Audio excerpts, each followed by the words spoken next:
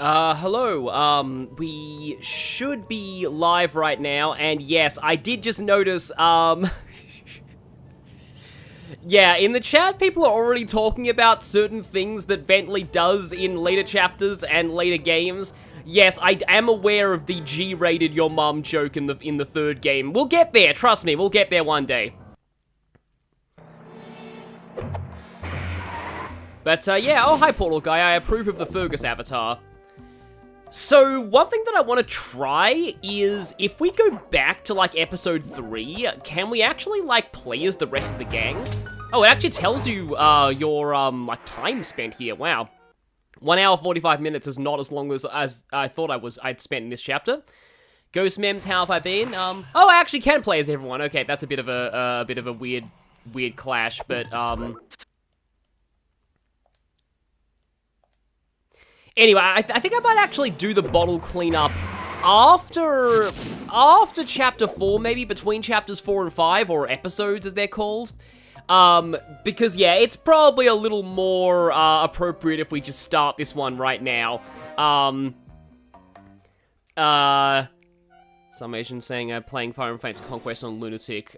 Biggest threat is private quarters crashing. Yeah, even on official hardware, I had my castle crash a lot in Fates. You might remember that from my playthrough if you watched that.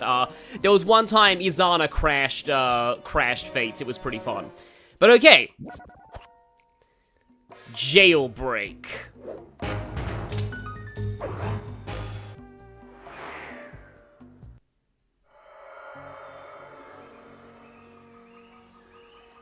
It took a sleepless week of data crunching, but I eventually tracked down the location of my friends, locked away in the mysterious towers of Prague. At the moment, they're the unwilling guests of Interpol's most renowned prison warden, the Contessa. While still a criminal psychology student, she entered into a whirlwind romance and married a wealthy aristocrat. Sadly, the union was short-lived, as the general suspiciously died a few weeks after the ceremony. The widowed Contessa put her education and newly acquired estate to work by opening a criminal rehabilitation center. Her pioneering use of hypnotherapy has produced some good results, and subsequently earned her a prominent position within Interpol. My friends are locked up somewhere in the clinic, and are slated for the Contessa's Good Samaritan brainwashing. If I don't bust them out soon, they'll be working a 9-to-5 job selling shoes, and I'll be out two best friends. Yeah, I love how the title card changes to Bentley saves the gang. But, yeah, also, I don't know why, but I've always liked the delivery on that line of about the 9-to-5 job selling shoes. But yeah, anyway, yeah, totally not evil in any way. Spider lady who brainwashes criminals to, quote-unquote, reform them. But, okay, yeah, in terms of, ThiefNet, is there anything new of it? Oh, there actually is quite a bit. Snooze Bomb. Oh, okay, big area of effect sleep. Oh, I remember this one, yeah. It's kind of funny how one of Bentley's, like, best upgrades is letting him run away faster, but it actually does really help, because he doesn't want to be fighting very much. Oh, yeah, yeah, you definitely want to watch the end of episode 3. Everyone got captured, and Neela is a traitor, basically. And yes, the whole thing about totally not killing her husband is, yep. It kind of reminds me a bit of Ashnard in, oh, look, they're selling upgrades for Sly and Murray, so that makes it pretty clear we're going to get them back at some point.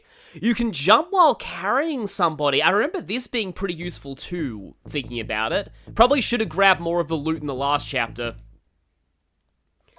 But yes, Brave Sir Bentley runs away. Yeah, yeah, what I was going to say about is that it reminds me a bit of, like, the thing with Ashnard and, like, Path of Radiance, where it's like, oh yeah, Ashnard became King of Dayan after everybody else in line for the throne mysteriously died, and he definitely didn't have anything to do with that at all. I should make my way over to the Contessa's house. Maybe I'll pick up a few leads on the location of Sly and Murray. Yeah, I like how the flashlight guards here are vultures. Oh, I remember those trains. Yeah, the trains will instant kill you if they run you over. So, very, very careful of those trains. They can cause major issues if you're not paying attention when you're on the tracks. I've had that happen. And, of course, having to navigate a hub world without Sly is definitely a pain. Also, wolf guards on the, yeah. We're going full-on gothic for this. Like, very, very gothic-style architecture and enemies here. It's always just certain kinds of animals who are, like, generally depicted as, like, kind of evil in a lot of things. Like, I mean, there are heroic wolves in some things, but, like, please, if there is a heroic vulture in any piece of media, I'd like to know, because we need to redeem that. I mean, a couple of the Sheriff of Nottingham's henchmen in Robin Hood aren't, like, that's an enemy, I think, aren't, like, you know, strictly, like, evil. They're more just, like, there we go, I remember the sleep dart button. Some of these statues actually are wolves. There we go, there's one of them, so, yep, just have to run away now. Oh yeah, there's tanks here as well. And I believe they are, I don't know if they're quite instant death, but they do hurt a lot if they hit you, from what I remember. Yeah, so, right now, not really doing a whole lot of exploring. I also hope that I'm going the, tank. Also, tank or train tracks? Important decision. I think I could just hear a bottle there as well. Yeah, I can hear a bottle, but I'm not really going to go for it. Oh yeah, you can sneak inside some of these. Yeah, the vultures are more punch clock villains, exactly. I don't think this is the right area. Oh, yeah, here's the vault, though. So in case we actually find all the bottles here. The only not explicitly evil vulture character you've seen is Klepto from Mario. Yeah, Klepto's not that bad from what I remember. And you can actually skip, also the vulture in, what's it called, in Paper Mario 1? I think it's a she? I forget what their name is. Oh yeah, Mandibuzz as well is a decently heroic vulture for the most part. But I, also remember this computer terminal. We'll definitely be doing something with that later. Also remember this lock here. We'll be doing something with that later too. I love how you can find things for later missions in the hub world, but I probably should, like, get somewhere that's a good vantage point so I can, oh, I think that was the tank. Also, yes, there are some spikes here. Yes, if I had a nickel every time an antagonistic female warden was featured in a Big Clinky stream. Yeah, wardens are evil in a lot of things to the point where, there is a TV trope that is simply called Wardens Are Evil. I remember there being one in, like, Batman called Lock Up, who was kind of interesting because there was sort of a commentary on, like, inhumane treatment of prisoners and the like. But, oh yeah, the aesthetic is kind of similar to Bloodstained Ritual of the Night, but it's basically the same kind of thing as, I slept both of them before they noticed. Oh. I don't want to even try and get that with... Wait, hang on. Can I shoot those? Aha, no, the bottles are immune to our puny darts. Yeah. I can get this one, I think. Oh, now everyone is, on me. I'm probably dead, actually. Yep.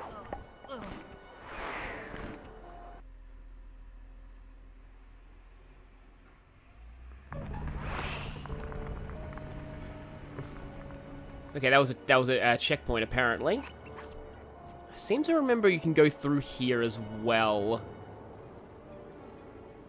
But you also have to be really, really careful of the trains like that. Saw someone else in the chat say, to be fair, I also die instantly if I'm hit by, like, a bus or a train. It's kind of hard not to. There's a thing in, like, Lupin the Third, one of the Lupin the Third things involving a train that had an interesting localization from what I've read, like, online. Oh, Shadow Palkia is playing Bloodstained right now. I kind of wanted to get into, like, I played a few Castlevania games. I never really got, like, I almost got, like, Bloodstained, but I didn't end up doing it. Kind of just had other games I was playing at the time. Oh, look, a barrel. Okay, so the safe house is all the way back there. Oh, right, that's what we need to get to. Just make sure that you're paying attention. Yeah, I had a feeling you were going to go the other way. I like trains. Yeah, I mean, trains are cool. I think trains are, trains are pretty... I remember back in my city when they first unveiled the quote-unquote Millennium Train. That was always kind of fun. Also, these webs are bouncy. Ow. Would you please just go away, maybe, and get off the roof? I think I remember there are some guards here that, like, can, like, summon, like, robot spiders on you or something. I also feel like I am going, like, way too, like, I'm taking a way too roundabout way to get where I need to go. It's presumably not actually that hard to get to from, like, your starting location.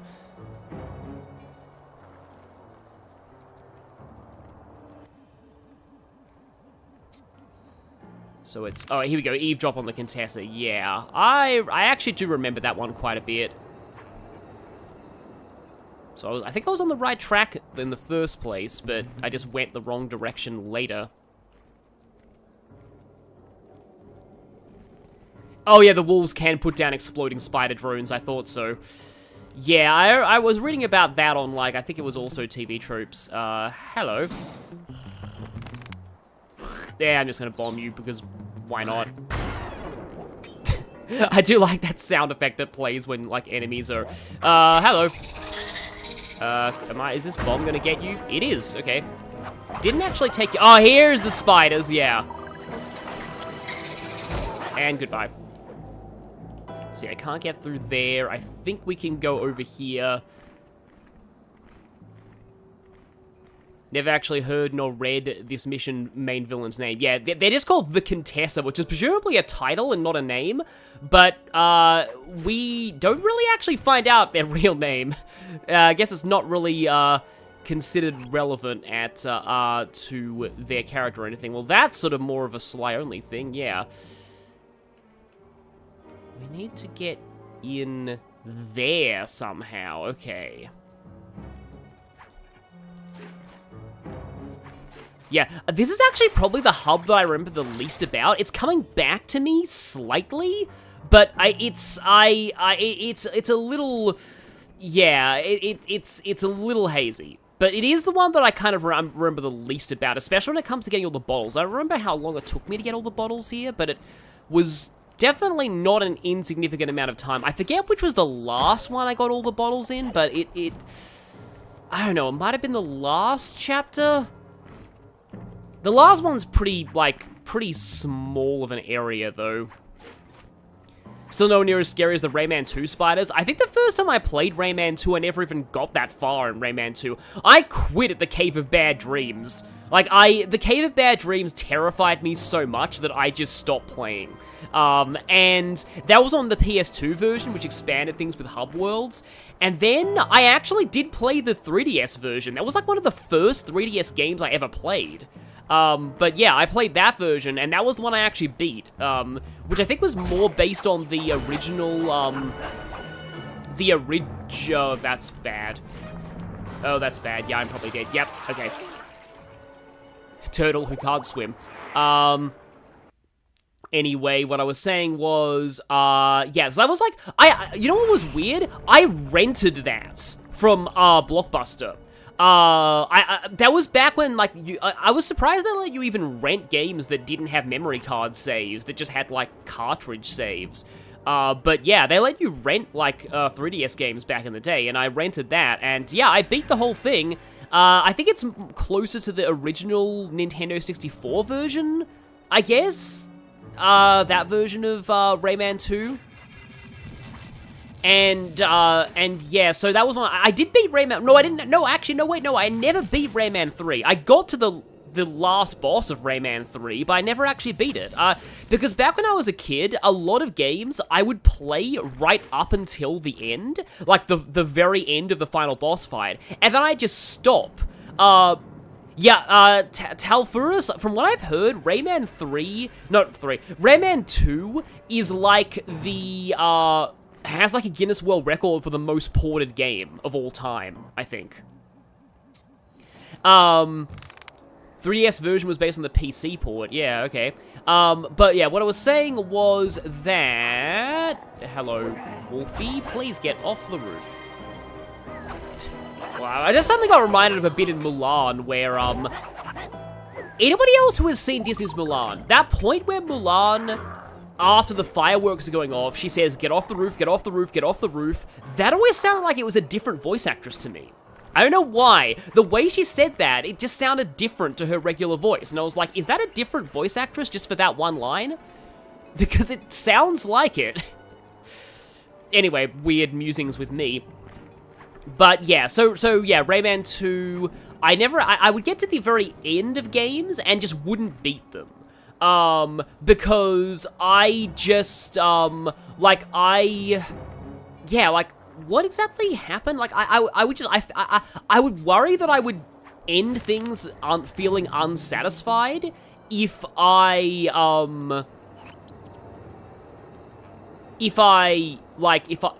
beat a game, like, I don't know, it's, like, I was worried about being unsatisfied with my overall experience, and, like, having, like the experience being over, I guess, of being afraid of that. I really don't know how to... they have crossbows, by the way. So yeah, I have a lot of games, even to this day, that I haven't actually beaten. Like Jack X. I got very close to the end of Jack X, but I never finished that one. That's the Jack racing game, the Jack and Daxter racing game, which is a lot more... It's weird to say, like, violent than Mortal Kombat. Why did I say Mortal Kombat? Wow. Ugh. Crash Team Racing. Wow. I guess violent, my head went to Mortal Kombat. Sorry. It's a lot more, like, combat-oriented than Crash Team Racing. But, like, it was fun. But also, I did guess the plot twist, though. So, like, I wasn't surprised when I looked up story spoilers. Because I was like, oh, yeah, obviously. Yeah. Spoiler alert, the smarmy announcer was actually the crime lord Big Bad in disguise. Like, it was so painfully obvious that's who he was. Like, it was just, like, the moment that they mention the crime lord Mizo, like, I'm like, it's the announcer. Because, like, there's no other character it could have possibly been.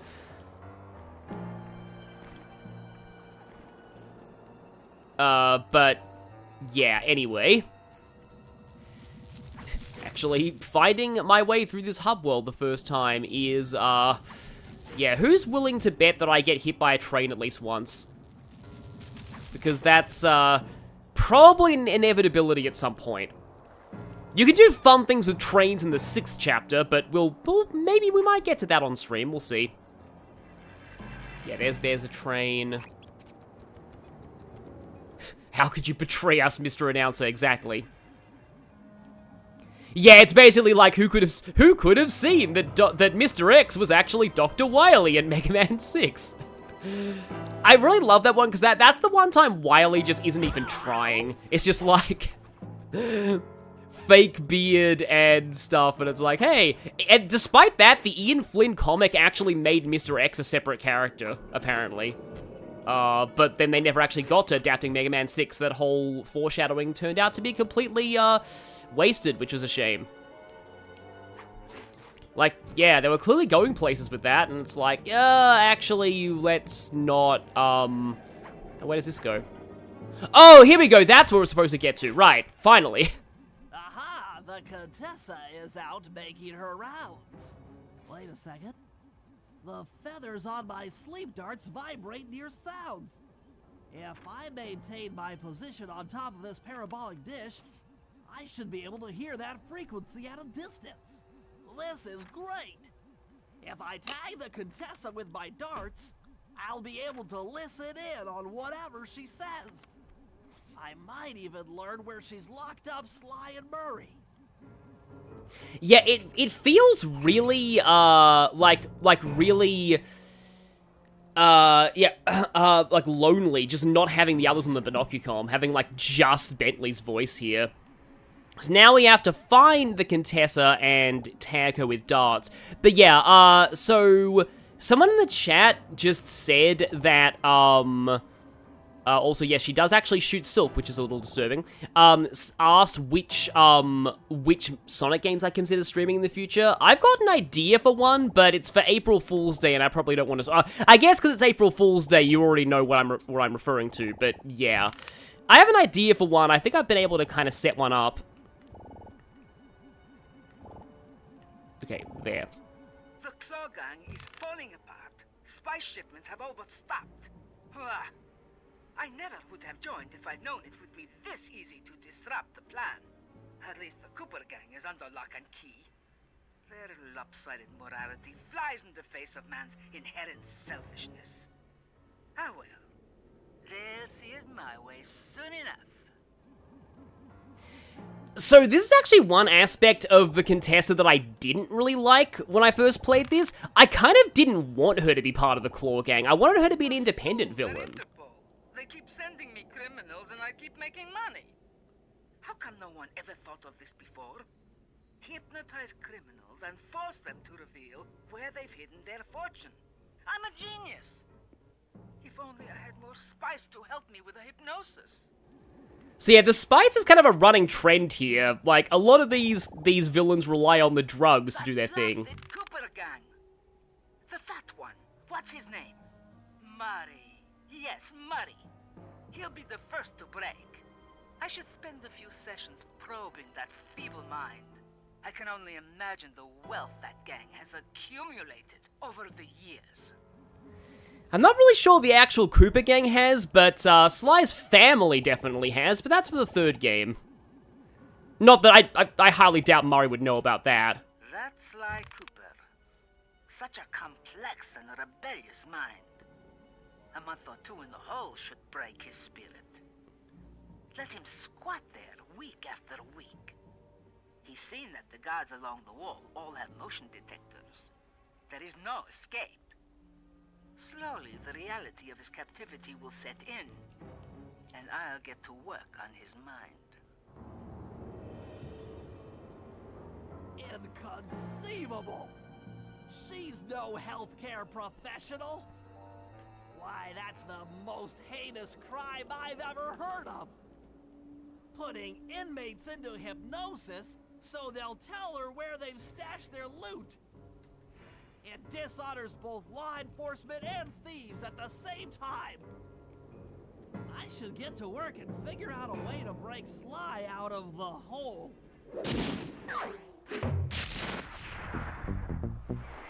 I like how Bentley signs his name in like 8-bit text.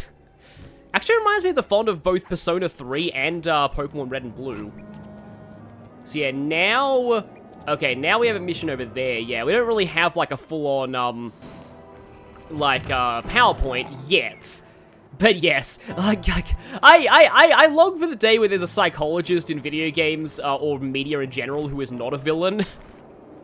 But, like, there's also, like, brainwashing psychologists is just sort of like a trope, because, like, you know, you've got Maruki in Persona 5, you have somebody in, like, Alice the Madness Returns who's, like, really, really, really awful, and also is a psychologist who brainwashes people. Like, there's just this thing about psychologists. I mean, I guess it just does go into that thing of, like, you know, once you know the human mind to a certain extent, then, or, you know, the anthro mind, then, you know, the kind of ways you can put that to the wrong uses. That computer is part of a control system for the electromagnetic train. Yes, this is the sound I used in my Persona 5 LP. That's why I wanted to stream Sly. I should be able to reverse their polarity, thereby turning the train into a giant projectile. Without question, its impact on the prison walls should create a hole large enough for Sly to escape through. So, are we going to get the Bentley hacking minigame for the first time here? Because, yeah, this is actually kind of a very common, like, feature of the Sly series from now on. But it's kind of interesting that this is the first time it shows up, like, about halfway into this game. Because if I'm remembering right... Nothing like a good computer hack job.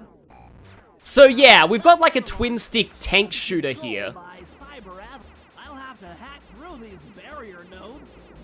I should move the right analog stick in the direction I want to unleash my hacker cut. By using both analog sticks at the same time, I'll be able to move and shoot in different directions.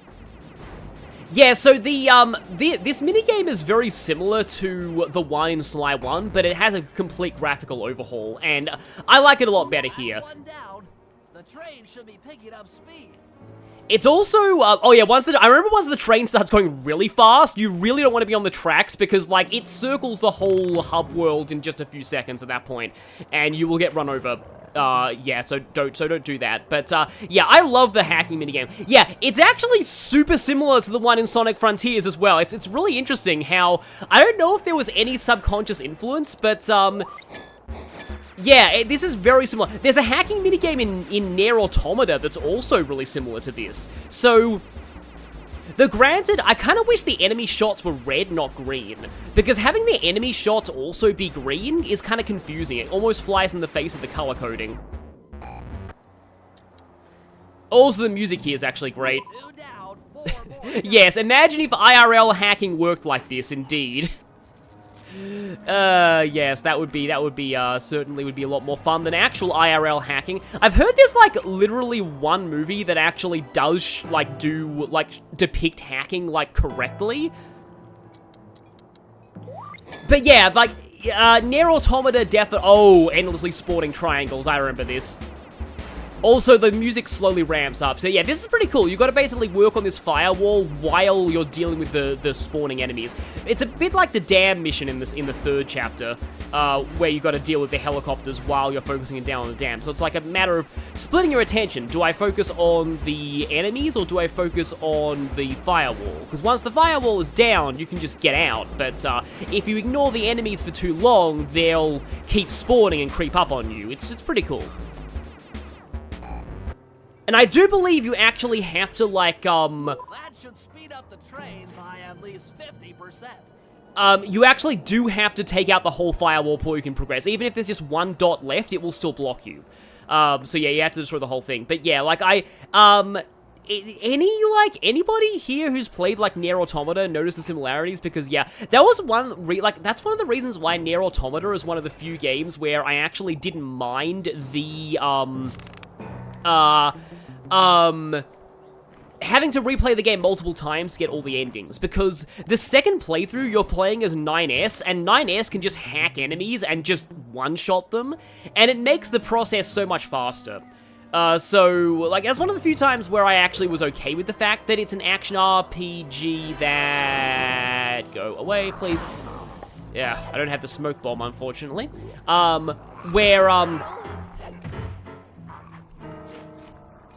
Where basically, like, an action RPG that's influenced by, like, heavily by a leveling system, because it made the replays faster, and you needed to replay the game quite a bit to get all the endings.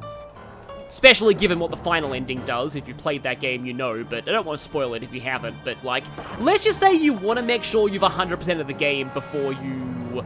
I forgot the tanks actually went across the bridge. That is somewhat problem... Oh, wait, no, they go slightly up the bridge, and then they stop. Oh, crap, there's more guards on me. Is there a way that I can actually just activate the terminal and instantly end, like, the chase? Maybe not. Yeah, the terminal is there, but, or at least one of them is. Oh, yeah, you can't go in there, because that will cancel the mission. And yeah, here's where we gotta be really careful, because with the train going faster, it's a lot easier to get insta-killed here. But you do have to brave the train tracks to get to this one. Oh, okay.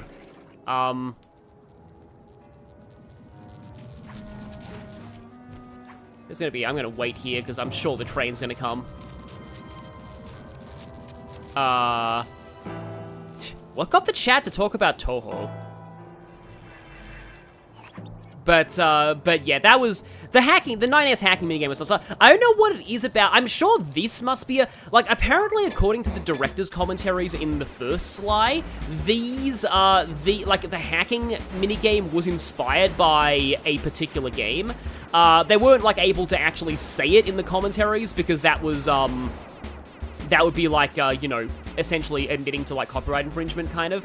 But, like, it's inspired by something, apparently, and that was also, like, a twin-stick shooter, so yeah, like, I looked up the cutting... For those who watch my Sly 1 streams, definitely look up the cutting room floor on Sly 1, because it is actually quite interesting in the way that the levels have, you know how, like, the levels in Sly 1, sadly there's no commentaries for this game, the levels in Sly 1 that don't have time trials do still have director commentary recorded for them, you just can't hear them in the game.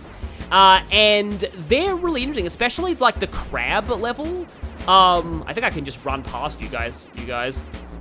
The crab, you know the level in the first, oh, right, Toho shooters, yeah, that makes sense, right, bullet hell, yeah, but you know the crab level in the first Sly where you have to open up the treasure chest and you have to shoot with the submarine?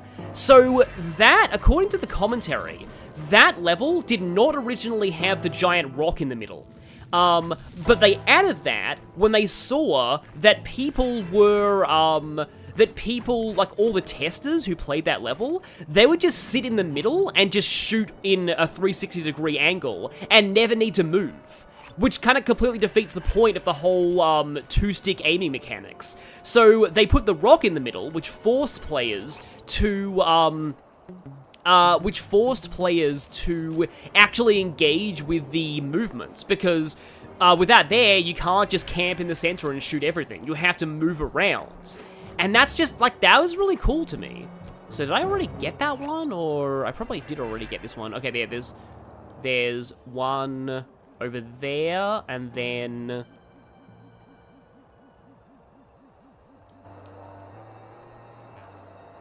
Okay, looks like there's, like, only one on screen right now. Yeah, players are infamous for optimizing the fun of the game, but, like, it does just really show just how important, like, playtesting is, and how playtesters will often catch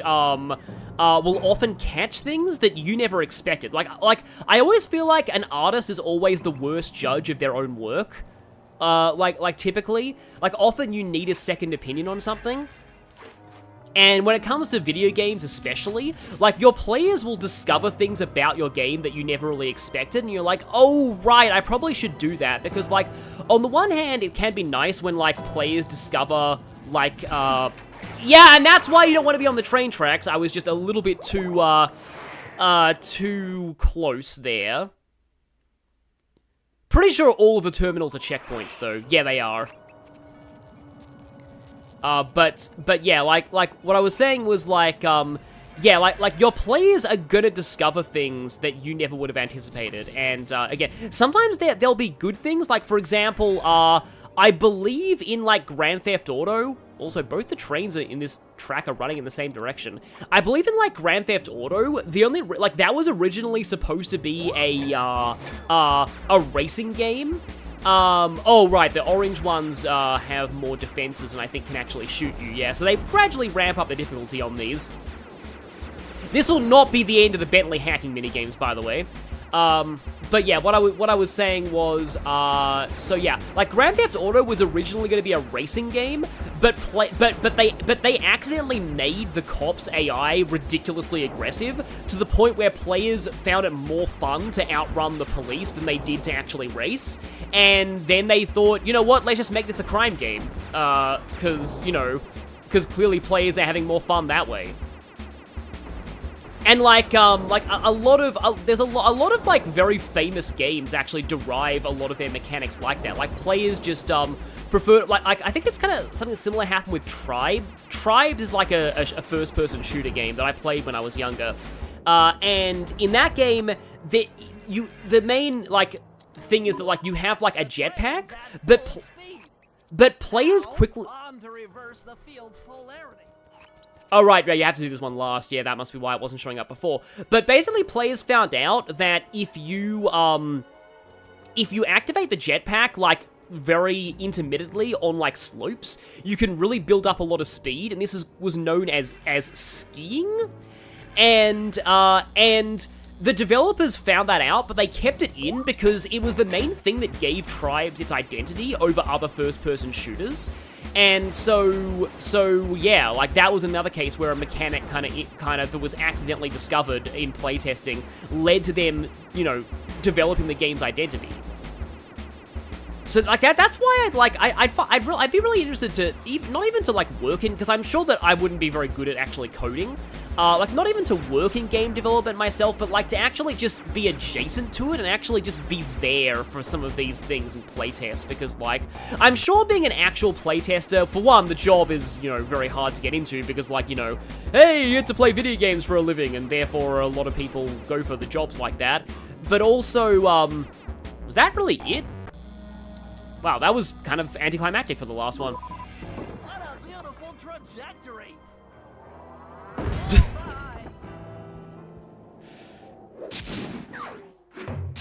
So yeah, that was something. I like to think those trains are like unmanned and they're just drones, but yeah. Let's not add more to Bentley's body count than necessary. Oh yeah, that tank goes like slightly up there and then it stops. That would explain it. Navigating the hub areas as not Sly though is definitely a problem. Like it is kind of cool when a game takes away like some of your playable characters and you lose something that you really took for granted before. Like, it's like, yeah, not having access to any of Sly's field maneuvers is definitely, like, a thing. It's kind of like in some of the Metroid games where you lose, like, your power-ups, or Zelda, whenever you lose your sword is another big one. All the guards along the prison wall are outfitted with a motion tracking device. There's no way for Sly to escape. Unless I take those guys out with my RC chopper. Oh, here we go. Hey, now we're bombing a bunch of people, basically.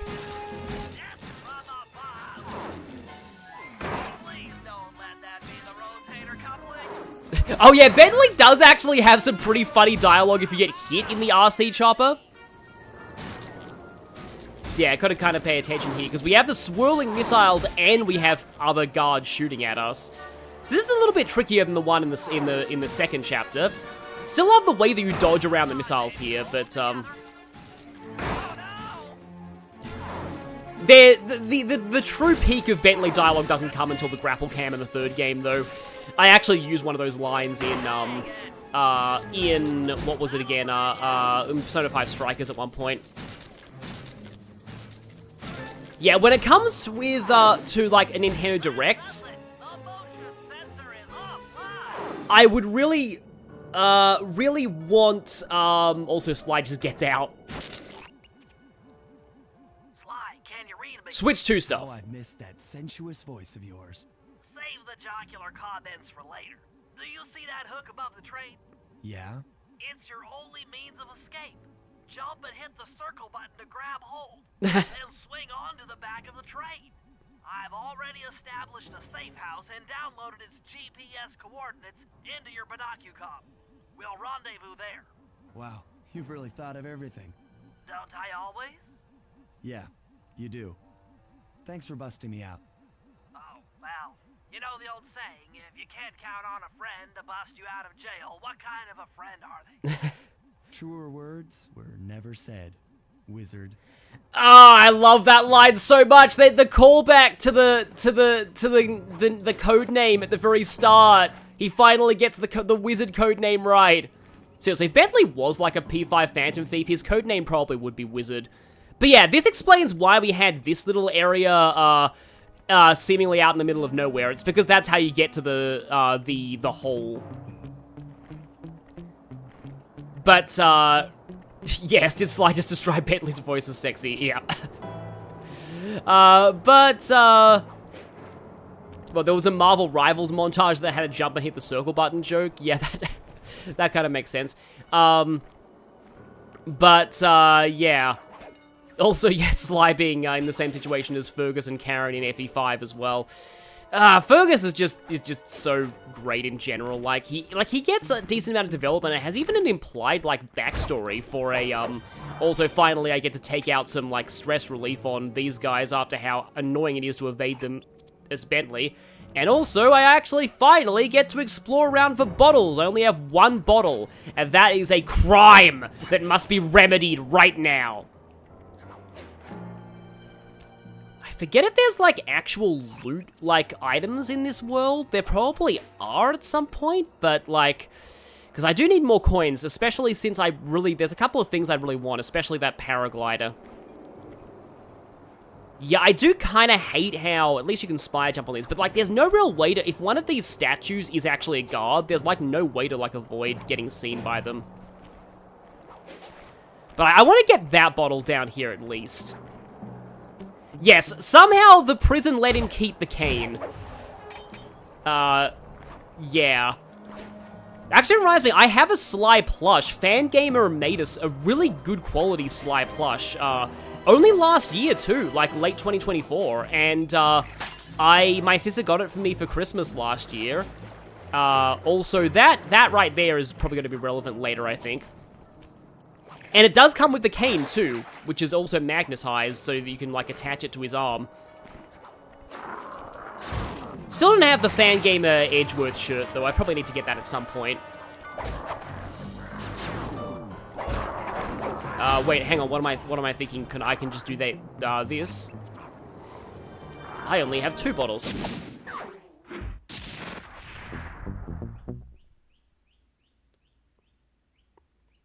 Yeah, Fangamer also has a Mothman plush that I want to get at some point. Okay, here's the situation.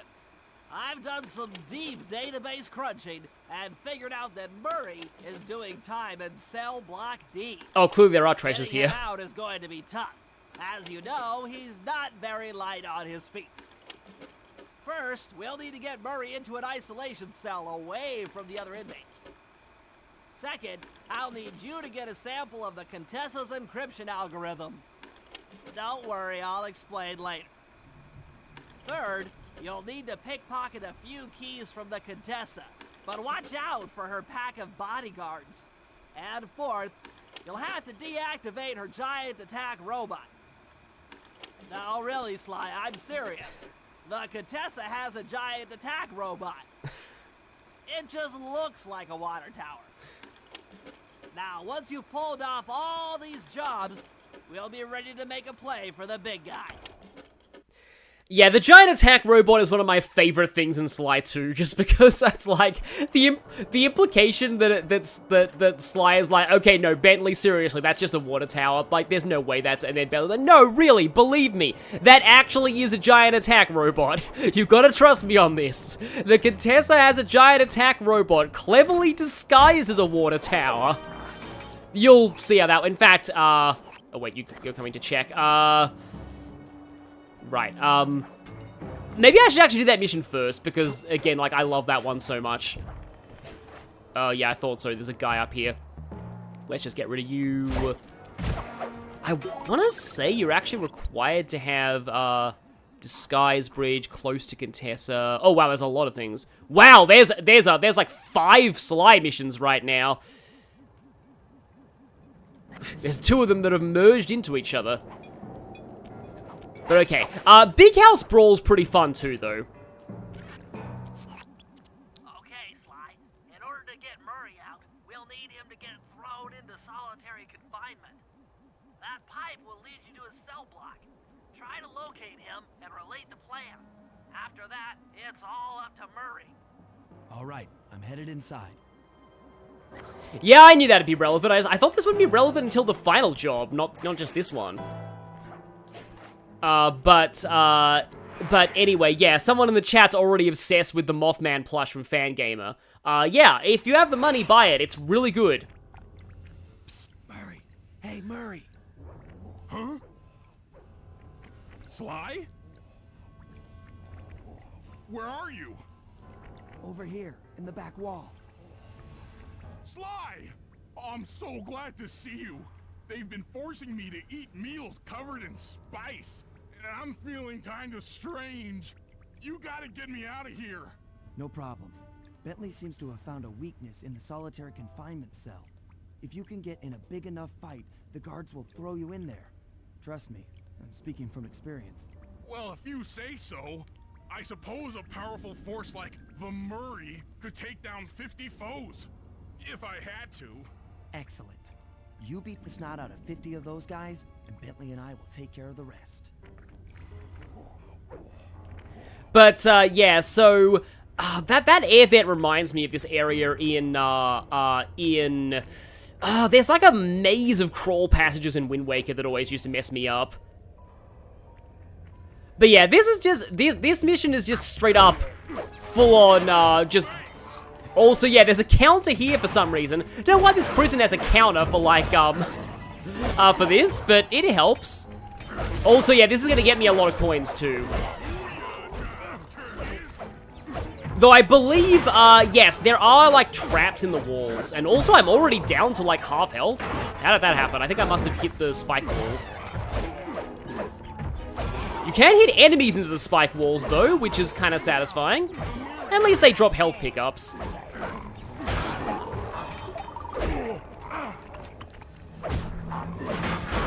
Yeah, unfortunately, the fire fists are only good for, like, one hit. Oh, hi, thank you, Neron, for the $5 super chat. Working on a ROM hack concept right now, and my Thracia videos inspired you. Well, nice, yeah. I'd always like to say, like, I'd like to make a ROM hack someday, but it's just like, I have a lot of things, right now that are occupying my time. Okay, we're not at a halfway yet, but we're getting there. I've also heard that if you just repeatedly stomp as Murray, enemies do weird things.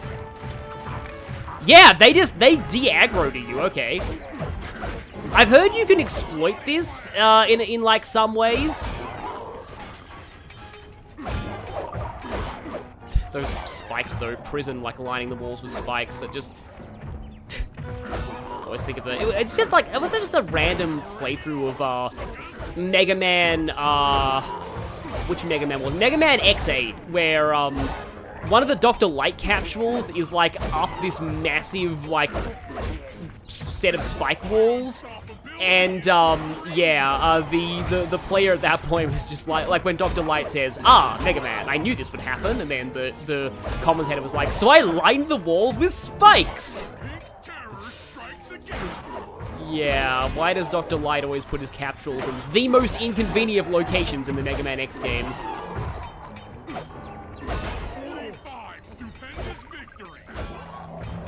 No, I'm already at, yeah, 46.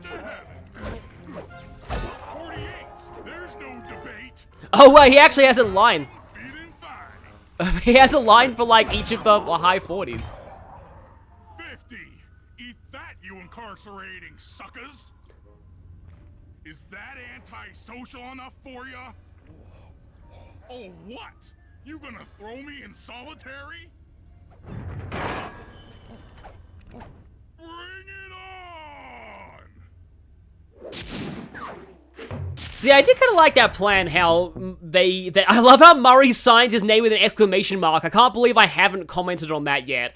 But yeah, that, like, he deliberately gets himself thrown in solitary confinement because it, you know, makes it a little easier to break him out because there isn't, like, anyone else around there. Snooze bomb, combat dodge. Yeah, Atlas strength is cool. Oh, another $5 from Neron. One of the main villains is... Oh, that's interesting. Wow, yeah. Yeah, I haven't played Arkham Knight. I need to. But yeah, Murray's great. Oh yeah, the alarm clock is... This one's kind of useful from what I remember as well. I think I might actually pick this one up. It can sort of backfire if you put it in the wrong place, but it's generally pretty cool. So if we press select, I can put the alarm clock on R2. Like this. So yeah, you can throw something that distracts people. It can be useful at times. I feel like there's at least another, like, stealth game that has an item like that. Sometimes these items tend to be kind of broken as well, but the alarm clock doesn't last for very long, but at least forms a temporary distraction. It's not, like, required for anything, and I don't think it's I don't think you can use it at all for that whole Contessa sneaking mission, because doing so would immediately alert her, which you don't want. But it can be fun sometimes. There's like a thing you can get in one of the later hubs for getting all the bottles that's similar, but also a little different. PlayStation loves selling the Arkham trilogy for like $6. Yeah, I mean, okay, right. I was about to say, like, isn't there like a Switch version? But, like, I've heard the Switch version of Arkham Knight is horrible. Like the other Arkham games, Asylum and City, apparently run really well on Switch, but Knight is apparently awful on Switch. Which kind of makes sense. It was designed for, like, higher-gen hardware, but still, it's kind of a shame. Gold pocket watch. I think that's a little bit of a higher tier item. And this one is Disguise Bridge. I forgot what this one is. Sly, those giant pipes under the bridge feed power to the prison's security systems. I'll need to cut the connection to free Murray. Sounds like a plan. What do you need me for? As you know, the bridge is heavily guarded. I hear you. Oh, I remember this one now! Place the bombs. That's correct. Love to help out, but there's nowhere to hide on the bridge. We're totally exposed. That's true. To fool the guards, you'll need to break those statues and take their place. I pose like a statue, the guards walk on by, then pow! I hit them from behind. You're a genius. That's also correct. That's also correct. Yeah, this mission's pretty fun. You basically have to yeah. Like, be, like, the guard, this is where the guard's intelligence gets to its absolute peak of, or, you know, trough, because, yeah, you just, oh, hey, look, there's a statue of someone who used to be in this prison, totally not, you know, totally not suspicious at all, but, yeah, this was, yeah, I remember this now. So the first step is, like, actually getting onto the bridge. Oh, here we go. Yeah. Don't mind me, I'm just a statue, nothing to see here.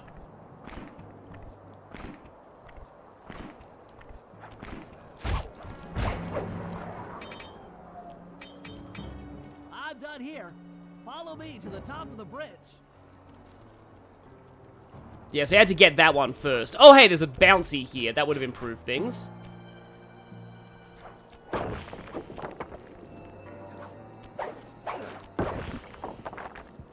Alright, there's one coming here. At least you can still see the sparkles. Nobody here but us statues. Yeah, I used to have an idea for a genealogy sequel as well. It involved showing, like, what happened to, like, Augustria, so, like, Nana and Ares' kingdom, after, after Gen 2, because you never actually go there in Gen 2. And, like, the main character would have been an ex-Loptrian, but then I realized that's basically just Salem.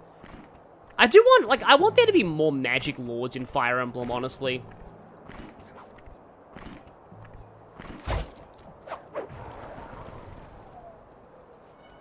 This bomb's all set. I'm moving to the next stress point. But now there are more of them.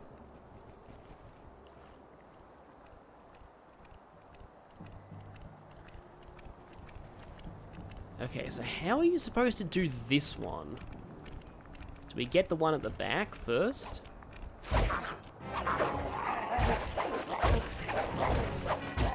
Or do we just take these guys out before they can get to Bentley? Probably. Got another one in place. Okay. Heading back across the bridge. So now there's another one of these guys here. Yeah, this reminds me of, like, there's a couple of, like, Spyro missions as well, where you, like, kind of almost need to memorize, like, the enemy spawns, essentially, like, the order that they come from the different areas. Yeah, that's that weird turtle soup mission as, in Spyro 2, I think, that's kind of like that.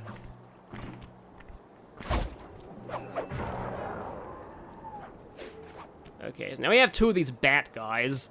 I can get one of them with the, I don't think you can actually unlock, like, the silent backstab yet, but, that would help a lot here. I think you do need to get that one eventually.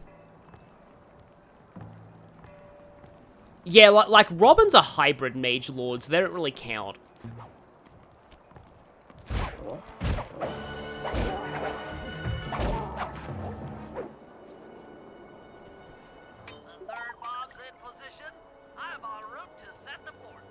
Okay, 4th, and that means... So funny how only certain ones of these actually let you do the statue pose. So he's down at that point. Oh yeah, the alchemist mission. Yeah, that one is very much a thing. Yeah, and the thing that I think, like, the alchemist mission wouldn't be so bad if it weren't for the fact I hate it when enemies spawn with stealable items in missions like this. But it wouldn't be so bad if you weren't you do the first alchemist mission, and then Hunter's like, oh, now we can actually kill the Earthshapers, but you need the head bash to do that. And so you don't get the head bash until, like, a later world, and then once you have the head bash and come back with it, you have to do the alchemist escort again. So, like, there's no way to avoid having to do the alchemist mission twice. Oh, that's a lot of guys. Is there, like, some kind of a... I wonder if the Insanity Strike would help here. Maybe. Yeah, Fracture Hills in general is rough. If only Lance Mage Knights were good. It's just that the Flame Lance is just so bad in Engage. It's just like... Why does that thing exist? And, like, why does the Levin Sword just... Why is it better than the Flame Lance in every conceivable aspect? Okay. Activate the Insanity Strike now. Actually, maybe it doesn't even work in this mission. No, I want to hit you guys away from Bentley, not towards him. Also, yeah, we got Thunder, where I am right now. Hopefully this I mean, my internet should be fine. I don't want to speak too soon, but yeah. It started to rain, too. Guess it fits for, like, the dark, gothic, world, having a thunderstorm going on in real life.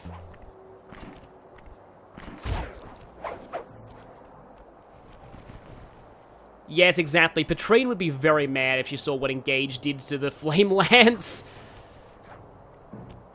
It's kind of interesting how, like, Patrine would be a lot scarier if she didn't have the Flame Lance. Like, she's got pretty good physical stats. It's just like, oh, hey, Flame Lance. Nerfs her significantly. If only they gave her better magic.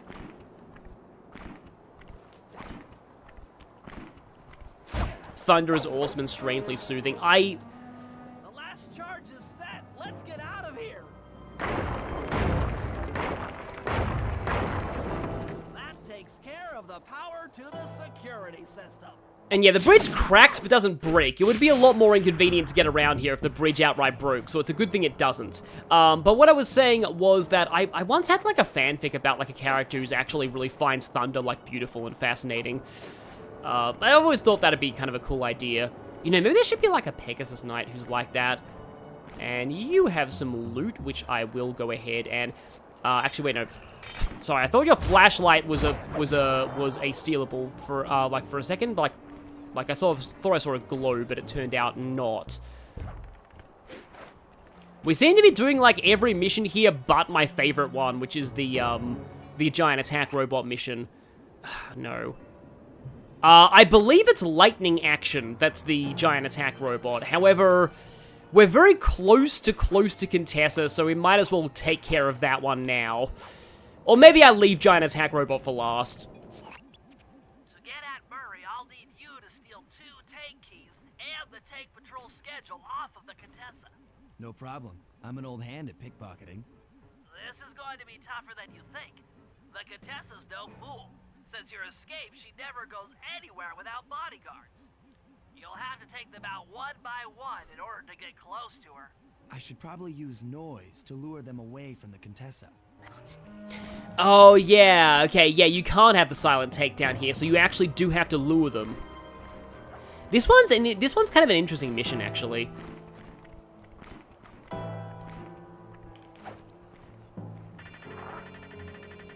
Because, like, I don't think you're really supposed to... Like, you don't technically need the alarm clock. But also, that lured a couple of other guards, which was not what I wanted. The other thing is, you don't strictly have to, like, actually take down the guards. You just sort of need to get them away. And, oh yeah, I remember this, because now you end up on the train tracks a little bit.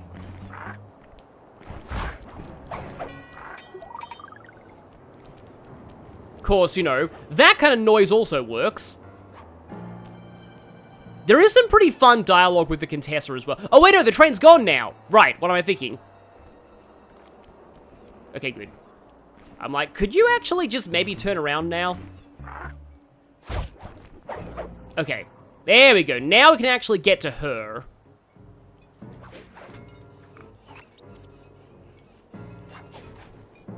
But not before we get this bottle, because I have a problem.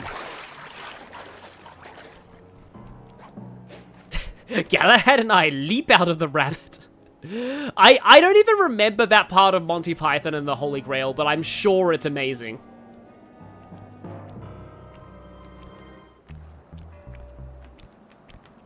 Huh? Oh. I got too close, okay. Just barely in her hitbox, I suppose. Yes, the bottle addiction strikes again. Okay, right. Alarm clock first. Yeah, it does kind of suck that other guards got lured by that. But eventually they're gonna go away.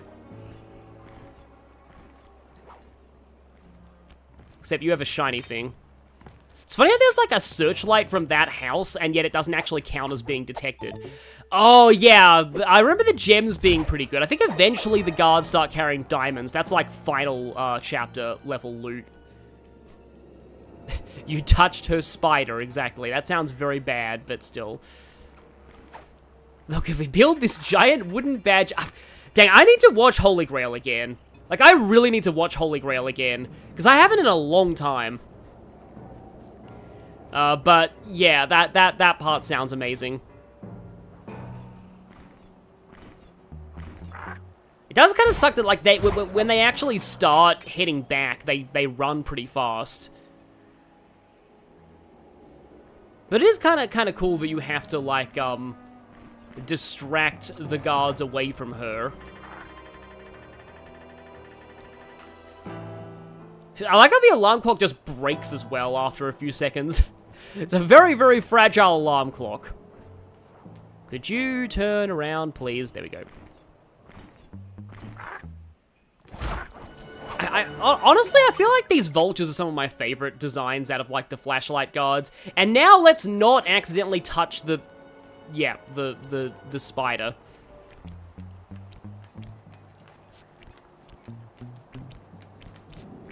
Just gotta get close, but not too close. There we go. Who goes there, huh? Where are my guards? And now she has 2 more things we need. They're not all keys. One of them is the plans. Okay, she's gone back over there. I think it's probably better if I... Although, if I go up onto the roofs, there might be some bottles that I missed. Shadowblade, you find it bad that, like, you feel bad that once you finally watched Holy Grail, you knew most of the jokes thanks to the internet. Yeah, that is a thing. One of the things that, I know I've said this before, one of the things that always used to confuse me a lot, is that, like, why is Monty Python considered nerdy in America? Like, it's really strange how a lot of, like, it became, like, a nerd thing in a lot of pop culture, and I don't really get why. Oh, right, that's why, why I don't have some, okay, it explains why I don't have a whole lot of bottles, is because, it's because this entire central area, like, I hadn't even been in here, and this has stuff in it, too. Even then, I still don't have a lot of bottles. Oh, she's actually in here, okay. Well, I guess I had to go in here. But now her patrol path is coming right at me. So let's, oh, okay, there is loot here as well. Yeah, that's what we saw earlier. But, maybe let's not attempt to go for that while we're in a mission. I think she has, like, more... Where is she now? Okay, there they are. I think she actually gets, like, more every time.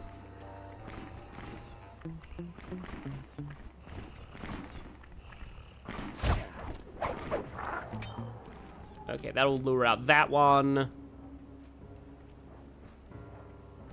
Yeah, this sort of is meant to be doable without the alarm clock. Zen Romeo saying the Sega brain rot continues. Oh, well, if only you knew. You know what my latest obsession is? I got a Sonic coloring book recently, and I've been really into that, but I probably need to... Oh, wait, that's the wrong button. I probably need to post some of my Sonic coloring book drawings on the community tab eventually. There's a bottle there, but I run the risk of being seen by the bat guy if I do that.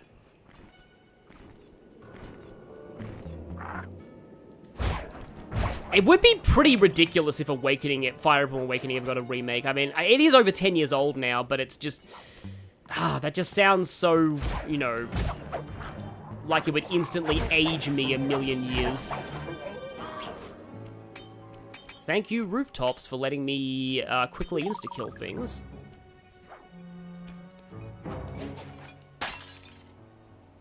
It's the adult coloring book. There's like a kid's version that really just has like characters with just the characters with like simple words behind them, and then the adult one is like, it's not nearly as ridiculous as a lot of other adult coloring books, which are completely like insane as when it comes to like a kaleidoscope of stuff, but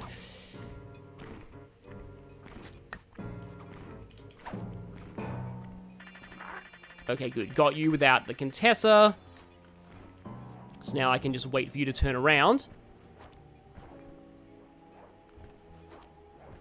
Oh, Zen Romans, you just saw Sonic 3 on Tuesday? That's great. What did you think of it? I thought it was really good. It was when I first saw... Oh. Well, he's dead anyway. I missed the backstab.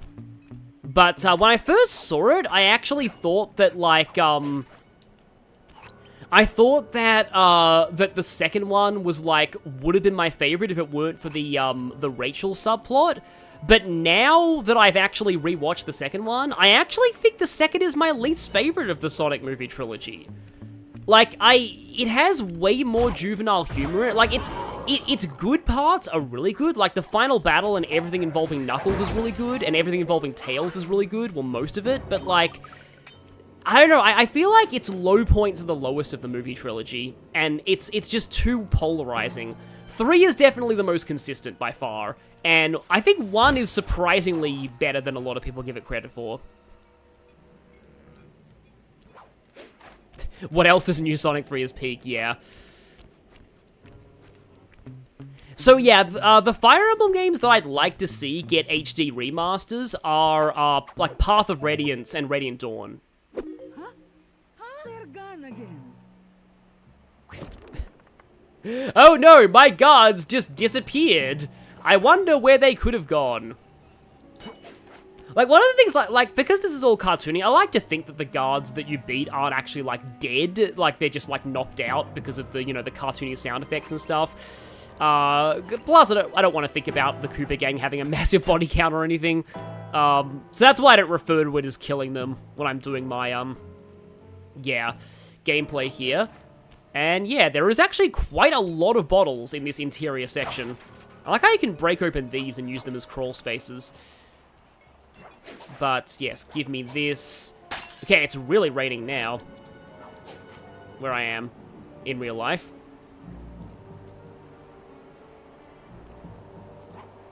Matt S, you say you're in the boat. The Sonic one's more consistent than 2, but you prefer 2. Yeah, I mean, I can understand it. Like, 1 really has no game characters except Sonic and Eggman, but, like, it doesn't really need to. Though I am glad that 3, like, downplayed all the human characters beyond, like, the best ones. But still, I do think 3 is probably, like, the most consistent of the lot. But it's just, like 2 is, like, almost amazing. Like, 2 is the Persona 4 of that, to me. Like, Persona 4. So basically, it's, its highs are, like, amazing, but its lows are also, like, the lowest of the trilogy. So that kind of prevents me from ranking it, like, super, super, super high. But yes, Sly 2 Band of Thieves is very peak, exactly. This is my favorite of, speaking of trilogies, this is my favorite of the Sly trilogy. I like these segments where you have to walk over these wires and then, oh, right, that's involved in the giant attack robot mission, I think. And like, dodge the electrical stuff, but, mostly because it reminds me of a couple of grind rail segments in Ratchet and Clank, some of the Ratchet and Clanks. So here's the thing, I'd rather have a remaster for Tellius than a full remake, but that is more because I'm just very attached to some specific things in Tellius that I don't really think... Like, Tellius's quality of life is still fine. I don't think it's actually, like, that bad. I almost forgot for a moment that I was still in a mission. Still have one more thing to steal. At least every one of them is a checkpoint.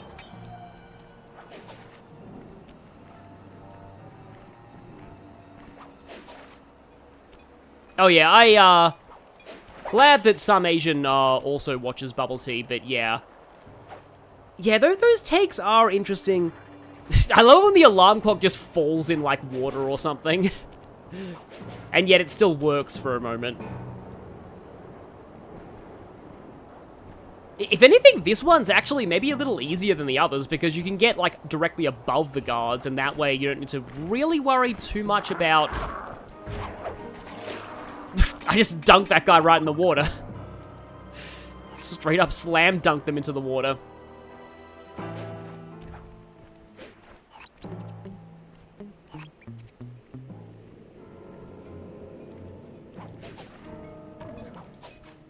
Yeah, right now outside it's the really, like... When it rains so hard that, like, everything becomes, like looks like mist. Okay, good, that got you. Gonna need to get you out of the way, though. I hate that you have loot, but I'm gonna have to, unfortunately, not go for that, just because I want this mission done. Turn around, please. I almost said turn around, stupid guardie, but that's a reference that I'll be making later on, if I get a certain item.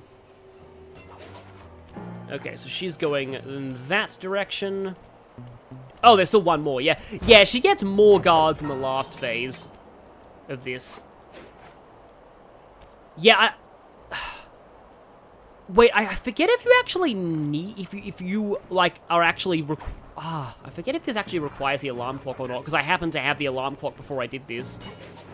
Because I know there are some missions that do require you to have specific upgrades bought, but the main one I remember is the paraglider. And there's one upgrade for Bentley that is required later on in Sly 3. But to say what that upgrade is kind of a spoiler. Okay, where's the Contessa? I really hope she doesn't just, like, jump scare me. Okay, she's not where I expected that she'd... Oh, crap. Please fall off the roof now, Mr. Random Wolf. Oh, you hit me as I was doing the wind-up animation for the smoke bomb.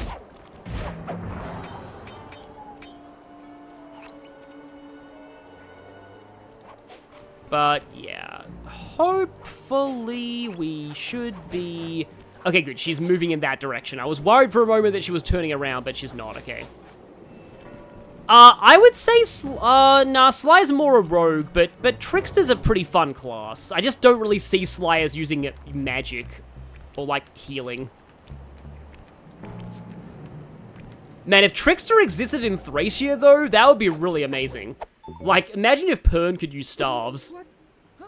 Where are those lazy bodyguards? They're all fire. I love that. Great work. Now we're all set up to steal a tank.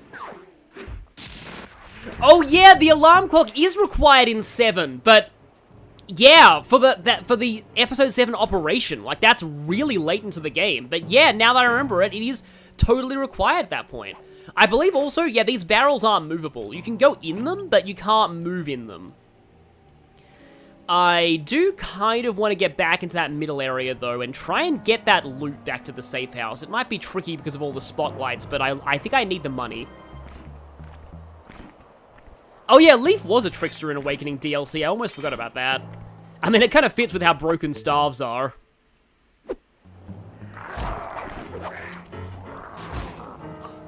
Trickster and Thracia would easily deprive it of its hardest game rep. I mean, to get one, you'd have to promote, like either Pern would be one, and in which case he doesn't come until, like, mid-game, or you'd have to promote Lara or not Pern, or Lithus, and one, who promotes Lithus, and two, like, Lara is super hard to promote, and you don't actually want to promote her into Rogue, because if you do, she loses dancing, so I don't think it would be like that, as big of a deal as you'd think, Trickster being in Thracia.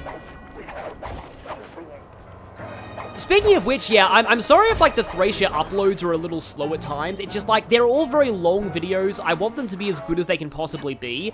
And also, I have a couple of, like, real-life things. Like, I want to hang out with, like, actual friends sometimes as well. So,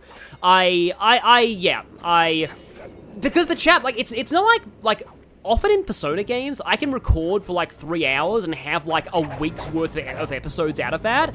Whereas with Thracia, I'll record for 3 hours and get, like, 1.5 chapters done. So, it's a bit harder of a series to keep a daily schedule on, let's just say. But I am proud with how the episodes have been turning out, at least. Okay, here we go. This should be taking me into the middle.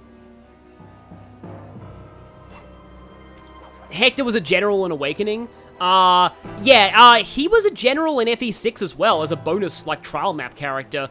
I remember, I never unlocked Eliwood in that, but, like, apparently Eliwood was a really overpowered paladin in the trial maps, and that sounds pretty cool. And that's, like, you know, like, 50-year-old sick Eliwood, too. He's still got it, clearly. Okay, see, this is why I think FE6 needs a remake more than Path of Radiance does, because we need to get FE6 with acknowledgement of, like, Lyn and Ninian. Like, definitely. Because it's a bit jarring now playing FE6 and them being treated as not existing. Especially because I'd love to, you know, see what Lyn's up to at the time of FE6, but yeah. And also, obviously, Ninian, yeah. I'd still love it if, like, depending on which route you took, like, in the Sakai route, you'd get Lyn, and in the Ilia route, you'd get Ninian as, like, a pre-promoted manic, not a pre-promoted, but, like, a really strong Manakete. That'd be fun. I mean, I know Ninian's technically meant to be dead by the time of FE6, but, you know, they could stretch that a little bit. Okay, I believe this... Okay, one of these is... Okay, that's the giant attack robot. I've completely forgotten what code capture is. Oh, now I think I remember what code capture is. Okay. Yeah, I remember now. I think you... it'll come back to me when I actually play that mission. Yeah, haunted areas are always fun to explore in video games. I guess it's like kind of, because like, you know, a lot of these places you wouldn't really want to explore in real life, but it's always fun to explore them in video games. Okay, I mean, 1 minute and 30 seconds is, I would say fine, but I mean, there's every chance I'll screw this up. Because I'm not 100% sure how to actually get out of the central area. And I believe the rock throws do actually destroy the loot. Okay, I think that's how you get out of the central area. Maybe this will get us up. This will get me up onto the wall. Okay, there we go. There's the hideout. Now I just need to... Well, my plan was to bonk that guy on the way down, but evidently I missed. Yes, let's not sugarcoat it, I just missed. I got plenty of time, though. I should be able to get this. And then there's, like, another one in the central area. Kind of makes sense they're all in there, though.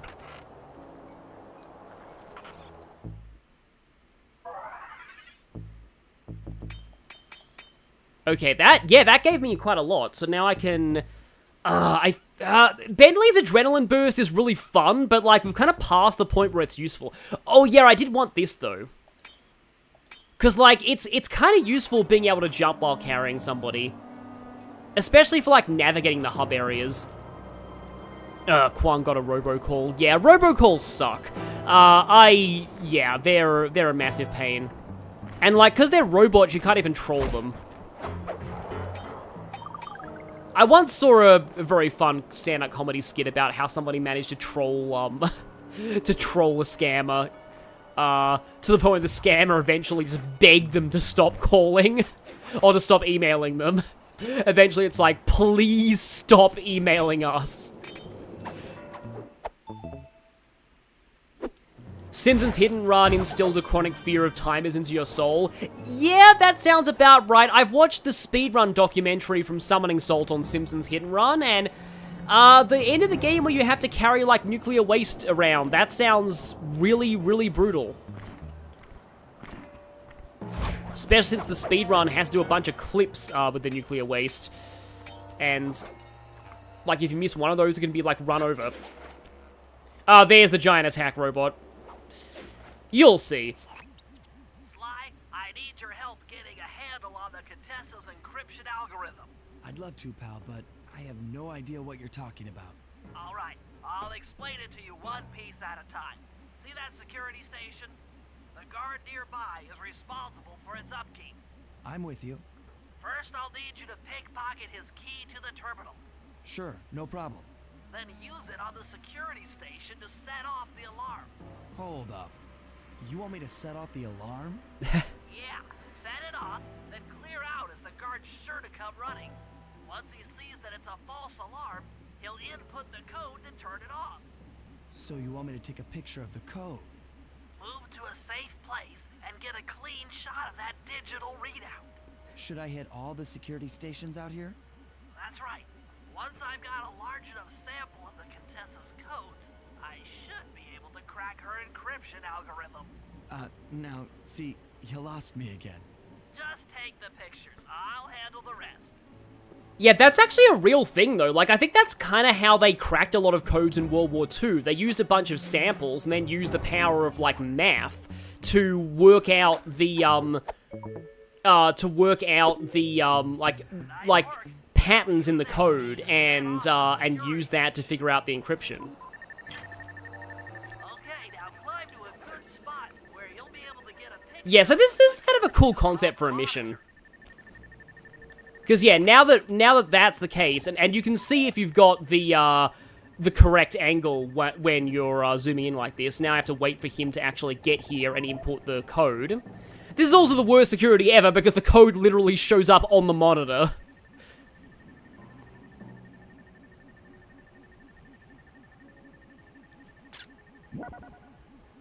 Even though it's kind of blocked off there, but it worked for the purposes of the mission, at least. But yeah, this one's kind of a cool concept. It's more pickpocketing, but still. Given that Murray's out, like there's less variety in this chapter because, you know, Murray is out of commission until the very end, but they do what they can with it at least, and you get some kind of interesting twists on some of the formulas, like pickpocketing and stuff. This one is, I do kind of like this one conceptually. So yeah, this is also, it also helps if you remember where all of these little lock terminals are from roaming the hub world earlier, because I told you they'd be, like, if you see anything that looks a little conspicuous in the hub world, it's probably going to be part of a mission later. Also, yeah, I'll do it. I've already recorded the start of the A-route and Thracia, by the way. It's just that the first A-route footage is going to take me a while to edit, because I need to do, yeah, there's quite a lot of things I need to do with the footage there, because I have to show both the version with where Alwyn's alive and the version where she's dead, because there's actually two separate things you can do with that. But, yeah, anyway, by the way, I am an Armor Knight, for those who wonder what class I'd be in Fire Emblem. Like, that's always been me. I am an Armor Knight, and, that's, yeah,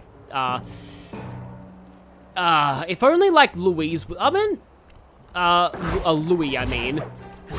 In Fire Emblem Engage now, whenever I see like Louis, I call him Luis. I did it again there because, you know, metaphor refantasio. Which, by the way, another reason why Thracia videos might have been slightly held up lately is that I just beat the final boss of Metaphor Refantasio. So obviously I'm gonna be doing my video on my thoughts on that game at some point. I don't want to set a clear deadline on it, but like I still need to see the actual ending because the ending's really long. But I did beat the final boss in Metaphor recently, and Metaphor is like yeah, there's a lot for me to talk about there. I want to really do it justice. There's a few things that I kind of want to talk about. Oh, also I seem to have missed the terminal for one of the guards, even though I took his key. This one's a little bit more obvious.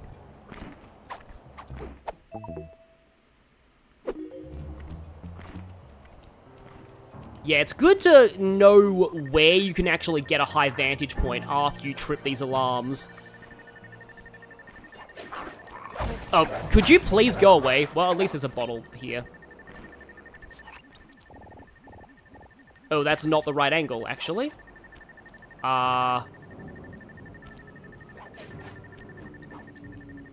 It is remarkably lenient, though, as to, like, how long you have sometimes to do this. But even if you fail this, you can just do it again. So we need to get up there. Okay. But yeah, as long as you have the key, you can trip this as many times as you want and get a second chance at doing this. Don't see me, wolf, please. Yeah, here we go, yeah. Yeah, here we go. 314. Yeah, I had an entire book on, like, code breaking. It was from the same people who did, like, Horrible Histories and those kind of things, and that was, like, one of my favorite books as a kid, because it's just really interesting. I was never really good at it because it requires a lot of, like, actual maths and, like, statistical analysis and stuff, but, yeah. I also like the film The Imitation Game. It's about them breaking. I know it takes a lot of liberties with history, but not nearly as much as some other things, so it's not, like, the worst thing out there as far as historical liberties. And it's a pretty good movie. I liked it a lot. But especially about the, wow, that's a lot of things. Yeah, I'm just gonna actually take you all down just because I can. Maybe I shouldn't though. Okay, double. Ah! Yeah, you actually can't. Yeah, that was one of the guards I needed. Okay, good. And I believe it actually did say killed there, but... Well, okay, there goes my headcanon.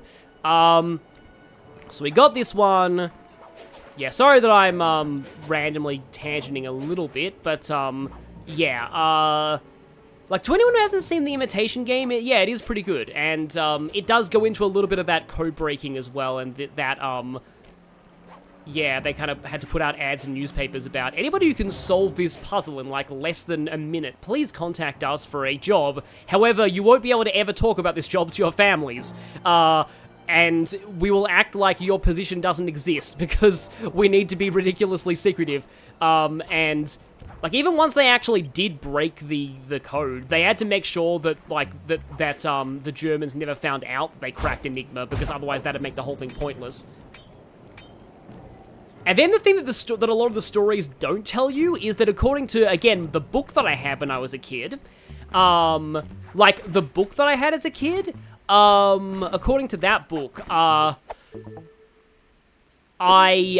there was an even, more, difficult code to break that was on submarine. Like, submarines had their own version of Enigma that was, like, Enigma on steroids.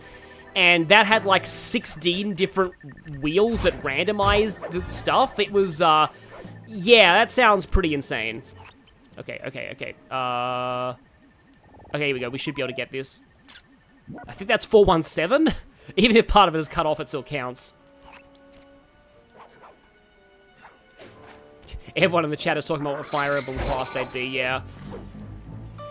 It's funny because even though, like, strictly speaking, like, my favorite class, like, in terms of looks and, like, concept is Armor Knight, but I generally find Sage is probably my favorite class to actually use. I feel like Sage is one of the more consistently good classes in the series. The only class where it's, like, maybe not that great is genealogy, but that's only because it's not mounted. In most other games, Sage is, like, pretty good. Like, usually, like, it's rare to find a game where Sage is, like, outright bad. Some Asian would be whatever kills ninjas the fastest. Exactly. Okay, that was like absolute masterclass pickpocketing. Because he's like right in front of that. I think you actually need to like use a sound to lure this guy away. It's kind of a good thing that we've disabled the train now, because it would kind of suck if one of the guards got hit by a train before you could when you were trying to get them to enter the code. In Chapter 6, you will see some various other things that can result in guards suffering permanent removal from the living club. Or, you know, having their living... Oh, you can actually use the binocucom while on a spire. That makes sense.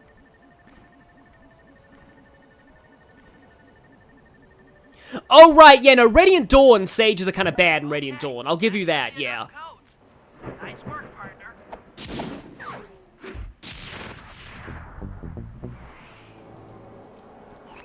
And now, all we have left is Giant Attack Robot. One of my favorite parts is, although I believe the actual mission is not that interesting, but, like, the outcome, though, is incredible. Yeah, missing 10 bottles, though. This is what I'm really gonna need to do. I actually, like, I have this vague recollection. This might have been one of the last levels that like, hub worlds that I got all the bottles in when I first played. I don't really remember, because Sly 2 was the first one that I played, so I don't really remember as much about, like, I guess Sly 1, the levels are a little bit more distinct in terms of, like, what you do in them, so that one I have clearer memories of which ones I did first and which I did last. Ultimate Shadow, I'm all for more guard carnage. Oh, you'll see. You'll all see. You will very much see in Chapter 6. There's some very interesting instances of guard carnage in that one, and it's always their own fault. Oh, that's a pretty tough bottle to grab. But, like, it's nowhere... Like, it doesn't even need to be initiated by you in that chapter. Like, they completely... get into it entirely on their own. They're out of their own stupidity and recklessness. Basically, there are 3 things they can end up picking fights with, and all 3 of them end very badly. One of those 3 things is Carmelita, by the way. Yeah, again, you'll see, but it's great.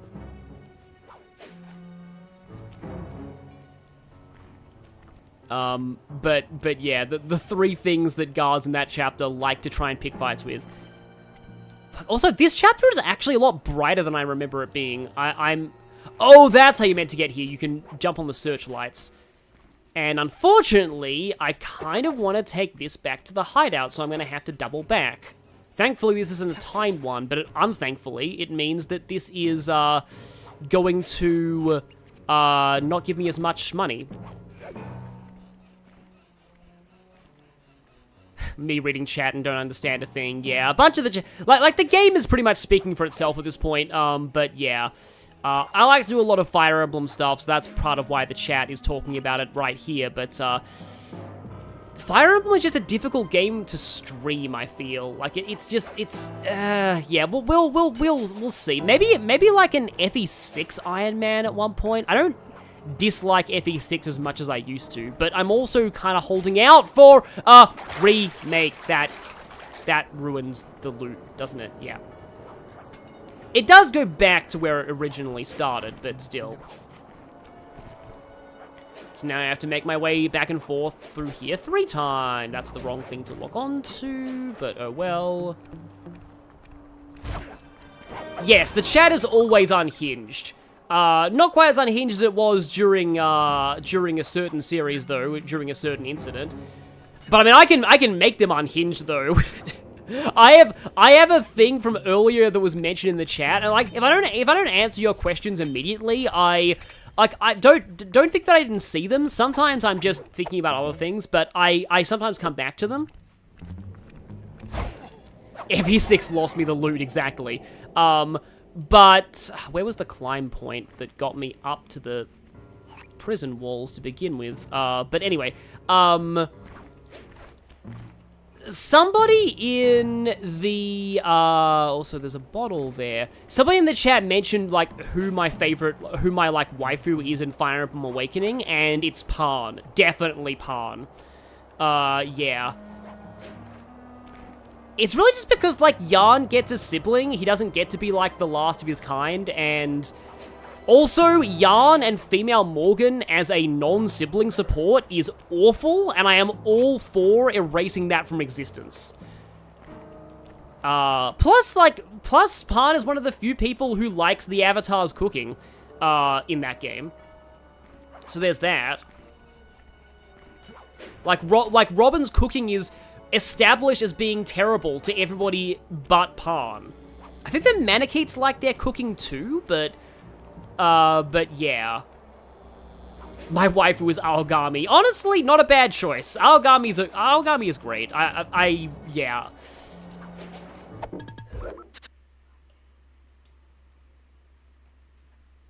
Yeah.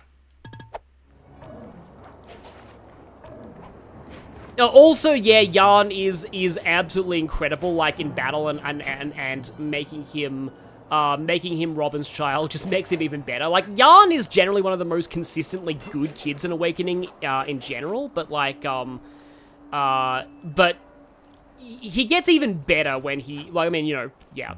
He probably doesn't need to be Robin's child, but still, like, anything that makes Yarn even better than he already is. Yeah. I like actually, honestly, like, Anna. I've seen some very good fan fiction for Robin and Anna in Awakening, because, like, it kind of makes sense, because Anna's, like, the very meta character, and Robin's, like, kind of, like, the sort of self-insert. Like, I kind of like the meta angle of that pairing. I also like male Robin and Tiki, a lot. That one has pretty good supports, and also, like, the other reason why I like pairing Robin with, like, the Manicheets and, well, not Noe, but yeah, the Manicheets and Targwell, is that, it gives Morgan access to a class they wouldn't otherwise get. That's the only way to get more classes on Morgan. Oh, apart from Donald, who gives Morgan Villager for some reason, but, I mean, I'm not really sure you'd really want Villager on Morgan, but it's an option, I guess. Because technically speaking, it does actually do that. Oh, no, wait, no. Donald would produce... No, he would produce male Morgan, who would get Villager. Yeah. It's kind of a shame that Morgan can't inherit Conqueror. But that would be pretty fun. Sairi's good too. Yeah, I also like pairing Robin with, like, the Avatar sexuals, just because they don't really get any other options, so it kind of makes sense to pair them with Robin.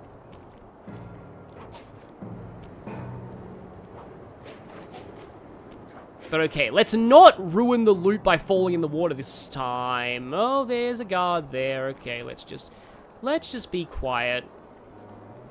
Oh yeah, Yarn and Na is incredible. I love that support.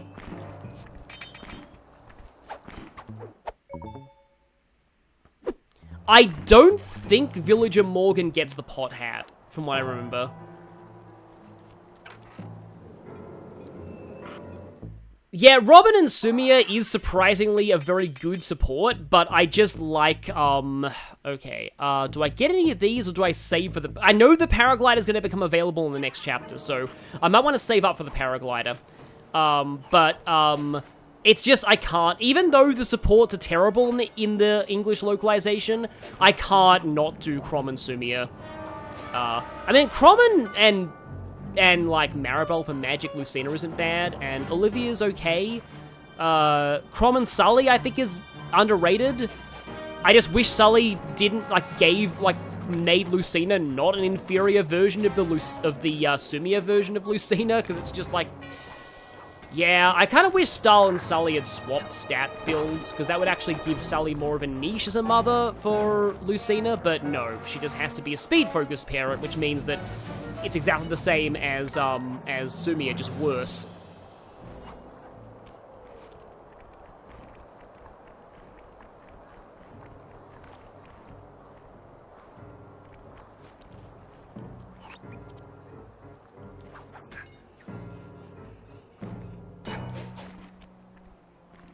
So from here, yep, sorry about this random tangenting while I get loot and okay, I can just climb this pipe here, or whatever the heck this is. It's like some kind of a weird decorative element. Oh, I actually think it is supposed to be a pipe, given the way that it's attached here. There must have been a lot of thought put into, like, how, like, all the objects to make it so that the world makes sense to traverse, but also, like, the objects are in the right places. Like, you can't just put things for Sly to climb on everywhere. It needs to make logical sense. And now, after all of that, it's finally time for Giant Attack Robot. Okay, Sly, that's it. The Contessa's giant attack robot. Look, Bentley, with all due respect, it looks an awful lot like a water tower. Don't be fooled. That's what she wants you to think. If we try to free Murray while that thing is operational, why...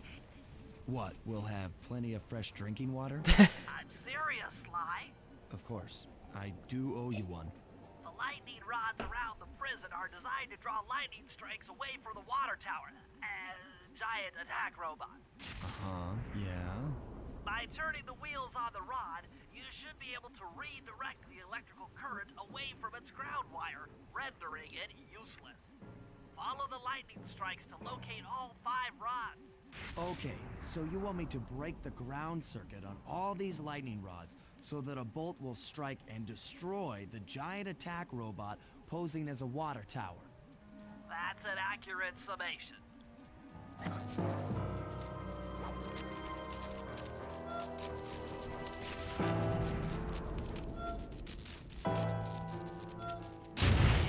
Nice work.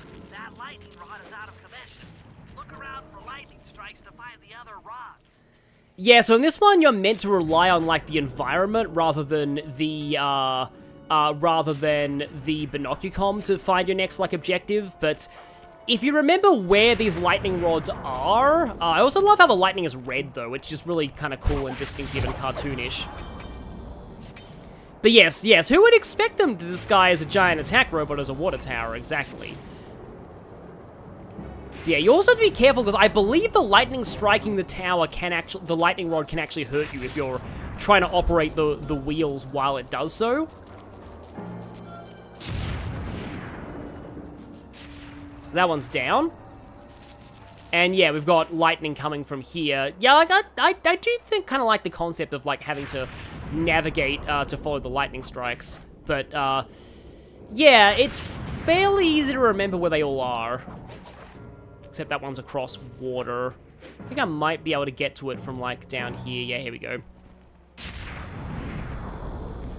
Like, the mission itself here is really not, like, that bad, but the, there was overlapping ranges on you guys. But just, like, the actual dialogue here is why this one always stuck out to me. Have you never played a Sly game? You're confused as to why there's a giant attack robot. Well, I mean, there's also, unless we actually always just have to go to the one that has the lightning coming out of it.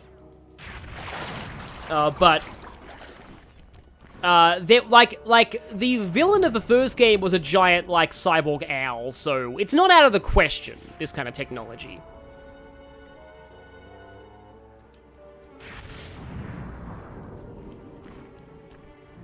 You know, I think that one is actually quote-unquote lightning-ing. Yeah, we can actually get this one. Oh, yeah, if you see everything glow red, it means that lightning's about to strike and you should get out of the way. Like, yeah, it does actually hurt you. So that's 3. Oh, it's Lucas leaving. Yeah, yeah, good night. There will be more to this. There will be, I'll try to do the next 2 chapters after this, because 5 is pretty good. I remember 5 being pretty good, and 6 is most people's favorite. Even though 6 is kind of a bit of a breather. I think I want to say one of the lightning rods is on top of the, like, one of the train, thing. Yeah, it's right there. Yeah, jump scare wolf on the roof. Jump scare wolf on the roof sounds like a weird B horror movie. I'd like to see that kind of horror movie, though. Jump scare wolf on the roof. Dang, that sounds like the kind of thing that I'd make in Microsoft 3D Movie Maker if back in the day. Because I think there was like a werewolf, actor that you could use in that. I don't know how many people know of, like, Microsoft's 3D Movie Maker. Okay, I can see lightning coming from there. So it's over this direction.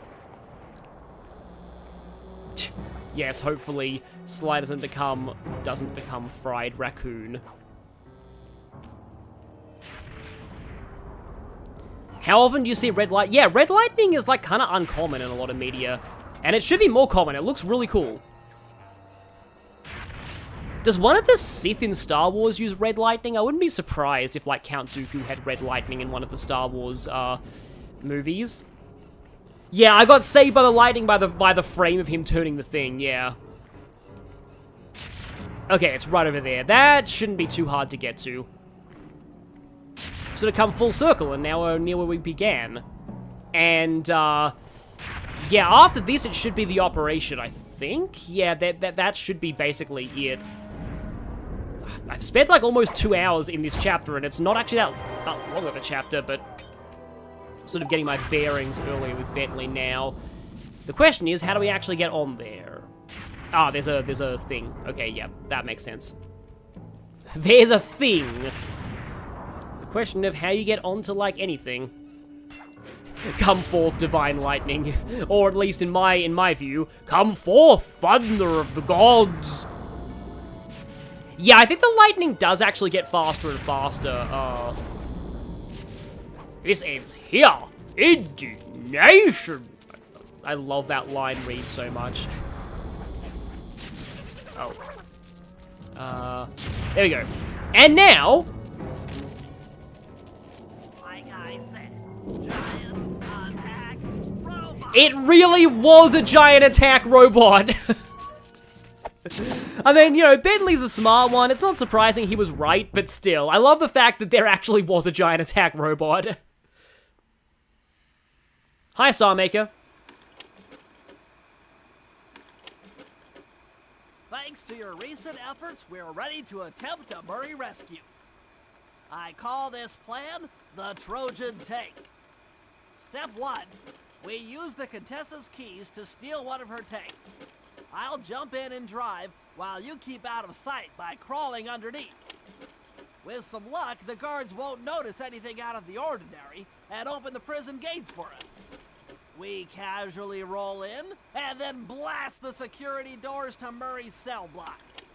Once inside, you'll need to improvise your way up to the guard control center and open the doors leading down to solitary confinement.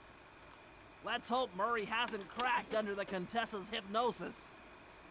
Oh, this one has some pretty good dialogue. If I remember, there's a pretty good Murray line in this one. But then again, every Murray line is good. Yeah, we established earlier that I was saving up. Is it Bentley who starts this? Yeah, it is Bentley who starts this. Okay, Sly, I'm heading out for the tank. Hijack the tank. That is the only thing that is mentioned in the mission description. Hijack the tank. But yeah, it's funny, all of these, jokes about Bentley and, like, terrorism, like, I think they actually had to, like, change something in, he summoned spiders.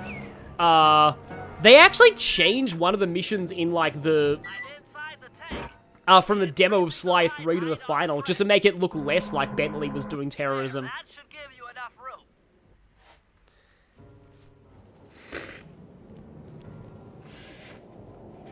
Crawl underneath this thing and let's get moving. Oh no, he said let's get moving. Let's get move! Oh, the spiders are still alive. Oh, the spiders are still alive. Yeah, that's something that every Australian, doesn't want to hear. Also, I love this. I don't know why. There's just something about just slowly crawling underneath this tank and using the tank for cover that I've always just thought was really cool.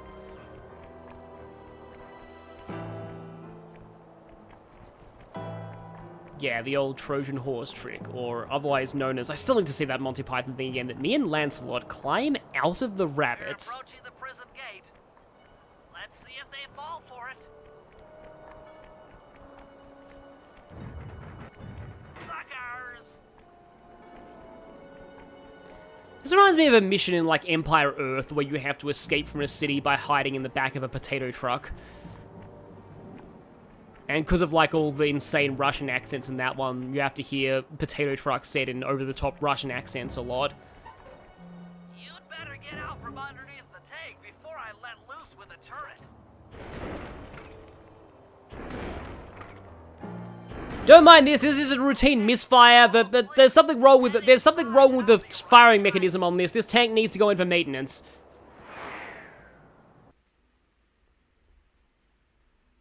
Do I have a playthrough or stream playlist of the first game? I have 2 streams of the first game. They're in the other streams playlist. Die, spiders, die. Now, I don't actually remember much about this one. But I feel like it's just a standard, you know, climb up, get into place Bentley, mission. What's next? Well, that should be the guard's control center. But to be honest, I'm not sure how you're going to get up there. Don't worry about it. Thinking of my feet is what I do best. Yeah, we'll find a way. Yeah, this looks much more like a Sly 1 kind of Most thing. of the security went down when we cut the power on the bridge, but a few lights seem to have a backup generator. Be careful. Yes, those backup generators, they always ruin plans. But sometimes they work in your favor as well.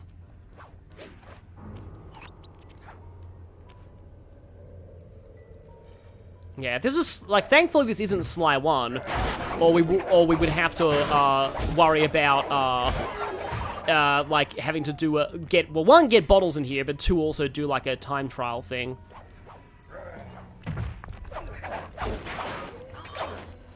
Yeah, it looks like these guys are waiting in ambush. There's, like, no way to avoid them.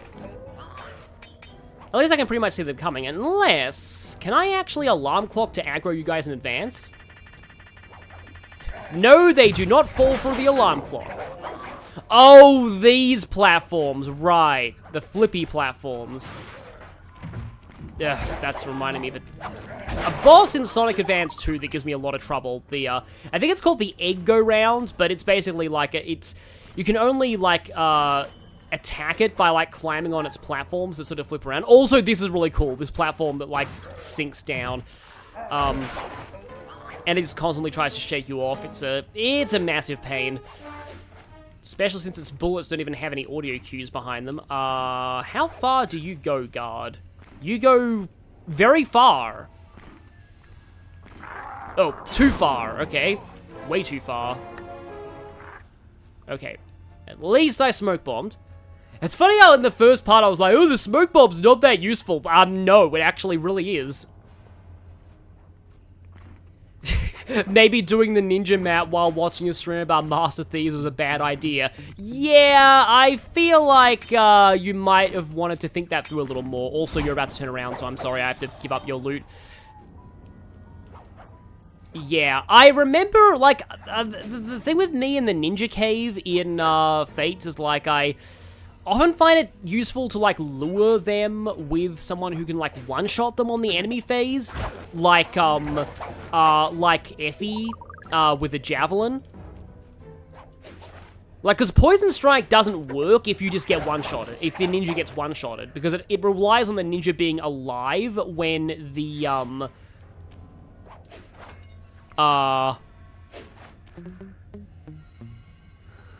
when the combat ends. Okay, I'm running your algorithmic code decryptor. You see anything happening down there? Success! We've got access to solitary confinement. Hot stuff. I'm heading down. I can never get Bow Knights before, like, the end of Conquest. Not even for the Ryoma chapter, I just never have a Bow Knight by then. Sorry, I just need to sneeze for a second.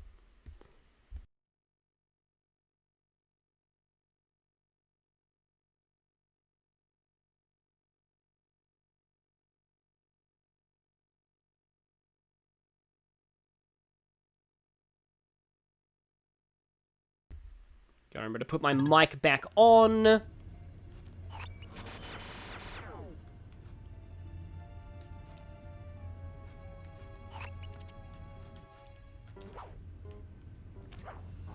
think we just drop back down here.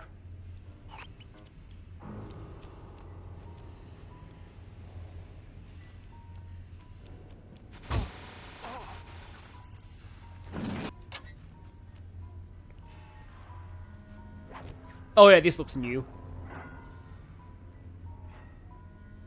Oh, that looks bad. I've never seen Murray like this. He's all twitchy and bug-eyed. You said Murray was being forced to eat spice, right? Yeah, he said he was feeling weird. Well, he's weirded out all right. I doubt he even knows we're here. Clearly, we're going to have to lure him out of that cell the hard way. The hard way? Those hypno boxes are designed to heighten the effects of spice, and he's already in an agitated state. So if we turn them all on at the same time, Murray's sure to become wildly hostile and probably break down the door. How do we turn on the hypno boxes? The power switches are all defended by laser barriers. When you get close, I'll hack the laser system from my terminal down here. That should give you access. Let's do it. Anything to help out old Murray. He's looking really bad. Yeah, so they've been, like, basically giving him, like, they've been sort of testing drugs on him, which is pretty horrifying and make us not really feel that bad for trashing this place. So, yeah, we need to get up to there and activate these things. Yes, we're going to be making the drugging on Murray even worse. This is like yeah, like the kid-friendly, this is going to be the kid-friendly version of, you know, that movie about the bear, which I only got reminded of very recently. So I think it's based on, like, a true story, but I think the bear just died in that one, unfortunately. So yeah, there's a laser thingy there. I feel like we really should be able to just smash that laser thing, but no, we have to let Bentley hack it. Okay, I'm hacking the laser barrier. Is it a hacking minigame? It is, yes! And all of these have slightly different music as well. Alright, the first one is like really simple, but then we have a couple of others that have a firewall around them. Yeah, these get a little bit more elaborate later on. Yeah, so that's one laser down, and then this one's a freebie. Wait, no, it's not a freebie. I need to hit something to make that, but yeah. Yeah, I need to, like, somehow find the thing that inspired this, because it clearly inspired some other... I know that the Sonic hacking minigame in Frontiers was inspired by Ikaruga, I think, with the, like, the black and white shots. Okay, now the middle one's open. Flip the switch to turn on the hypno box. It is very similar to the Nair hacking. I talked about that earlier in the stream. What's that sound? Angry. Get gone. That's not the peak line. You'll see the really peak line later on. Is it the second or the third one? It might be the third one? I'll take care of the laser wall. And hack again.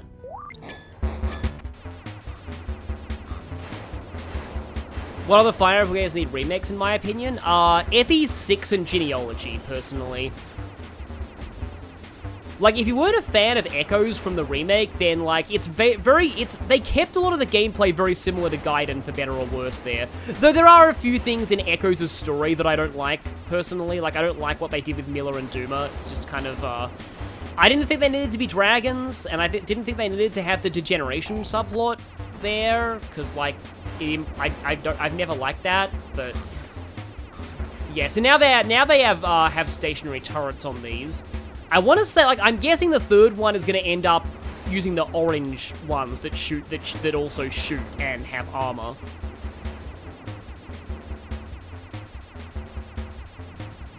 Almost there. Just one little dot. Probably going to end up getting mobbed by... Yeah, I got hit, but not by one that I thought I'd get hit by. Oh, is this the line? Is this the All line? clear.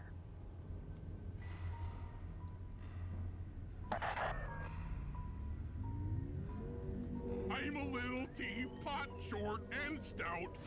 Tip me over and I'll smash up everything. Ah! Yes, there it is. That is one of my favorite lines in the whole series. And that, I used to quote that all the time, when I was, like, playing other games. Like, in fact, you know what? If I berserk staff somebody in Thracia, I am gonna use that line. That's now my headcanon for what people who get berserked sound like in Fire Emblem. I'm a little teapot, short and stout. Tip me over and I'll smash everything! Yeah. I'm glad I get to show off these games now, because, like, these games were, like, my... I don't want to say childhood, because, like, I was a teenager at the time, but, like, teenagehood. Teenage years, basically. Also, I love how fast the music is now. And, yeah, Echoes did do some weird stuff with Celica. I do agree there. Like, It's, like, the thing that I've always used to sum that up is, it's really sad when, like, the original NES game that had Celica straight up damseled at the end was arguably better than what they do to Celica in the remake. Because, like, in the original, Jeddah just, like, captures Celica and her party, and Alm has to rescue them. But there was none of that. I willingly sacrifice myself to Duma and turn into a witch, which amounts to nothing because it just gives... They just wanted a premonition scene because that was popular in Awakening, even though they, you know, really don't need to do premonition scenes when it doesn't make sense. Three Houses didn't have one, and that was a good thing because it didn't need one, whereas Engage is like, oh yeah, we'll do a premonition scene too because that was popular in Awakening, and then that didn't need one either. I mean, they did a good job of introducing, like, you know, how emblems work, but still, it was a bit of a weird chapter story-wise. Didn't really make a lot of sense. And then the last one... The sad thing is, I believe if I berserk Reinhardt, I then have to, like, put him to sleep later, because I want to capture him.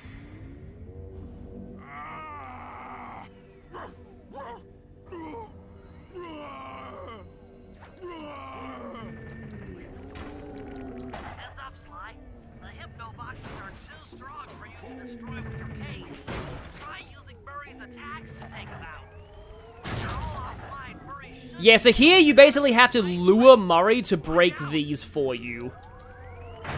I think this charge move that he does is something you can actually get for him in either this one or... No, 2 has the weird Murray ball move. I mean 3. 3 has the ball move, but... Like, something tells me you can actually get this move for Murray at some point. Like, I remember this animation. My head. Who? What? Is this heaven? Sorry, pal. You're no angel. Just take a few deep breaths and try to center your thoughts. Okay. What's with all the racket? My conscious mind is a wreck. I ought to... The weak-minded hippo is free. And he's got friends. Perhaps it's time to reevaluate some life choices. I'm serious. I managed to keep this half of the Clockwork heart safe. It was hard to hide from the Contessa! She's getting away! Murray, lift those crank bars so we can chase after her. I'm on it. Okay, now we finally have Murray playable again. And fittingly, these look like weightlifting weights.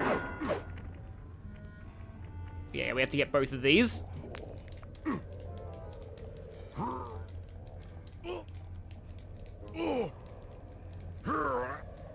Italian Jack said Fire Emblem seems to struggle writing female protagonists. I mean, I was about to say Lynn was fine, but then she just does nothing for the rest of the story. Oh yeah, there is more to this. Lousy, no good head shrinker. Oh, come now, Murray.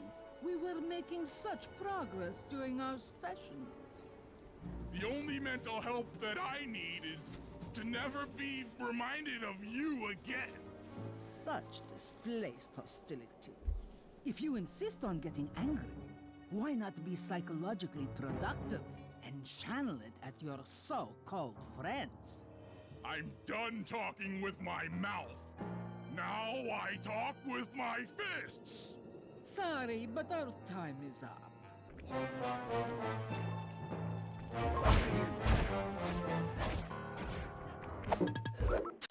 I just had to turn off my mic for a moment. Yeah, so, like, this is interesting because this always made it seem like this was like a boss fight, but you'll see, it's not actually really. Also, she's summoning these out of eggs, which is kind of creepy.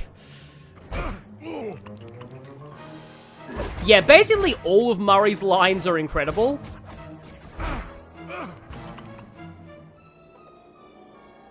You can knock those guys off the edges. And you can destroy them before they blow up. Okay, good to know. At least you get the whole team with you here. Yes, let's not think too hard about this.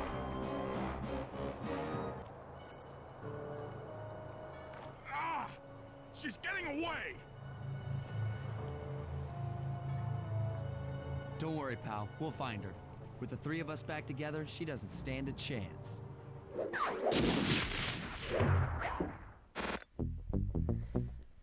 So this is mainly done so there's another chapter after this for the Contessa.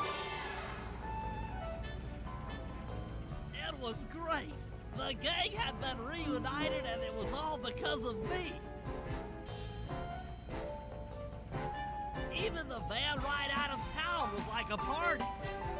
Murray had to pull over twice because he was laughing so hard. But despite all the jokes, I think something had changed. Since childhood, the three of us had never been apart, and our recent isolation gave us all pause for thought. Needless to say, we took a few weeks off before getting back to work. And for the first time in my life, Murray let me drive. Yeah, that's a really nice cutscene. I love the ending of that chapter. That's yeah, pretty great. Everything involving like the dynamic between the team is good. And yeah, strange that we have Neela as the icon for episode 5, but it's not totally about her. We'll see. A tangled web. Yeah, I definitely want to do this one as well. This one, I remember this one being pretty fun too. Both of the Contessa chapters are among my favorites in this game. And then 6 is really good as well. Time for a little payback. The Contessa, having escaped us in the prison, is now hiding out in her castle estate. It's a well-fortified Gothic nightmare that would make any thief run in terror. Terrible or not, that's where we're headed. To sweeten the deal, we've learned that the Contessa, who until recently was a secret member of the Claw Gang, is in possession of the Clockwork Eyes. The Thieves Raccoonist describes the eyes stopping opponents dead in their tracks, transfixed in their gaze. It doesn't take a genius to figure out what an accomplished hypnotist could do with such powerful artifacts. News of the Contessa's corruption has spread to Interpol. Constable Neela, being closest to the case, was granted a cash allowance to hire an army of local mercenaries. It looks like we're walking into a full-scale war. But we have to act now, before things go from bad to worse. Someone in the chat mentioned a certain other character, and we'll find out what's up with them as well. But yeah, so now it's like a full-on three-way fight. We've got Cooper Gang versus Contessa versus Neela and mercenaries. Because that is the other thing, like, we actually kind of have the independent antagonist quota filled up with Neela in a way. Now, is this the chapter that has it? Paraglider! Yes! Give! Give now! Give now! I will take it. Also, what are the other things we've got? Oh, health extractor. This one is, like, kind of awkward to use, if I'm remembering right. Oh, Raging Inferno Flop is pretty cool as well. But, yeah, I need that paraglider. Like, so much. Oh, we can only play a Sly here for some reason.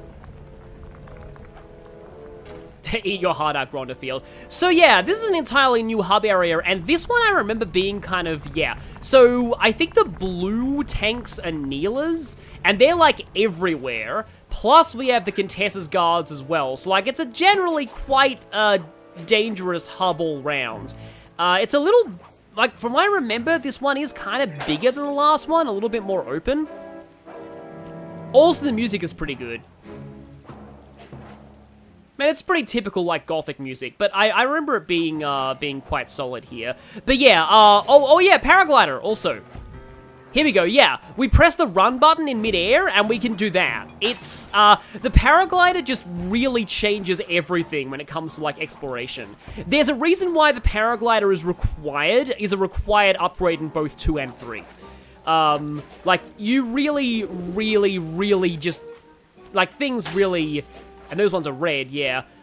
Things open up a lot once you have this, and that was not good.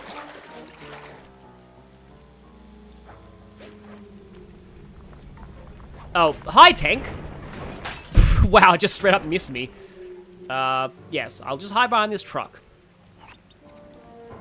And then there's like a twisting tower. Oh, there's also a guillotine here. Let's just pay that no mind. That's, and yeah, the same guards from the earlier areas, but yeah, there's a, there just happens to be a guillotine here. Yeah, you don't need to buy all of the upgrades. I forget if they're even tracked when it comes to percentage completion. I wouldn't be surprised if they're not. Oh, hi there. Oh yeah, they do that wing shield thing if they get hit and they just burst out their wings. I forget if those barrels are of the explosive variety, but I don't really want to find... Wow, that moon is cool. I forgot about that, like, orange moon. That is really awesome. And yeah, Sly literally dodged a bullet. Nope, I was supposed to climb that. Also, look, there's a keypad on top of that, in front of that door. Obviously, that's going to be relevant later.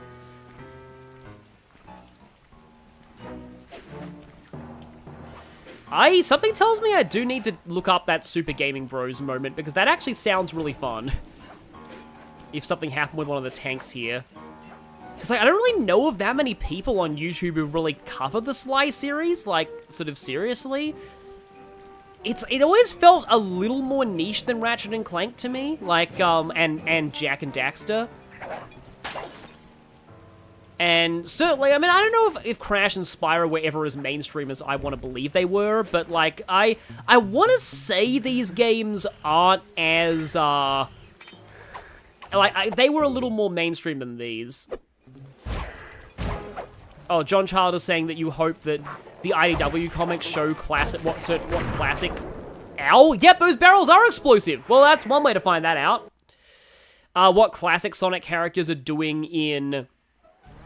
the modern era. Well, the problem with that is that, like, on that note,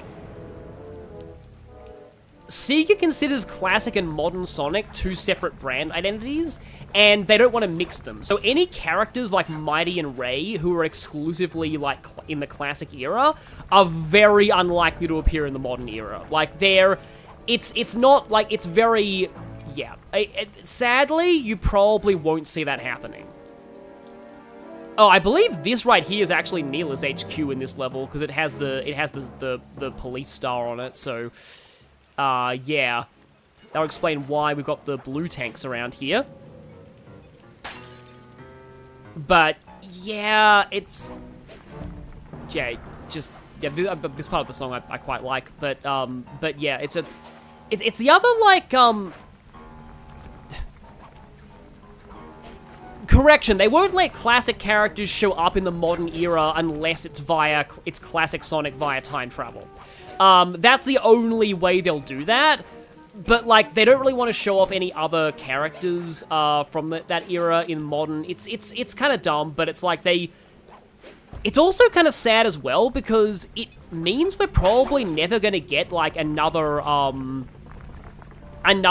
Sonic Advance style game, because every 2D game now has to be in the classic era. It's kind of a shame, because I'd like to see a 2D game with, like, Shadow and Rouge, but we're probably not gonna get that. Oh, hi, Jedi Knight James, Luna Gazer. Oh, wow, yeah, near misses with the tank shells and Valkyria Chronicles are really fun. Okay. Not when you're, well, yeah. First take some recon. I mean, like, from funny, around yeah. the area. Then make your way up to the re-education tower. Looks pleasant enough. Oh, and stay clear of tanks. You know, so you don't get blown up into little sticky pieces.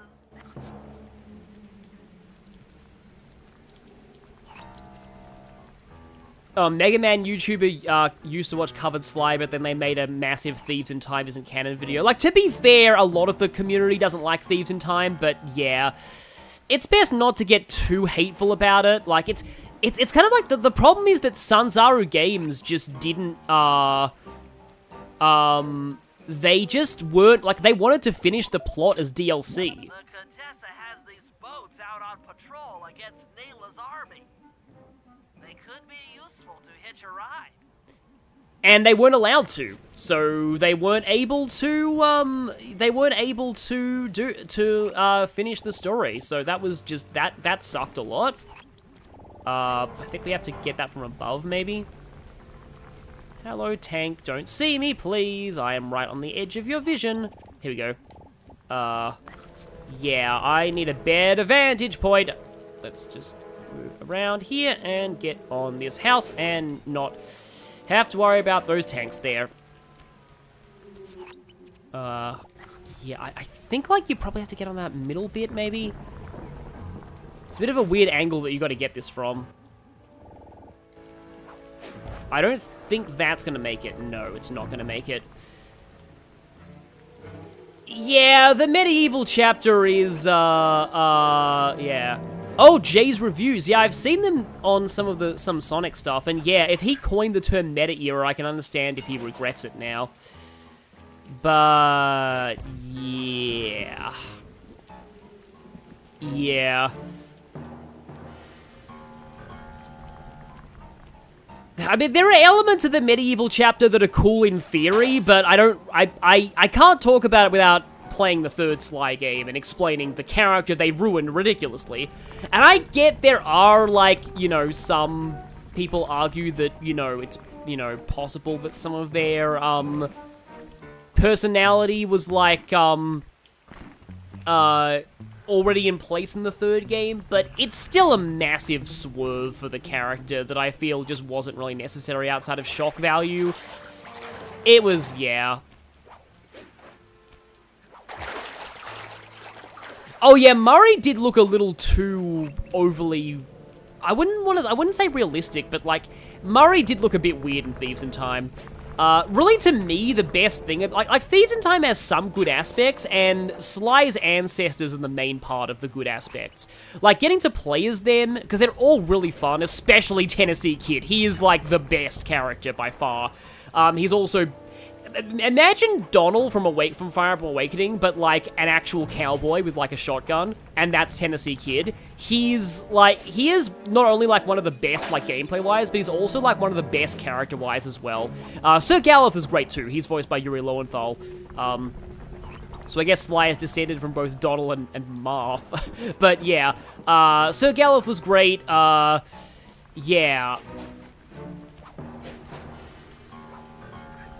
In general, I thought that was a bouncy thing. The ancestors were, like, the one good thing about it. I do dislike the fact that, they, like, went with, like, the caveman we'd never actually seen before, as opposed to any of the other ancestors. Like, Henrietta would have been Henrietta One-Eye Cooper would have been kind of cool. And Thaddeus as well, like, the kind of Victorian socialite. Neela's made a headquarters out of that old bank. It's a pretty secure location. It'll take some doing to drive her out.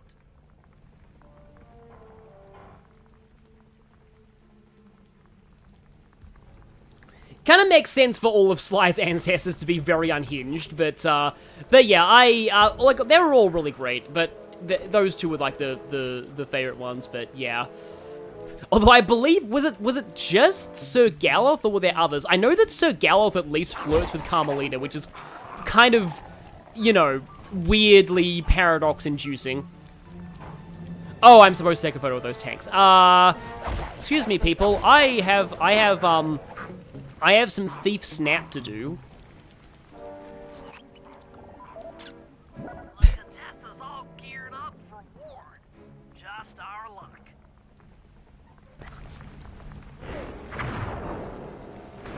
Used copy of Blinks 2. Yeah, Blinks is interesting. I watched Nitro Rad's review of the Blinks games, and they were Xbox exclusive, but they did sound pretty good, and I almost wish that I had some way of playing them. Though the second game seems very different to the first one. I mean, that's the case of this game, and I like it a lot better than the first one, but still. I mean, Sly 1's still good. Oh, right, they want you to get the blimp. Doesn't Tennessee Kid flirt with Carmelita as well? I wouldn't be surprised if he did. That's the blimp the Contessa used to escape from the prison. Maybe we could use it to our advantage around all these high towers. Okay, Sly. Head up to the re-education tower. I suspect that's where we'll find the Clockwork Eye. I want to get this loot, but I can't because I would have to abort the job if I went in there. I think this is the tower. It's locked from the inside. Try working your way around to the tower's window. Also, yeah, I like how I got the moon in the last photo. If this was a Pokemon Snap equivalent, you'd probably get extra points for doing that, for getting the moon in. But yeah, as someone in the chat was saying, like, yeah, like Carmelita's more of a proper playable character in the fourth game, and she only gets like 3 missions. But yeah, we're about to see. I'll explain after this.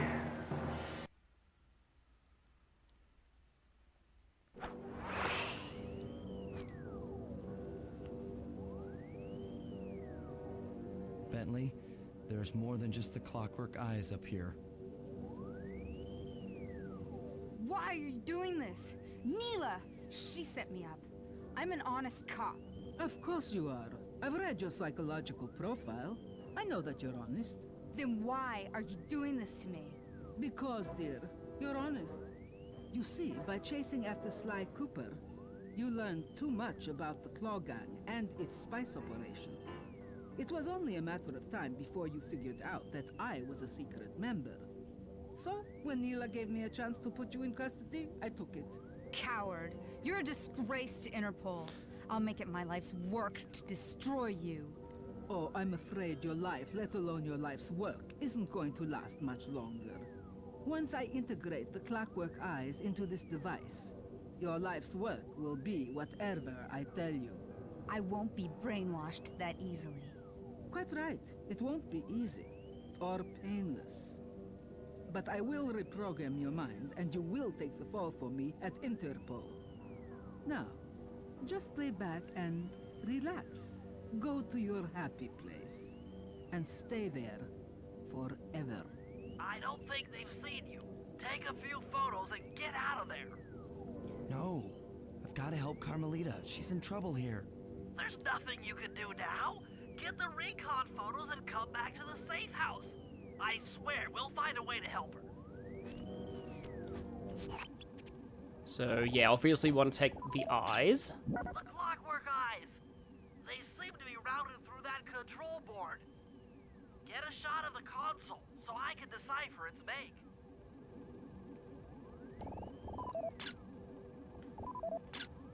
Interesting. Inspector Fox is restrained in an old Iron Tech 250. Crude, but effective. Those are the Contessa's elite shadow guard. Tough is too sissy a word to describe those guys.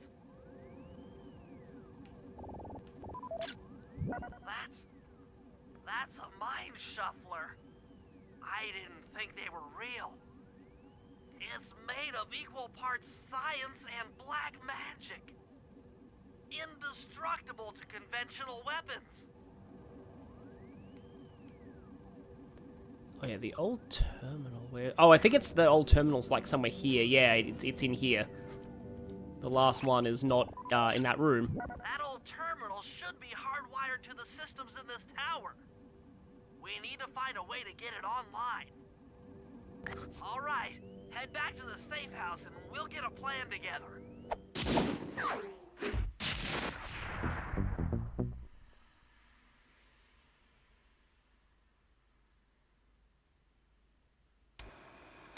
between Neela and the Contessa has put the castle on high alert.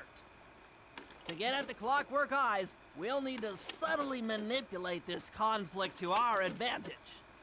Here's the plan. Murray, sneak into the castle and kidnap the head of security. I want to ask him a few questions. Meanwhile, Sly and I are going to get a little paranormal. I'll slip into the crypts beneath the castle and put together a bad mojo bomb. It should be enough to destroy the Mind Shuffler. Sly, you capture a few local ghosts and drop them into Neela's headquarters. Hopefully the near-death experience will inspire her to purchase more mercenary firepower. We've all got our assignments. Good luck. Yeah, so, there's some pretty memorable missions up here, especially the Bentley crypt one and also the ghost one. Which one of these do I do first? I think I'll try the Sly one first. But yeah, this is the thing involving, like, the dead that people have been talking about. But, like, you'll see. I don't think it's as bad as it, like, that sounds out of context. But yeah. Actually, like, Atlas doing a Sonic RPG would be cool, considering that they, you know, Sega owns Atlas now. Ah, you can't let me have my paraglider fun. Yeah, I think I want to do this one first. That guy's gonna see me if I do this, but oh well. Also, bottle. How do I get up there? It's probably... Oh, it's right in the middle of that. That's probably fine, although we've got a mission here. Let's see if I can sneak around so that I can get that bottle, and then we'll do the mission. Thankfully, there's a conveniently placed sparkles here. How does Murray sneak? He doesn't.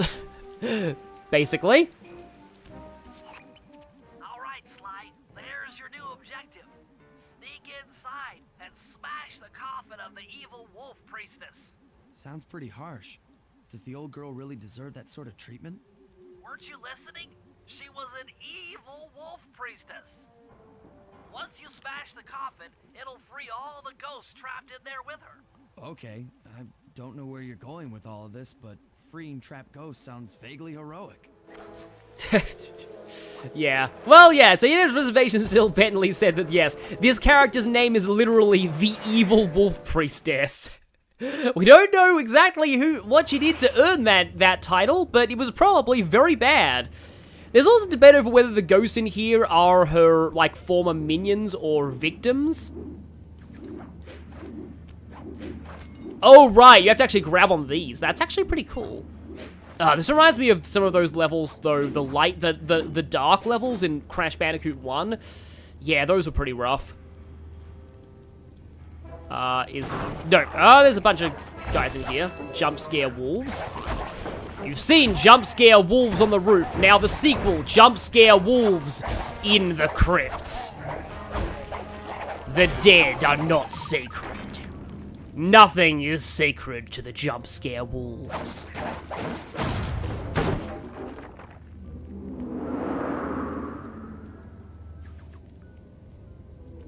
Nice work. Yeah, she probably was some kind of cult leader.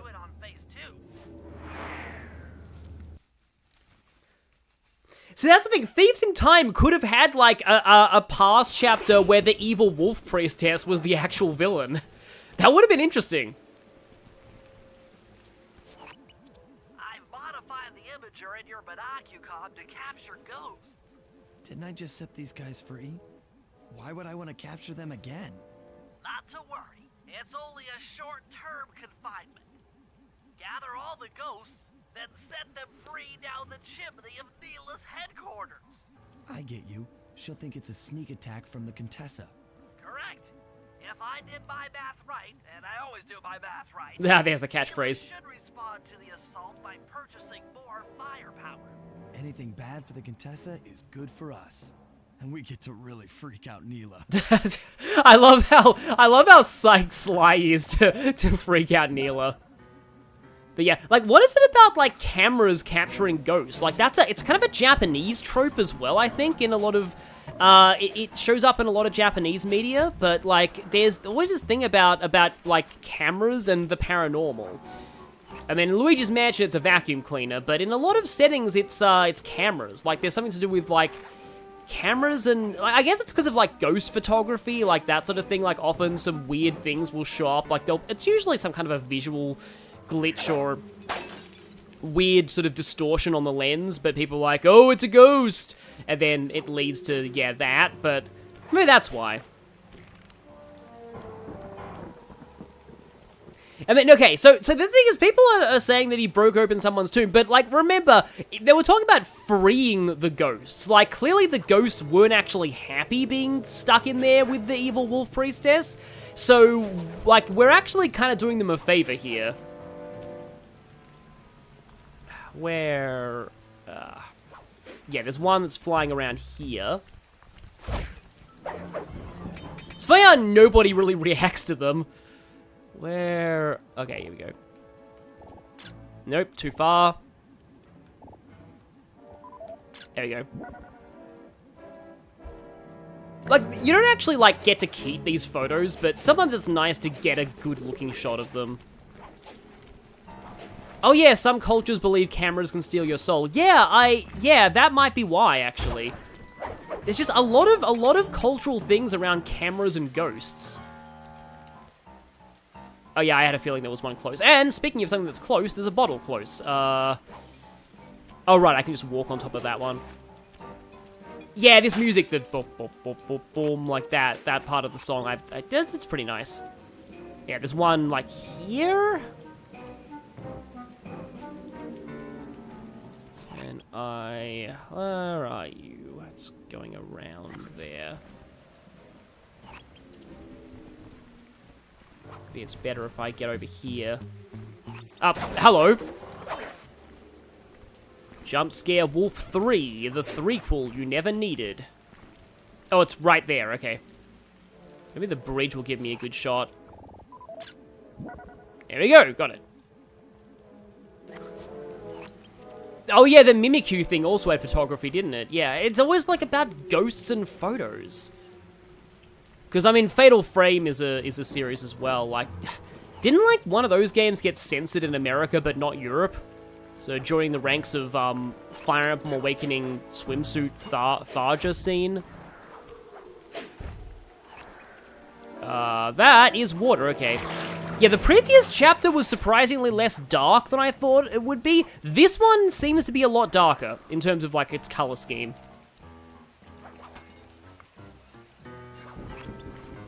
Aha! Well, at least this gives me an excuse to explore around and get more bottles. I think after this one, I might be doing some bottle cleanup. I don't know if I'll be doing it in, like, these chapters, but maybe 1 and 3. I feel like I almost have all of them in those ones. Hello, tank! Oh, right, this is one of those slidey rails. Going up this in reverse is not the most ideal course of action, but I will... Oh, hi. Oh, nice. Right up close. Yes, bottles. Yeah. Yeah, bottles were a meme even when me and my sister played this when we were younger.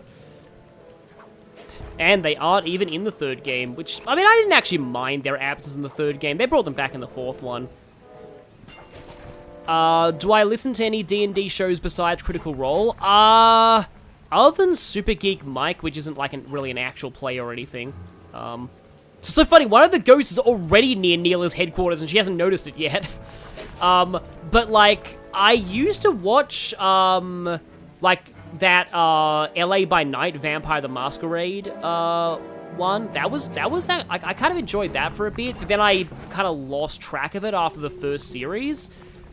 I think that campaign eventually ended. The kind of problem with Vampire the Masquerade campaigns is, like, it's kind of set up so that, like, your protagonists are gonna become villains eventually. Like, there's no real way to avoid that with the way vampirism works in that setting. Like, you can try and be a heroic vampire, but it's generally not gonna end well. Like, sooner or later, you're gonna end up succumbing to the beast. I do remember finding the quote-unquote messy critical mechanic kind of fun, where, like, as you get hungry, you get more and more blood dice, and it gives you more dice to roll on things, but if you roll a critical on a blood dice, then bad things happen. Very bad things happen.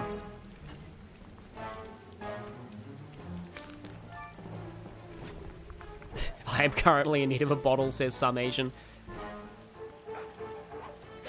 I am banned from Spiral Mountain due to my problem with bottles.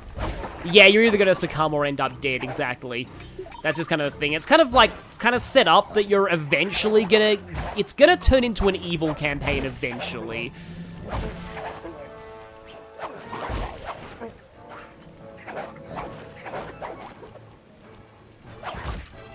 Did that wolf go into its falling animation on solid ground? I think it did.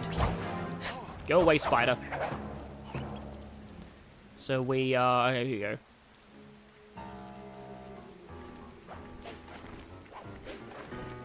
You don't love D&D's weird monster railroading in terms of alignment? Yeah, at times, yeah. Like, there's some points where I do kind of feel like there is merit in having, like, certain monsters that are always going to be evil, but typically, like, typically they're things like magical constructs that, like, they're not really sentient. They're more like, kind of like the moblins in Zelda. Like, nobody complains about the moblins in Zelda Breath of the Wild being, like, inherently evil, but that's kind of because they're more implied to be, like, Ganondorf's magic in physical form, rather than actually sapient. So, like, if you are gonna do stuff like that, or do them like Shadows in Persona, where they're, like, the manifestations of dark thoughts of humanity. Like, that's what I usually like in, like, horror monsters. This is such a weird thing, but, like, this is one of the issues that I had with, like,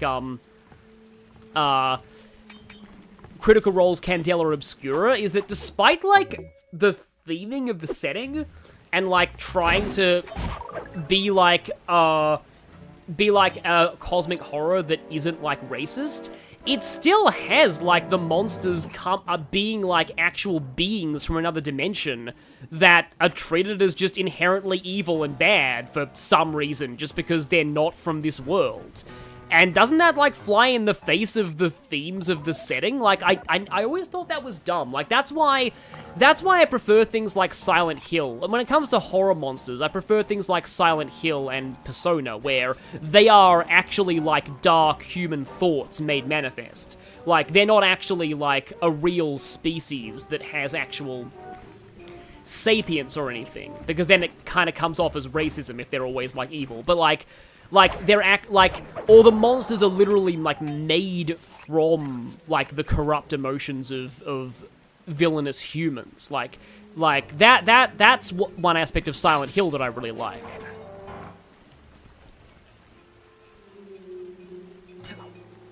But yeah, anyway. But I suppose it fits talking about that in kind of like a vaguely horror-themed setting. But yeah.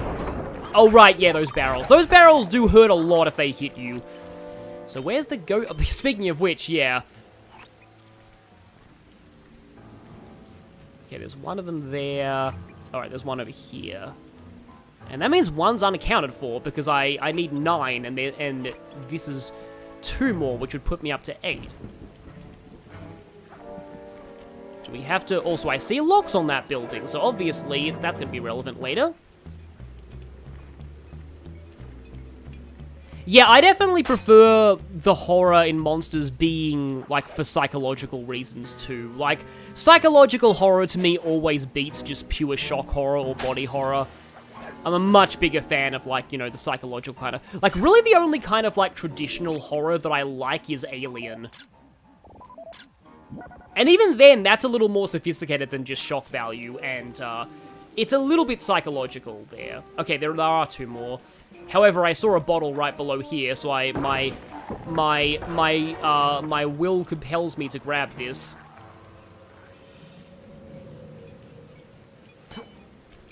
Give bottle, please. Thank you. And yet again, jump scare wolf.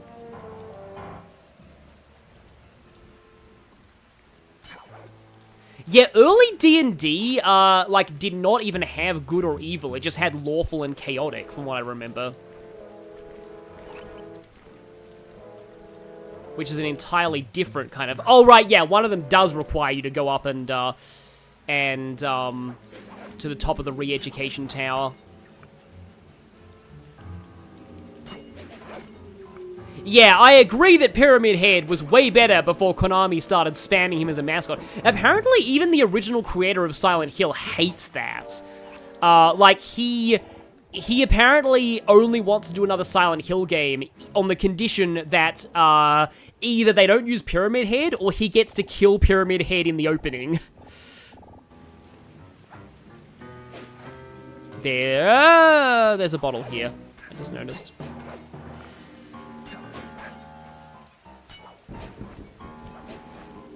There it is. Wow, how am I going to get that? Like that, apparently.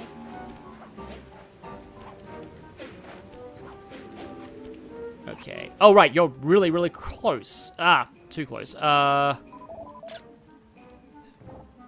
hidden, there we go. There we go.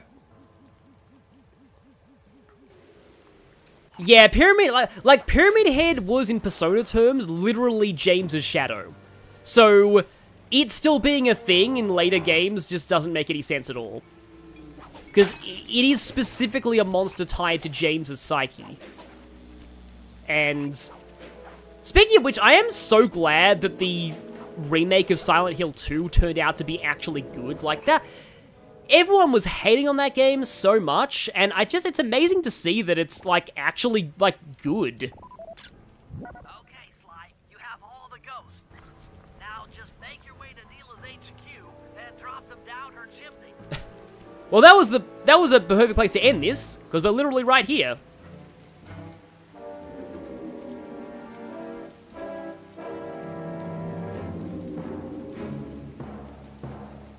Contessa wants war, eh? Perhaps it's time I purchase a little air power. A few bombers should put that old charlatan in her place. Well, let's hope the Contessa doesn't respond by building fighters. Because, you know, Advance Wars jokes.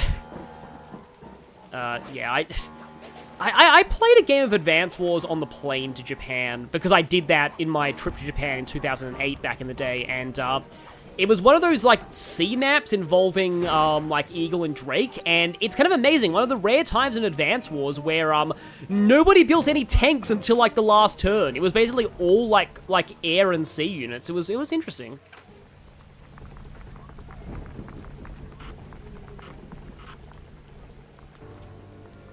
Yeah, exactly, Shadowblade. That is horrifying, but it was true.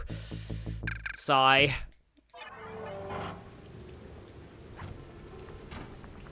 Okay, so now we can go for the Bentley crypt hack. Yeah, Bentley's got a... Bentley, sorry. I was just, yeah, on the mind. Neela has, like, a lot of, you know, 22,000s if she's able to afford this many bombers. I think the price of bombers is different in Days of Ruin. I think it's only, like, 20,000 there, but, you know, in general, everything in Days of Ruin's pricing is, like, different. I wasn't even in your flashlight. How did you see me? I believe that truck is relevant later. Because, like, anything that looks conspicuous in the hub world is usually going to be relevant later. No, some Asian in Shadowblade, it is not a joke. That is actually what happened with the Silent Hill 2 remake. But again, like, I'm so glad that game was well received and, like, shut those people up. Because, like, it does... Like, yeah, again, Silent Hill 2 is a game I have a parasocial relationship with. I watched Roa Mithril's Let's Play, which if you haven't watched that, go ahead and watch that. It's really great. Really, really good Let's Play, especially his psychological analysis of the monsters. Like, in fact, that actually... Is Bentley allowed to take loot? He is! Okay. This is going to be really, really difficult to actually get it back as Bentley, but still. Like, the like, the psychological symbolism analysis in Roam's Silent Hill videos is the inspiration for my, persona and, boss analysis, basically. Because I feel like, that's why Silent Hill is so cool. Like, a lot of, like, the monsters are symbolic of, like, the villain's psyches, or the protagonist's psyches in some cases. In some cases, they're the same thing. In fact, in surprisingly a lot of cases in Silent Hill, the protagonist is also the antagonist. Or rather, their own mind is the antagonist. Their own issues. As you can tell with, like, it's kind of, like, similar to Kevin in Trails in the Sky the Third. Yeah, sadly, that is just kind of how things be with the video gaming. Like, if you're near, like, any... Also, I'm surprisingly tight when it comes to timing here. If you're near any gaming content on YouTube right now, the recommended is just full of all of those outrage videos on things like that. So for some reason, I switched to Murray. Okay.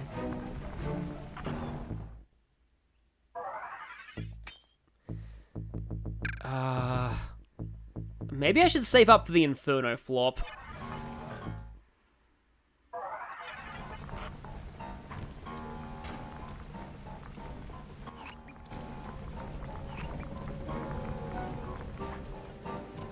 Angela looking perfect is an important plot. Maybe I forget exactly how that, like, because again, I need to go back and watch, like, the main, because generally speaking, when I'm watching Royal Mithrill's Let's Play of that game, I'm watching the bonus content, which like, where he shows off all the different difficulty modes, because there's actually a lot of, like, stuff in the different difficulty modes with the puzzles and the, and also, like, the unlockables, because there's a lot of cool unlockables in that game as well. I need to go back and rewatch the main story.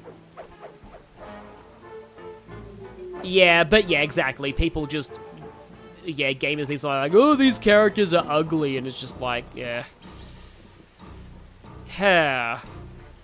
Like, the one time I've actually agreed with that criticism was Concord, but there's a lot worse with Concord than just that.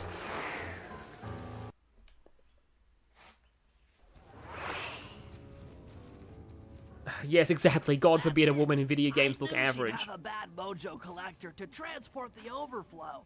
Huh? It's a semi-magical So this conversation right here, I'll explain this afterwards. Need it to gather the runoff from these spouts. Wow, sounds easy. Not really. That mojo is a powerfully dark force. Take any damage while carrying that collector and you're done for. Wow, sounds hard. Yes, it presents an interesting tactical challenge.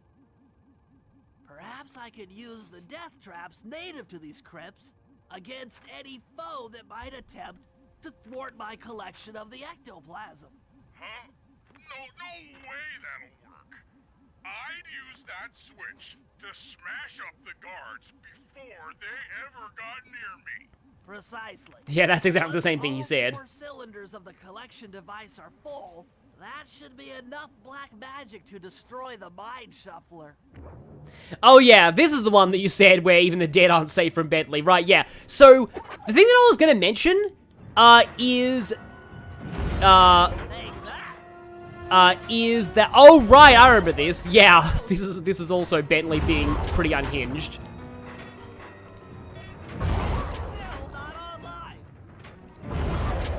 But the start of this mission actually had its dialogue, like, rewritten since the,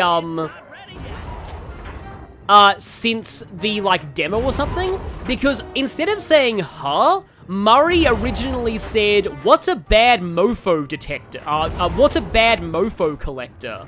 And they thought that was a little stretching it for an E rating, so I can see why that line got changed. Like, I can see why they think to make that joke, but also, again, like, it's kind of understandable that line got changed. Also, yes, these guys are very much dead. At least, you know, these people are very clearly working for the Contessa. Looks like the spouts run out of bad mojo. No matter, I'm 1/4 of the way to a full tank. So wait, Joker, the Kitsuneko Phantom Thief, the Hell of a Boss fandom got mad because the Sin of Gluttony was not fat? Well, I mean, Persona 5 did that. It had gluttony not represented by, like, eating. It actually had it represented by, like, the sort of desire for, like, money without any real end goal, whereas greed was more ambition in that game. And I felt that worked. Also, I have no idea where I'm going. Where is the next location? I need to collect 4 batches of bad mofo.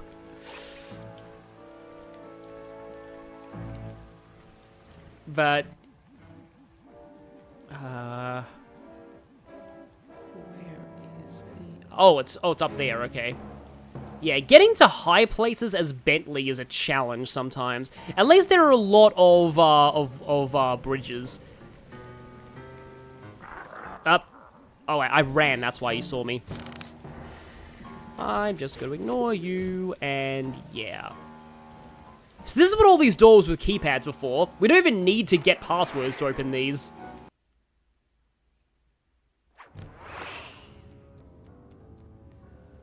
Oh yeah, Striker's version of gluttony was kind of interesting too.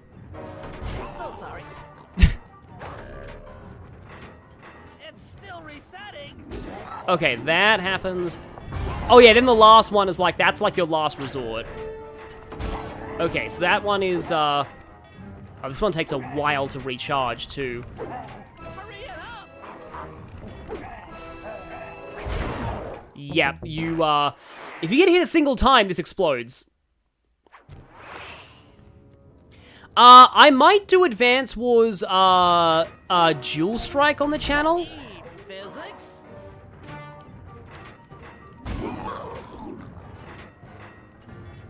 Oh, that missed. Yeah, you really don't want them to actually reach the front part. It's so easy to not to actually, yeah, that last one, you really need to be, like, they need to be right there. Also, yeah, that was a fail.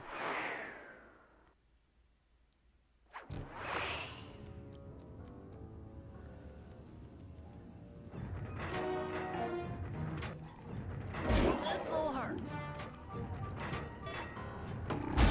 Okay, oh, that hits 2 rows, okay. Whereas this one specifically hits there. And here, they need to be, like, right in the front. There we go, yeah. It's basically best you don't rely on that last one apart from emergencies. I do kind of like this. This almost has, like, a bit of a strategy element to it in terms of, like, what traps you use. And that's kind of cool with, like, it makes sense with Bentley. You'll see, like, later on in the game, there's definitely something similar to this that I also think is really cool. Yeah, now I'm getting into more of a rhythm here. You really don't want them to actually, like, get right into the front part.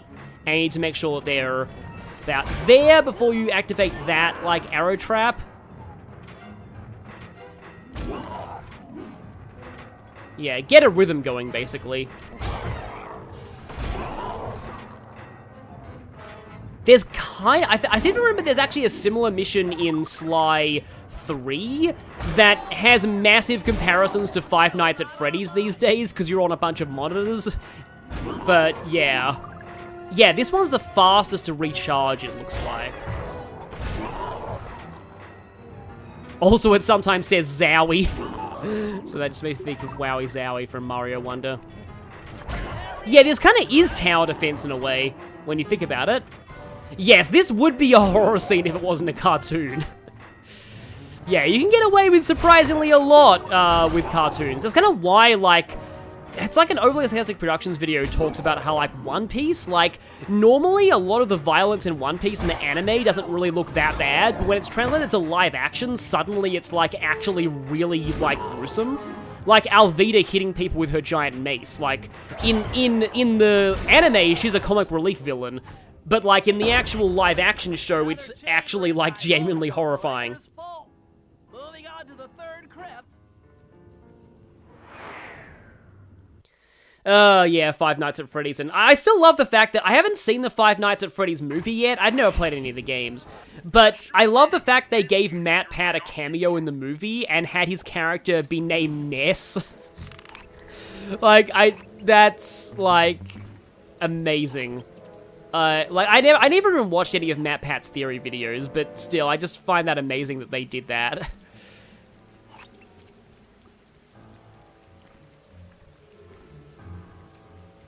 Five Nights at Cooper's. Yeah, basically. Oh, yeah, I thought there'd be somebody here. Can I actually jump and land safely? Yep, I'm surprised this detector can survive that long of a fall. But I don't know why I call it a detector, it's a collector. This is actually, like, I actually really like this mission a lot, though. Because, like, it starts simple, but then it gets more and more elaborate the further you get in. For example, this one. Oh, right. Still resetting. This is the, Eat that. Oh, that's a splatter. What's this one? Oh, that's another splatter. Okay, so this front one is a flamethrower. These two are splats. Oh, right, this one is just poison gas. Oh, that only puts everything to sleep, though. It doesn't actually kill them. So it's more a temporary stopgap measure.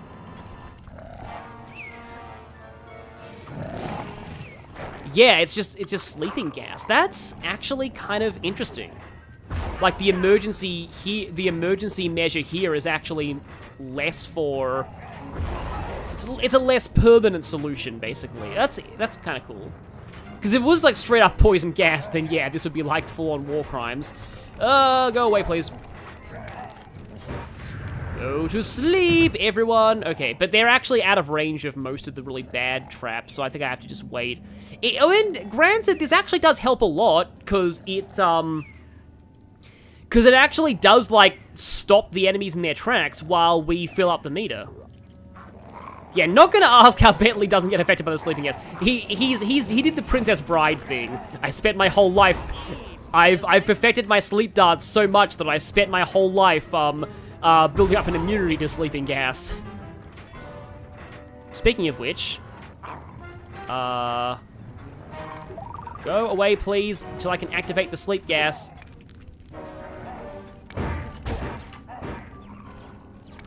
There we go. And I think we should be basically done here. Unless it actually doesn't end until we... I think we actually have to take out all the enemies before it ends. So, yeah. Sorry, you guys are gonna have to wake up and get smacked by fire. Oh, if that guy had actually hit me, that would have been awful. That does it for this room. Looks like I've only got one more crypt to go. Do they really nerf flamethrowers in Valkyria Chronicles 3? If so, that sucks. Flamethrowers were amazing in the first game. Flamethrowers were the one time that the enemy ace weapons were actually good. But it's kind of buried in the well. You'll figure it out. Kind of buried in the well, huh? Okay.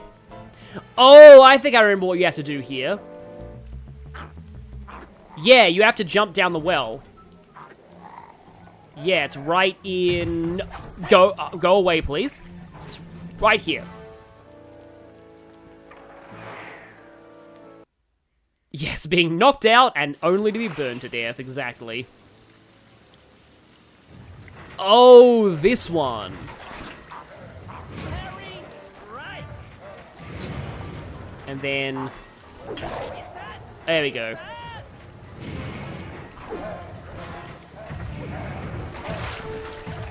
Yeah, this one is pretty rough, actually.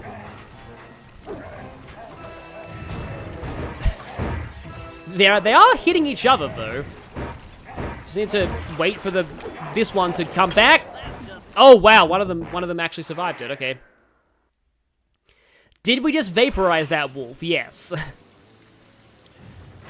Yes, the sound of burnt fur is going to be very much a thing here. Yeah, this is more a, you kind of got to catch them. Oh, this is just like that one croc minigame, actually. Oh, one of them's on here. Probably got to wait until more of them are on here before I activate this, yeah. I think that's a full-on screen nuke, actually. I wonder if the adrenaline burst would be useful here to, like, get you to the traps faster. At least there's a little bit... Oh, nope, that guy... Wait, no? It's not ready yet. Watch out. That's middle one. Left and right. Oh, no, one of them's here. It's so easy to just lose track of everything if you miss one of them. Like, the moment that you miss one, things just go south insanely fast. Okay, I do have the electric back. Good. This, like, honestly, though, this is actually kind of a cool idea. I kind of forgot about this one, but I do like it a lot. The deed is done. With a mojo collector at full capacity, I should be able to blow the Clockwork eyes off that mind shuffler. This is going to be great. Yeah, in general, this is one of my favorite episodes in Sly 2. A lot of the missions are just really good, and I do like the hub area as well. And the story here is pretty, okay, so here's the thing, like, I do think some people would probably be mad about the fact that, like, I guess, like, Carmelita is technically, well, not technically, she is damseled here, and it does kind of suck to have a character who's built up as, like, really, as being, like, a strong, competent, especially female character, and then they get captured, like, all the time. I do think sometimes when characters get captured, it can lead to good drama, and this is one of the few, like, times I'm, like, okay with it, because it does show that, that Sly does really care about helping her, and I just like the moment at least. It also kind of adds to the stakes of this, too, because it's just like, yeah, like, the fact that, you know, she's really in danger and going through, like, brainwashing right now, so we need to, like, and it definitely also really makes you hate the Contessa more, the fact that she's, you know, thinking of, like, the fact that she's gonna do this to someone you care about. It's just like, yeah, like, the occasional instance of a character being, like, captured and in distress is fine, as long as it's not, like, excessive. And, okay, but yeah, it's fine. You go take care of your dog, and it's been great hanging out. Bentley has zero remorse for all the murder he just committed. Yeah, I wonder if Bentley is listed under mimetic psychopath on TV tropes. If he's not, I'll probably add him. Because, yeah. Yeah, like, again, it becomes bad when, like, you have a character who's established as, like, okay, here's an example of where I think it is bad. So Midia in Fire Emblem the Arcanea games. So she is supposed to be, like, one of the greatest commanders on Arcanea, right? Both times you see her, she is captured. You never actually see her fighting, or actually being competent at anything. You're supposed to take their word for it that Midia is, like, one of the greatest, commanders of Arcanea. And... oh, I think that's a spider, yeah. Yeah, it's just, like, and, I guess, like, other bad examples are, like, the end of, like, for example, like, Sonic Adventure 2, the You Just Told Me, scene with Eggman and, like, having Amy hostage. I think that is actually a really good moment. I kind of like it for similar reasons to this one in a way.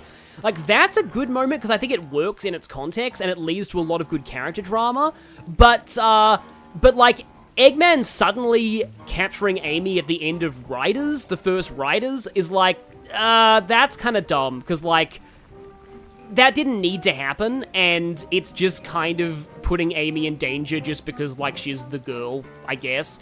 And then at the end of, like, Rivals 1, it also happens, and that's also a case where it's, like, just kind of dumb.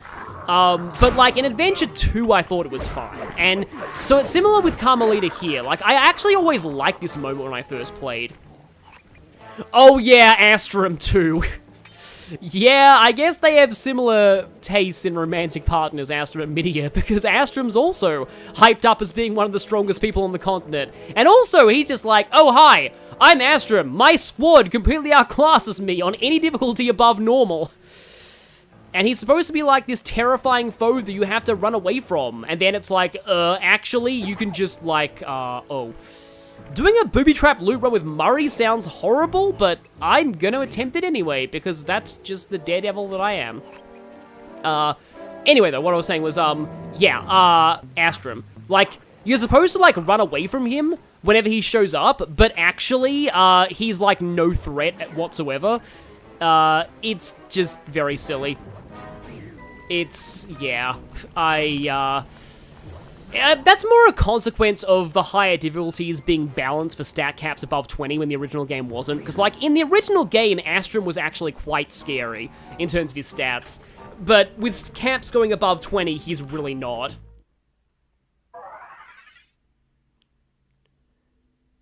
Oh, no, Amy was captured since the start of Rivals, yeah. But, like... yeah. Anyway.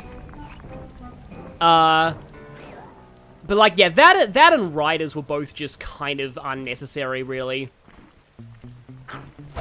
Because, like, I believe, like, the final thing of, like, of boss of, like, Rivals 1 was, like, to get, like Amy's card back, but that fight would not change if she wasn't captured. Like, it would not change at all.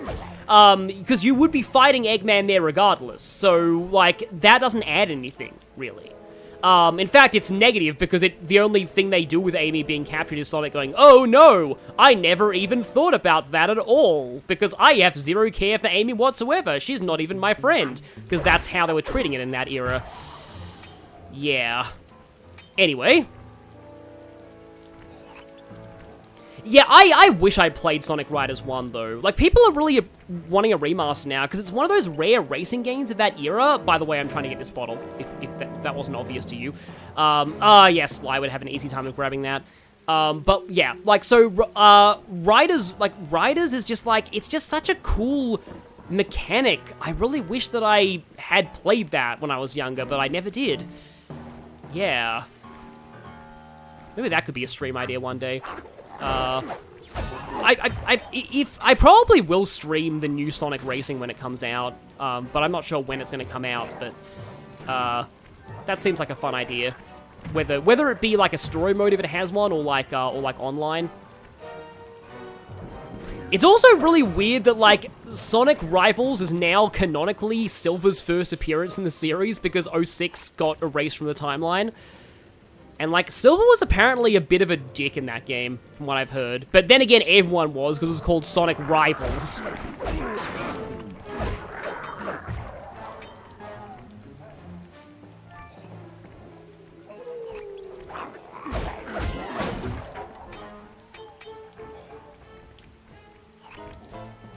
Yeah, Sal does stuff. It's you know, I can see it. Yeah, liking, you know, nerdy shamans and, like, the dark magic users. The dark magic users in Fire Emblem were always cool. Now, let me actually find this stupid mission. Where is it? Where are you? It's like you're supposed to get on the rooftops to get a good vantage point to find missions, but, like, but Murray just doesn't like getting on rooftops.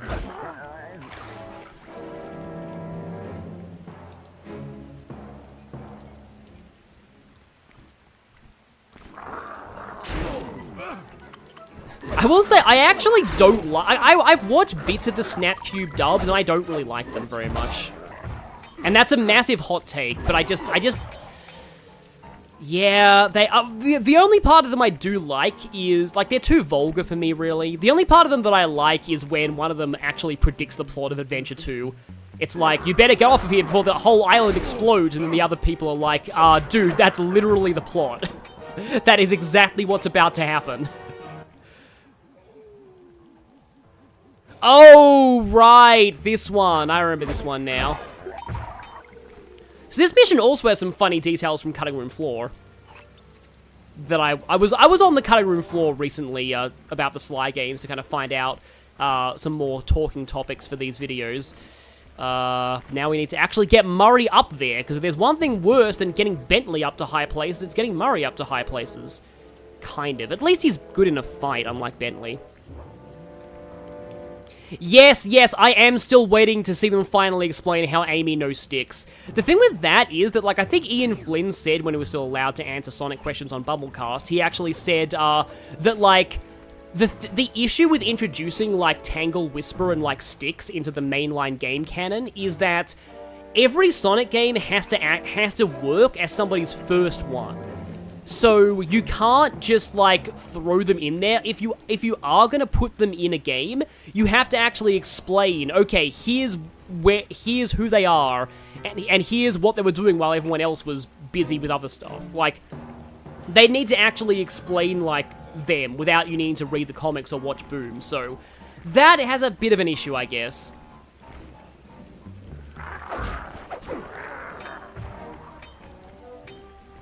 Oh yeah, I feel like Bayonetta would be one of those games where you'd, like, it's much more fun if you're, like, actually good at the game. Like, it seems like a very intense, almost fighting game style. Hey, Murray, can you see the general from there? Nope. Just an old man coming up the ramp. Don't let his appearance fool you. That's General Clawfoot, and he's one of the toughest old soldiers you'll ever see. Not to mention head of castle security. What if he doesn't want to come? I don't want to hurt him. Don't worry about that. He's only afraid of two things, fire and water. Other than that, you couldn't hurt him if you wanted to. He might even come in handy along the way, as a projectile. Wow, that is handy.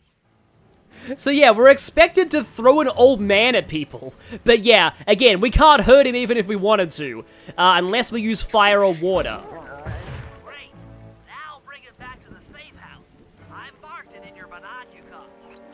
So this guy has gibberish dialogue, and the funny thing about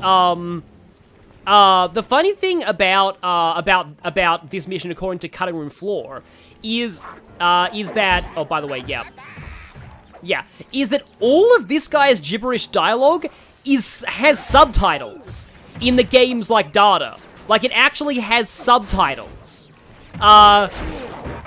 Even though it's just complete gibberish. The subtitles are just coded to never display. But and he just walks along like nothing's ever happened. Also, yeah, being able to jump while carrying somebody with that upgrade is kind of nice to have here. Oh, it's raining right now? Yeah, he really should be freaking out, but okay, I guess rain doesn't count as water. But yeah, like, the gibberish that he's saying here is, like, all of it has subtitles in the game's code, even though it's never actually displayed. Like that. Throw an old man at people wanted the Sonic Adventure 1, yeah. Well, General Clawfoot, we've got a lot to talk about. You wouldn't by chance know the security codes to the castle gates, Don't feel like talking, huh? How about a little of this? Talk, you scoundrel! And so, feather torture. Yeah, the rain's giving him a bone ache from mild humidity, yeah. Oh, I forgot that he tortures him. More Bentley being a psychopath added to the list. All right, fellas, let's get down to business. The first steps to escalating the war between Neela and the Contessa have gone well. We're down to the final setups before we spring our trap. Sly, I need you to steal a voice modulator from the castle and install it under Neela's headquarters. If all goes as planned, it should allow us to give orders to her mercenaries without being detected. Unfortunately, Neela's recent bomber purchase has made her army over-enthusiastic, and they might strike before we're ready. Which leads me to Murray.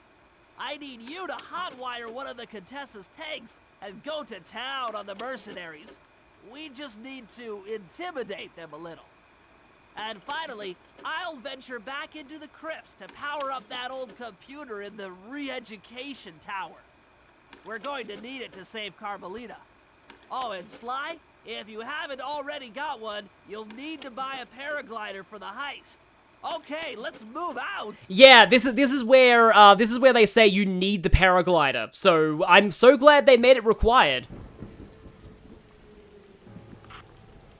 Oh, is the Super Bowl over? Didn't know that. I've never really been into American football, but still.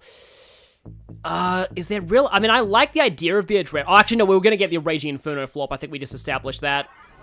Okay, so Yeah, Murray needs to go to town with a tank, and I guess I can take care of that one now. Because that's a pretty, well, I would say a pretty fun mission, but it does, who here likes literal tank controls? It's funny, this is like one of the few times I've seen the term tank controls, but actually applied to a real tank. Because, like, I can't believe, like, Resident Evil, you move like this, but, like, with tank controls. But, yeah. So, we're about to encounter literal tank controls. Oh, it's jump square rather than jump circle, okay. How do I use the Raging Inferno flop? Oh, okay, I have to use a button for it. Okay, yeah, upgrade is automatic. Yeah, there you go. So I think I have to, yeah, there you go. We jump and R2 for the Raging Inferno flop. Like, that's definitely helpful. Yeah, Murray, use both analog sticks to drive the tank. Press both up to move forward, both down to go in reverse, and in opposite directions to rotate. yeah. Fire your turret, tap the R1 button. You'll need to take out 6 tanks to get the job done. So, yeah, both sticks forward to go forward, both back to go back, and in opposite directions to turn. Gotta go back farther than this. Thankfully, you never need to do tanks outside of this chapter, but it's kind of, from what I remember, it's surprisingly fun. But yeah, it's time for Murray to drive a tank. Remember, both sticks up to move forward, both down for reverse, and in opposite directions to rotate. Yeah, this is The R1 button fires your turret. very disorienting.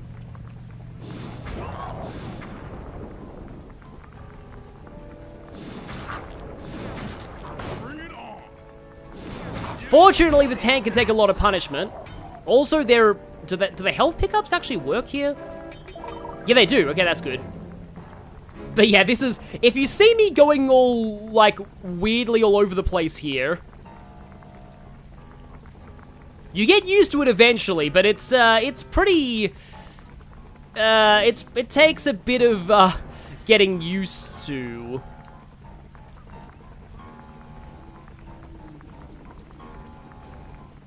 These are RC car controls, not tank. Yeah, I guess they are. Well, just like the main gameplay, let's actually be stealthy here. For justice. Yep, let's just use these alleyways to Murray scores again. get, yep. The Murray scores again. Is that where I got the Gary Stu scores again? For Persona 3, subconsciously? Maybe. Your turret also kinda auto-aims, so you don't have to worry too much about aiming, and the other tanks are not very accurate. They do kinda aggro onto you once they see you.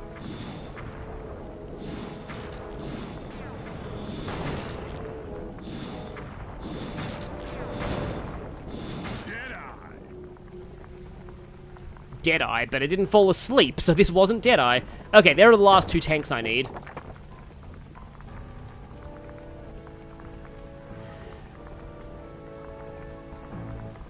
See, sometimes it can be helpful to, like, hold one stick and then use the other stick to do the turns, but if one of the tanks gets behind me, I'm kind of screwed right now.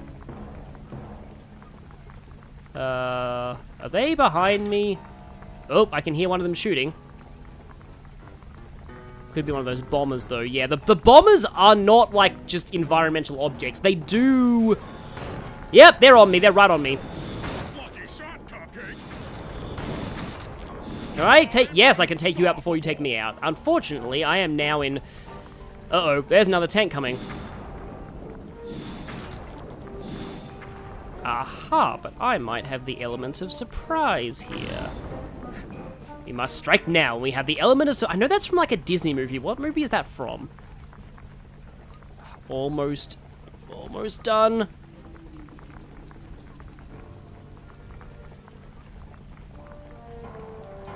Wait, Joker attempts to cyberbully Shido on Twitter in the Persona 5 manga? I can believe that, but that's still pretty amazing.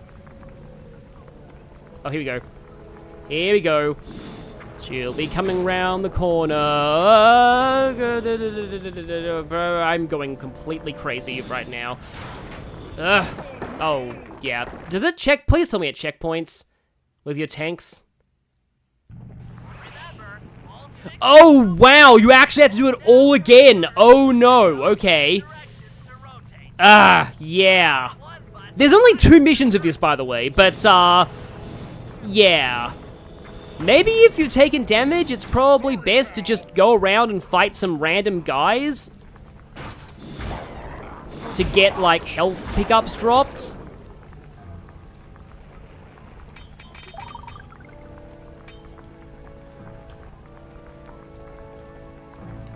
Yeah. I have to endure these. So yeah, you guys in the chat or watching the VOD are lucky that you don't actually have to do these controls yourself, but because they are very much a thing that exists for good or ill, mostly ill. I felt that. Kablamo! Still not as bad as that one. Like yeah, there's a Warhammer 40,000 orc who has an amazing, that you fight in like a battle wagon, who has an amazing line when he's defeated.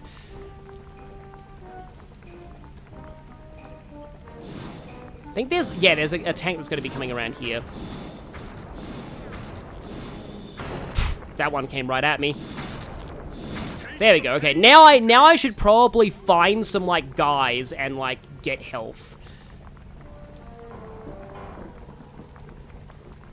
Because I kind of need it right now. Or maybe there's health in, like, the,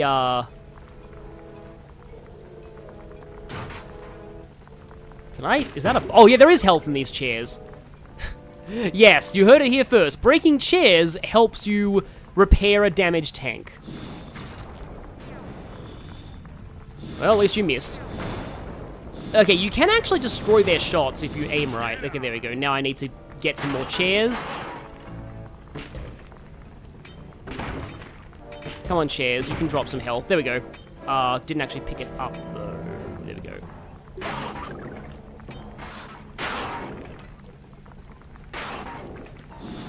What's this about? US and UK and 60 FPS and not 60 FPS?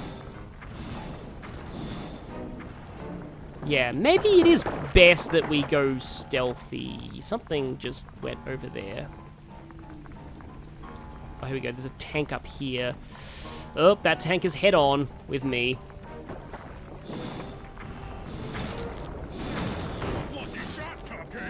Okay. Oh, there's only one left. Okay.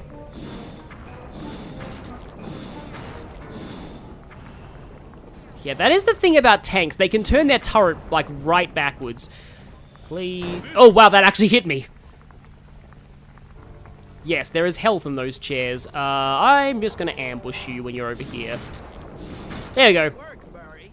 That should cool down those mercenaries for a while.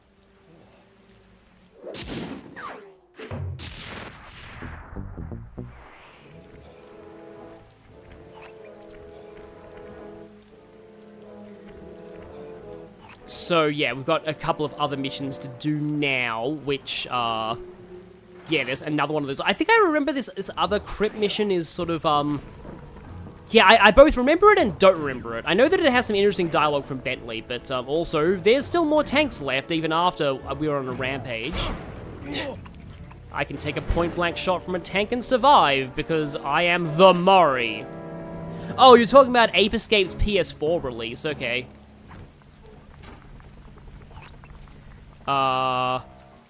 Yeah, losing Akira Toriyama in 2024 was bad, but also, 2016 was just awful. Like, all the celebrities that died that year was just, What sums up is that trailer that makes 2016 a horror movie. Also, now, my muscle memory is doing the tank controls. Even though I'm out of the tank. That is a sign that, yeah, of how bad they are.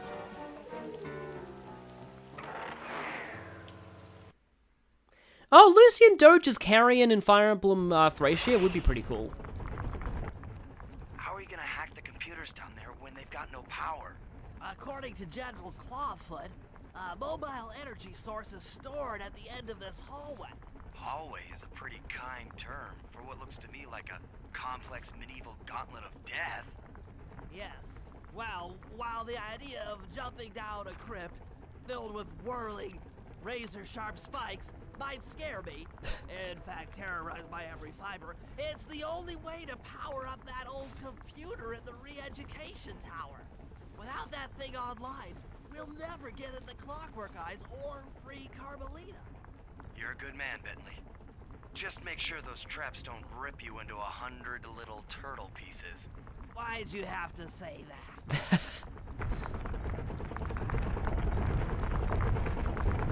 Yeah, there are little patches of ground that don't have spikes on them, and you sort of need to just dodge around them. But yeah, this is all, yeah, Bentley platforming. That's something that you don't often see. Oh yeah, I remember this now.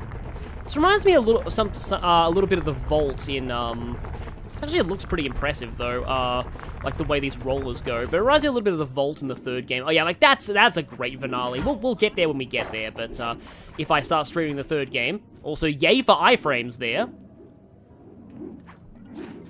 Yay for timing out the cycles there. Oh, this one, yeah. Oh, wait, that's a trap. Oh, yeah, because you gotta get on the spots that are non-spiked.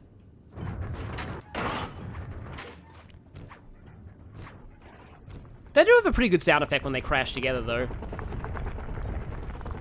And now we have more of these. I like how you can even see the cogs. Spinny. That one was weirdly easy. Although, if I'm remembering right, I think you kind of have to then take... Oh! For some reason, there's a Cthulhu in here? I forgot there was a Cthulhu in here. Aha! This acid battery should do the trick. Just walk close to the electrode and voila! Prepare to be hacked, you knave. Yeah, I kind of remember this one too. So now we have these very slow shapes that approach us from like all angles.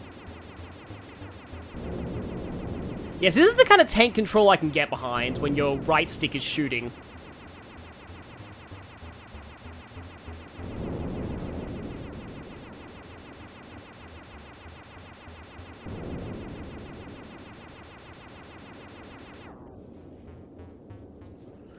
Saddest Pokemon anime moment? My joking answer is the time when Ash got Primate, but it only lasted for one episode before he gave it away. That was always just a massive pain to me. I'll get you, Contessa. Oh, how many times must you say that? It's not going to happen.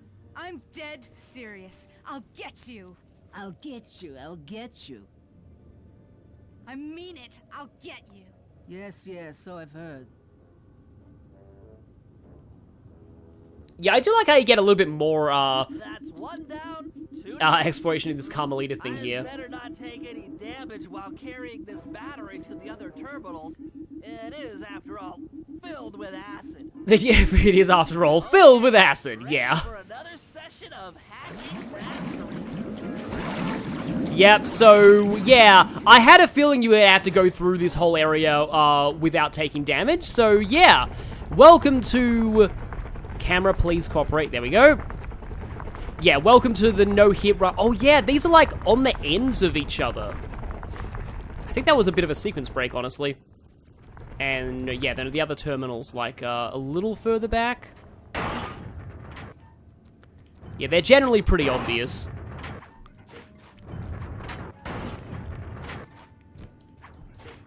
Yeah, there's a terminal right there. And they're automatic, okay. Oh, now they have triangles. Or shurikens, I guess, as you will. They're a lot faster. Yeah, so this is the less of the shooting thing and more of a just enemy Zerg rush.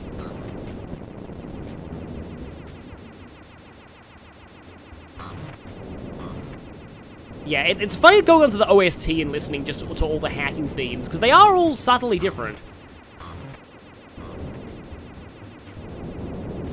One of the last hacking missions has a pretty interesting theme to it, and, oh, okay, there's just one of these. And there we go, no damage to that one. Maybe I should approach this through your id instead of your conscious mind. It might help to get around your super ego. Yeah, id and super ego are real terms.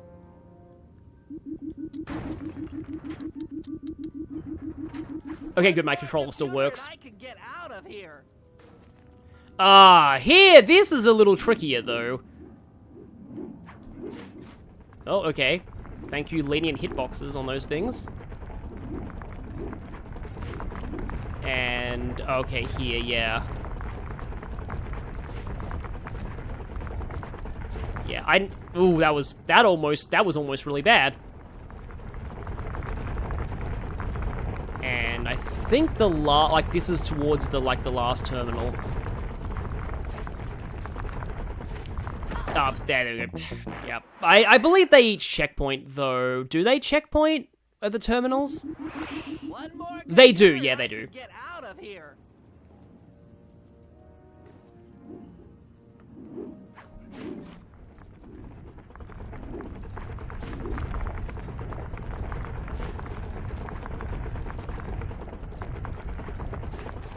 Whoa, whoa, whoa, whoa, whoa, whoa, whoa, whoa. Yeah, that was almost bad. Yeah, it's like this is like the first room originally, but it's actually one of the tougher ones to get through at the very end. And that should be the last one. There we go.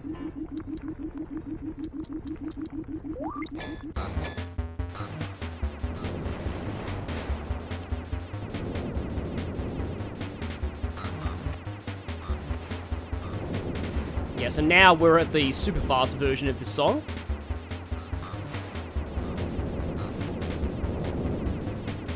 I wonder how this music was made, because it's definitely not like 8-bit or anything. It's sort of like modern, well, PS2 is not modern anymore, but you get the idea. Like modern instruments trying to do like a bit of an, sort of a cyber 8-bit kind of thing. And there we go. Some of them are actually chasing me through here. Oh, right! There's a boss in this one! I forgot about that! Kind of. As close as there could be to a boss, yeah. This as well, like, as a kid, like, this actually was kind of an intimidating moment, being like, oh wow, the final thing to the security that involves saving Carmelita for brainwashing has, like, a boss in it? Inspector Fox, why fight it? Don't you want to be my friend? No, you horrible 8-legged cow! No! With that old computer powered up, my work here is done.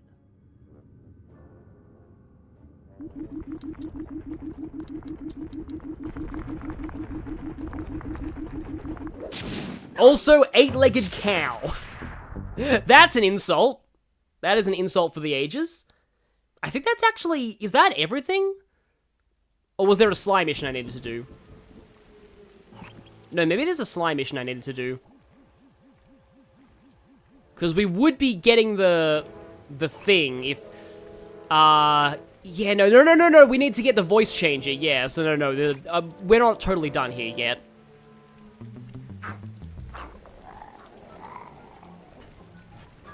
Yes. At least you didn't call her a one-eyed monster exactly. Oh boy, that. I still can't believe that's, like, actually a perfect localization of what it was in Japanese. In Xenoblade 2. But if I stream Xenoblade 2, we'll get to that when we get to it.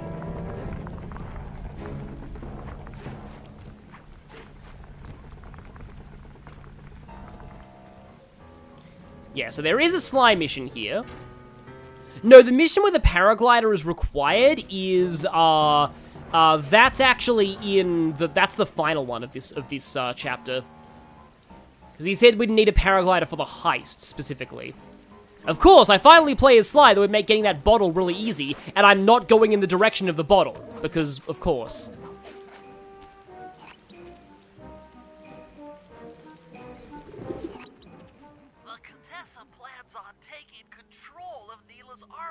By fooling them with a prototype voice modulation device. To get the thing working, she'll have to jack it into the satellite connection beneath Neela's headquarters. So, I'm guessing you'd like me to steal the device and hook it up for our side, giving us control over Neela's mercenaries. Sounds great. You'll have to steal a few keys here and there to get access to the more secure areas of the castle. If there's pockets to be picked, I'm your man. First, steal a wiretap and the voice modulator. Then head for the sewers beneath Neela's headquarters. I'm on it. Of course, a wiretap, just like in Ace Attorney 1. Oh, this is interesting. It's a turning guy. Oh, that was a key. Thankfully, you're allowed to be seen by them as long as well, they don't kill you.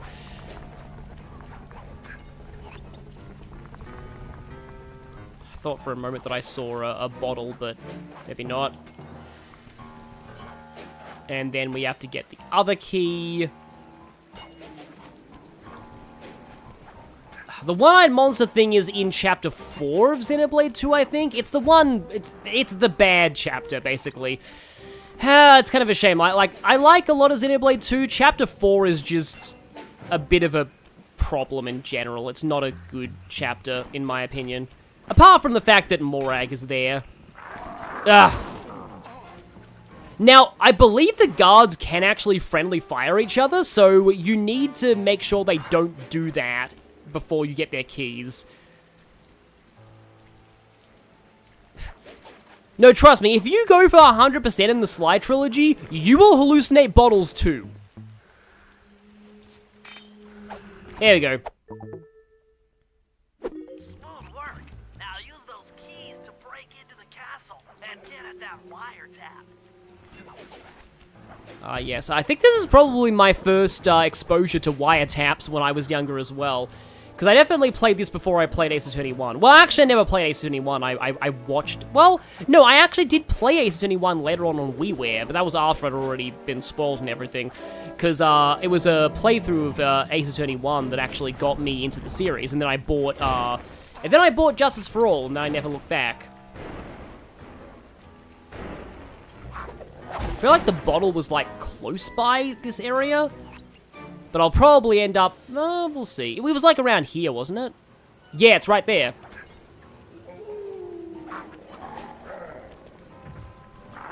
I'll explain what I think is wrong with Chapter 4 once I stream Xenoblade 2, but it's definitely, it's got its issues. I probably like it more now, but it doesn't help that that's also the chapter that has the, wow, okay. That has the Mithra, you know, moment.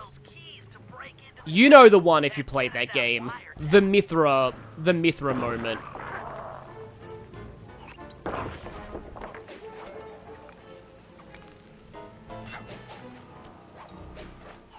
I don't even think the navigation of the factory is that bad. It's other aspects of that chapter that I have a problem with. I actually quite enjoyed the factory the first time I played it.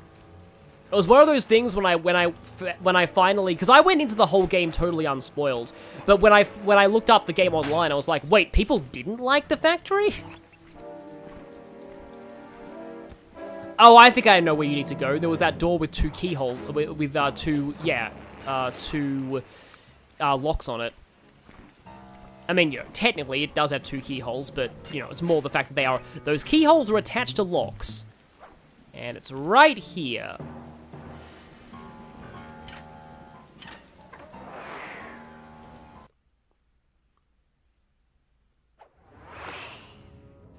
Wiretap is at the far end of the room. Easy does it in here, huh, pal? Or we could just get spotted immediately. Will the Insanity Strike finally be useful? Okay, look, they are actually attacking each other. Some of them are.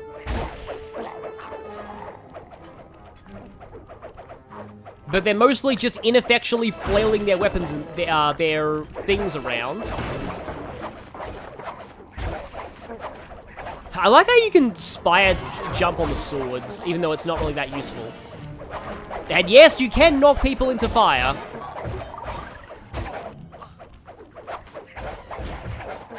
Yeah, some Asian, that was the original joke, that they localized as One-Eyed Monster, which works, because, yeah. Oh, okay, here's the vaults. Do you remember that? Wiretap, all capitals! Yeah, that wiretap is perfect.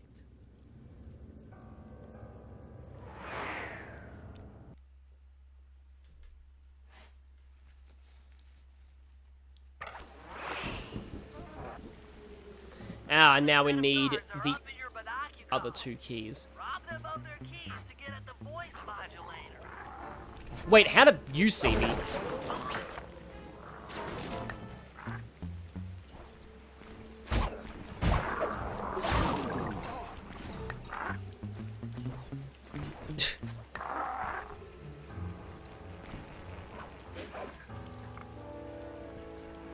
Turn around, please.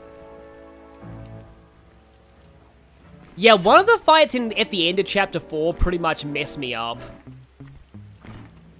And yeah, what I hear of, like, Korean localizations, they do seem to be very faithful to Japanese. But that's because I think the Japanese and Korean languages are very similar. I know that, like, a lot of people who know Korean find it easier to learn Japanese and vice versa. So where is the other key?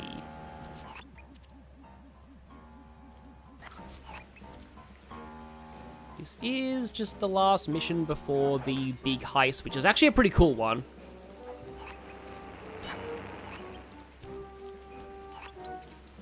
Where? Now I'm actually getting reminded of the asylum in Psychonauts. That's another good good hub level.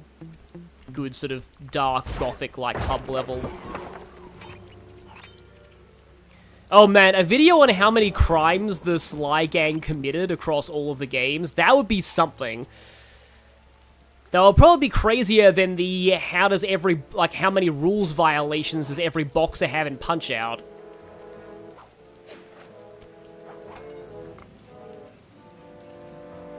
Yes, the crime counter is too high to properly measure.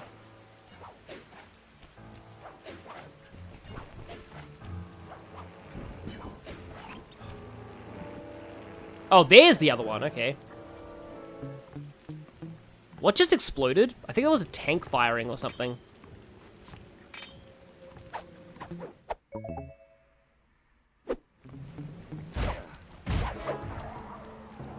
Yeah, the actual asylum platforming, from what I remember, is pretty rough in that game.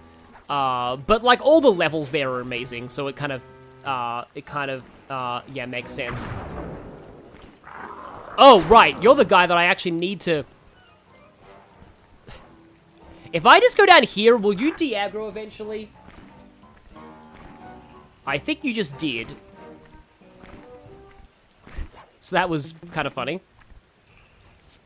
Can I actually get... Can I speedrun Lockpier? Okay, I actually did get it. Nice job. Right as he was slapping me, I got it. Marked in your binoculars.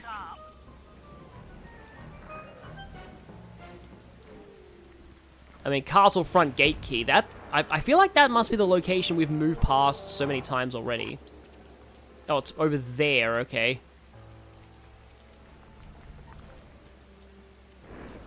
Yeah, it's right here.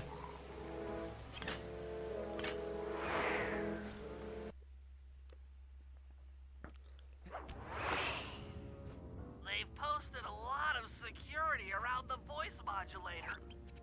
This could be tricky. Can we alarm clock this guy? We might be able to. But yeah, he's gonna go around the spikes, though.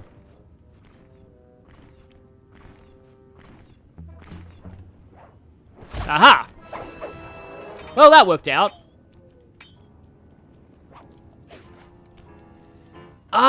I might do the bottle cleanup, as well. Like, there's not a lot of bottles to get in those first two. Oh, right, we can crawl underneath here. Though it's probably not going to really end well, because there's a guy right there. So, I am instead going to not do that just yet, and instead unleash the alarm clock.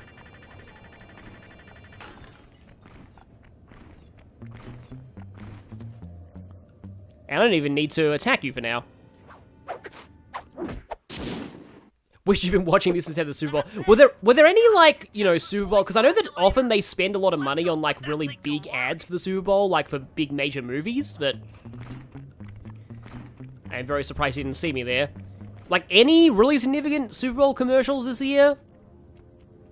Because, like, sometimes they do things for, like, you know, really major, like, movies, like Disney films, Marvel films, sometimes Nintendo, I think?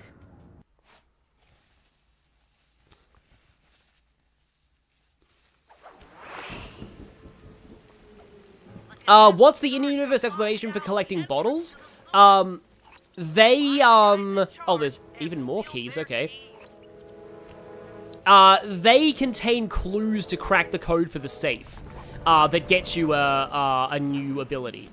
So, yeah, there is a significance to collecting them.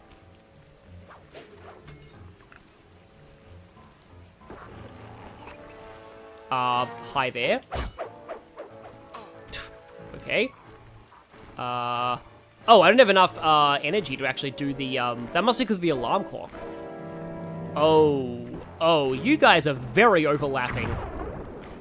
Also, I just heard a tank explode something. Oh, but you can go underneath here. They at least vary up the pickpocketing, kind of. Because, yeah, here we can slip under.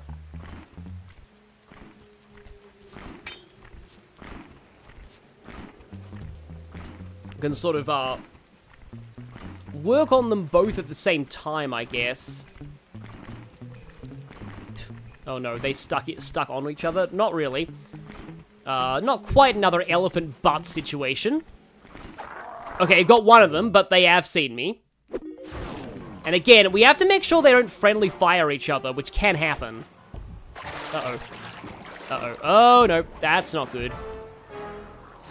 Ooh, that was a near miss.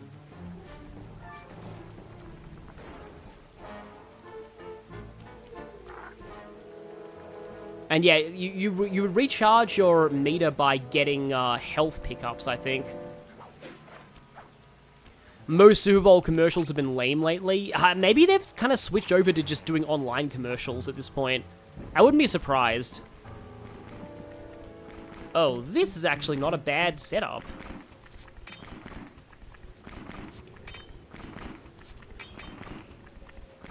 There we go. That's some quality thieving, Sly. Now head for the runoff drains near the riverside. They should lead to the sewer. Yeah, that one is legitimately kind of tricky. And let me just get rid of you.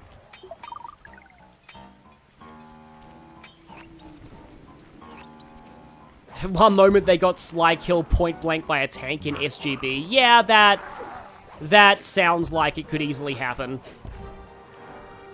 Okay. So, again, that was another really near miss, but at least I have enough health to probably survive this, if that were to actually hit me, now. Is this... here we go.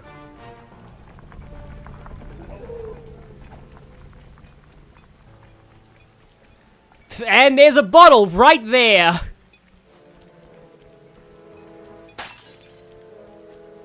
Yeah, I wonder if that one's often, kind of hard to reach. Like, that's one of those that is pretty, like... Because you have to come here during the story anyway.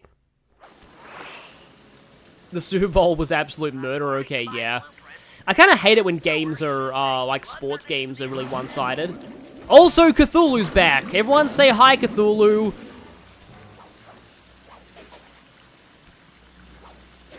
Yeah, I remember I'm like, I forgot there was a Cthulhu in here. That's a sentence. Looks like we got lucky. The Contessa's men have already excavated Neela's satellite cable. How should I proceed? Slice in the wiretap, then attach the voice modulator. I'll broadcast from the safe house to make sure it works. This is going to be so cool.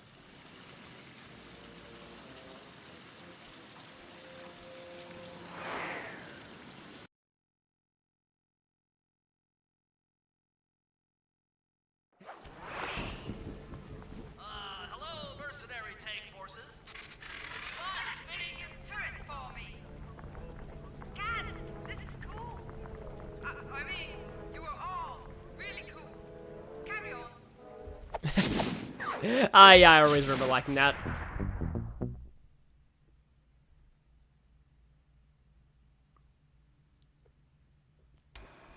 It's time to wage war on the castle, and in the confusion, pull off a heist I've named Operation High Road. First, Murray will take down the spotlights on the main gate with the codes provided by General Clawfoot. Then, with the help of the voice modulator, I'll order Neela's forces to attack. Sly will then paraglide the two of us over to the Contessa's getaway blimp, and we'll use it to get inside her re-education tower. The assault on the castle will undoubtedly draw the Shadow Guards off their post, and if we free Inspector Fox, she's sure to clear out the Contessa. With the Mind Shuffler exposed, I'll plant the Bad Mojo Bomb, and presto! The Clockwork Eyes are ours. So if the two of you are ready, let's take our positions and get this thing started. Arda's annoyed you want to give a ferret a Sly Cooper costume after this stream. Well, as long as it's not, like, cruel and the ferret is okay with it, then, yeah, then that would be fine. Okay, so I want to guess that, yeah, Murray does initiate this one. Head for the castle's main gate and power down those searchlights. While you do that, Bentley and I will climb our way up to the top of the castle.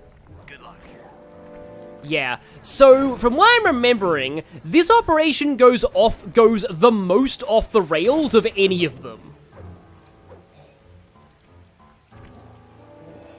I hope that general guy told the truth, or this is gonna get ugly. Oh yeah! The lights are down, Bentley. Time to call in the cavalry. I'll see if I can find some extra firepower to help out. Attention, bloodthirsty mercenary forces! The castle Defenses are down. Seize this opportunity for aggressive military action by pressing an attack on the castle. Charge! For victory, for glory! That should do it. Now that you're done being a warmonger, feel like paragliding over to that blimp? Just make sure to grab the rope hanging off that thing. I don't want to drown.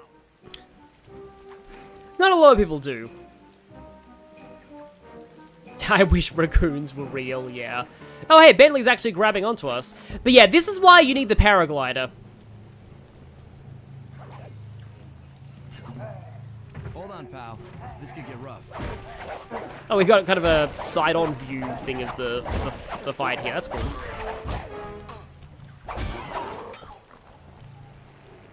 And no more of them. Let's head for the re-education tower. Yeah, I like how the chat's leaning into the whole warmonger thing. Sly, I'm never done being a warmonger. I can actually hear that in his voice actor's tone. What? The mercenaries have breached the castle defenses? All of you go! Defend this tower to the last man!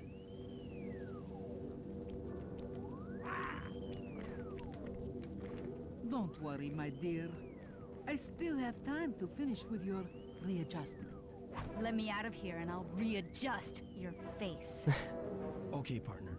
Looks like the Shadow Guard is out of the picture. You ready to free our violent little princess? Affirmative. That Iron Tech 250 is a fully integrated system. Access to Carmelita's restraints has to be in this old terminal somewhere. Yeah, and you never see the Shadow Guard again, exactly. You never even get to fight them, which is a little unfortunate. And we still have one more hack to do for this chapter, so... Yeah, I thought we were done with those? Not really. And yeah, now some of the respawning things have turrets on them. We also have to deal with triangles, or they look more like caltrops, which I guess are also kind of triangles. Oh, hey, stop comboing me. Just such a small area to actually shoot the firewall here. Uh-oh, more shooting guys incoming. At least you get to shoot a lot faster than they do. Yes, the old terminals. Yeah, this security is very jacked for an old terminal, exactly. For an old terminal. I mean, then again, sometimes old technology is like, I think like videotapes are like legitimately better than like DVD and stuff. That should do it.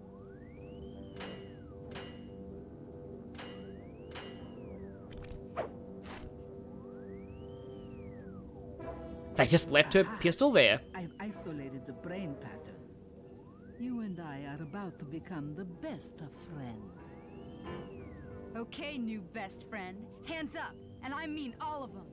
My dear, you really should... Shadow Guard! Shadow Guard! Come back here, you witch! That Carmelita, always trying to resolve her problems with a shock pistol. She is rather truculent. Stand clear, Sly. This might have a larger blast than anticipated.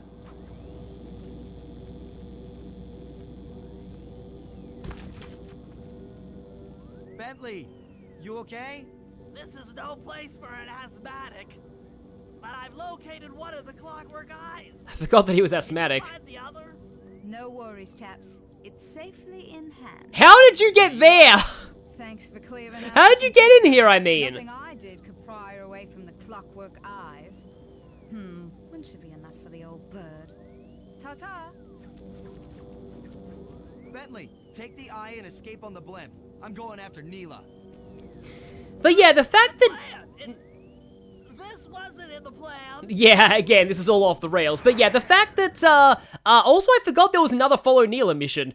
But yeah, the fact that, Neela is interested in the Clockwork parts, that has an implication. Heads up, Bentley. You're about to come under fire. Get to the blimp's turret. Oh, right, you have to, she paraglides in this one. I remember now, yeah. Yeah, High Road was always one of my favorite of the operation, final operations in this game. You know, I mean, you know, Rescuing Carmelita, I am kind of biased because of the ship, but still. Oh yeah, and she goes down here too. It's funny how, like, in that earlier, like, mission where Neela goes outside her base, she still has the follow trail on her. So I guess that's just permanently part of her model or something?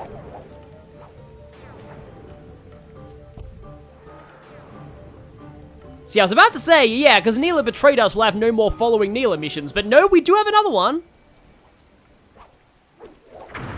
I think running is faster than the paraglider, so it's generally recommended that once she, yeah, she actually activates the guillotine, so don't follow her through there. That, like, once she goes on foot, you should go on foot too. Did I just... Where the heck did she go? Oh no. Oh no, oh no, oh no, oh no, I may have lost track of her. Ah! Yeah, I bumped into her directly, and it messed me up.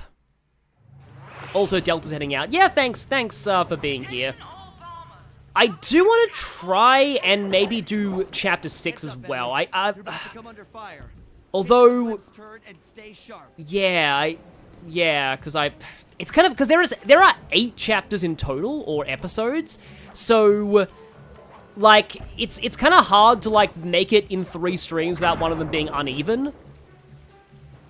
Because, like, technically the next one leads into the one after, but also... I don't know if I really want to just do 2... I don't know. We'll see what happens after I finish this. It has been, like, 4 hours already, though. So maybe I could end things here and just have this be the Contessa arc. And maybe do a bit of bottle cleanup as well.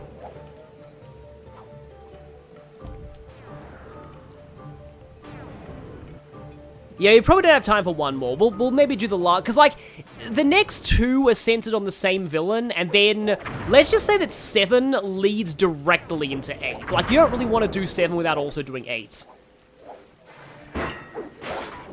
Yeah, I think after this I might just do bottle cleanup and then end this. So, okay, she went this way.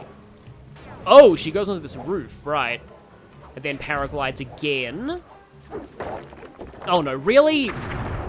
I can't get up there in time, can I? I don't think I can. Yeah, it's gonna fail this in a moment, I think. Yep.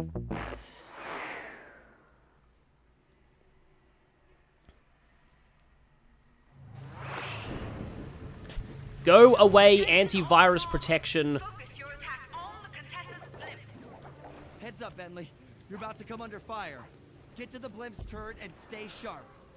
Oh, right, there's gonna be a blimp turret segment too, yeah. Hi, Wolf, please don't interrupt me. I'm doing a very important chase here. Yeah, the trail is definitely important so you can tell where she's going. Flying is physical in Gen 3, Blaze the Gamer reacts.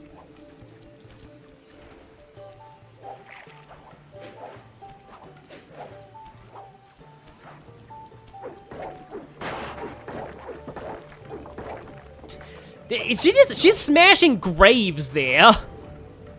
Again, more proof that Neela is a terrible person.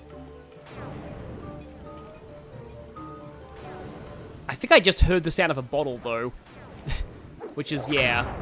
So people have told me that one way to actually make bottles easier to hear is just turn off the music. And that way you'll only hear the sound effects, so the bottle sound will be very obvious when you're near one.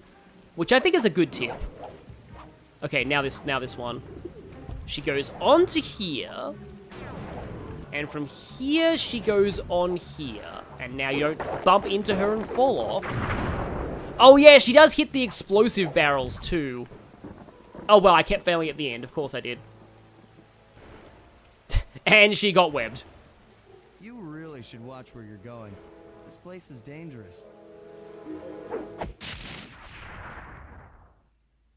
Don't you dare! That eye is mine! It's mine! Actually, Mr. Cooper, the eye belongs to me.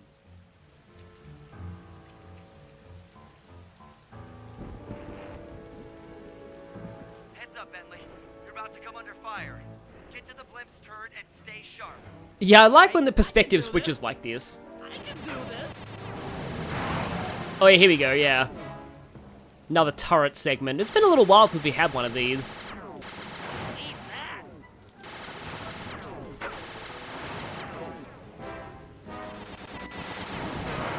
So we've got, 5 rows of 4, so that would be 20 to take care of. Hello, plane. Hands up. Another one. There's a few of them that are just swirling around there. Oh, no, there's one that's near me, apparently. Sorry about that. Yeah, these are supposed to be bombers, but they're acting more like fighters. Glad they're not firing missiles, though, otherwise this blimp would be, like, instantly done because of, Physics? yeah. The way that, fighters tend to go against air targets. There's a thing over there. Oh, there's a guy on me. This'll hurt. There's a lot of controller vibrate. Okay, just 2 left. How do I miss that constantly? Things actually look a little bit like Spitfires. I used to really like building models of Spitfires as a kid. Clear. Okay, guys, I'm heading out for our rendezvous. Come back here, Contessa. That getaway blimp won't save you! Merciful Hades, Slide, can you read me? Carmelita shot out the guidance system, and the blimp's descending at a decidedly unsafe rate. I'm going down! Down! Down! So yeah, whoops, Carmelita thought that was the Contessa, and nope, it was us. That eye belongs to me, and I want it back. No way. You think I'm crazy? Actually, on second thought, don't answer that. I really don't want your professional opinion. Not crazy, just stupid. You're an ignorant child playing dress-up in his father's legacy. Oh, I know all about you and the Cooper clan. Then you'll understand why this eye needs to be destroyed. Short-sighted fool! I've no interest in your narrow interpretation of morality. I'm above all that. Above good and evil. And you think I'd give the eye to someone that's above morality? Enough talk, insect. It will be just as easy and more fun to pry it from your cold, dead hand. So yeah, finally we actually get the Contessa boss fight. It hasn't been since like the first one that we had a boss fight with Sly. It's actually been a while since I did this one. I don't remember it being particularly difficult, but I could be wrong about that. Is anyone there? Guys, I'm alive! What the? Hands up, turtle. Give me the clockwork eye. I said give it here. Now keep your hands up for 10 minutes after I leave. I'll be watching. Carmelita, she... Oh, the guys are going to kill me. Yeah, so if you heard that conversation right, this just went even more off the rails.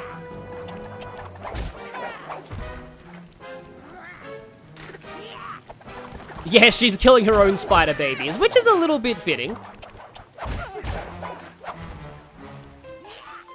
Yeah, damn, this is like, okay, I don't want to speak too soon. This is a pretty easy fight. Well, oh, I think I remember that there might be another phase, or not. Enough. You've shown me the error of my ways. I feel sorry for you. All your education and you still don't know right from wrong. Huh? Oof! I know enough not to let my guard down around an intellectually superior opponent.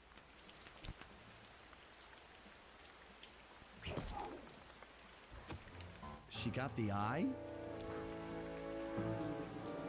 She's got the eye!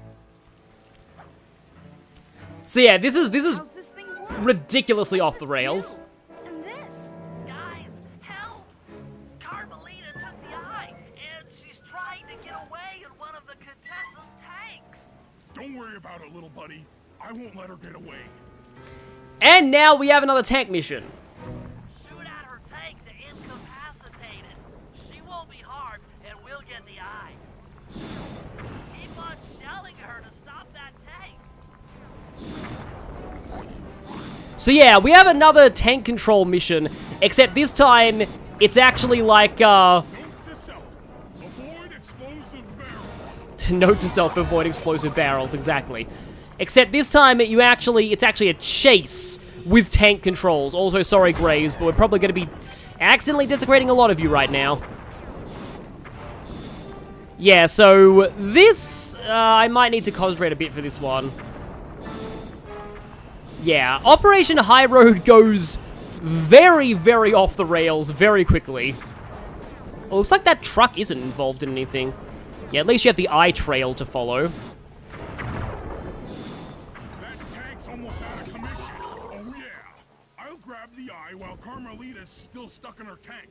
Then come around to pick up Bentley for a quick exit. Oh, wow, I could hear a bottle there. Eye. There was absolutely a bottle sound during that cutscene. There's nowhere left to run. We both know I can beat you in a fight. So why don't you just hand over the eye? You're right, Cooper. In a battle of strength, you've proven yourself. But with this clockwork eye, I can battle in your mind. Yeah, there was a second phase. Because I remember her using the eye. Yeah, there we go. It's still not, like, from what I remember, that bad. And I think all it really does if it gets hit, if you get hit by it, is like it kind of reverses your controls a bit.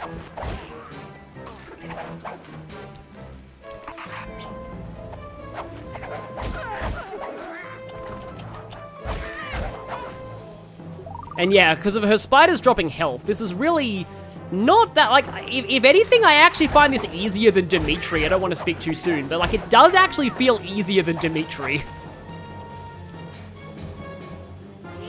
She's the only Claw Gang member with more than one. Yeah, you do get, it just kind of screws up your vision a little bit.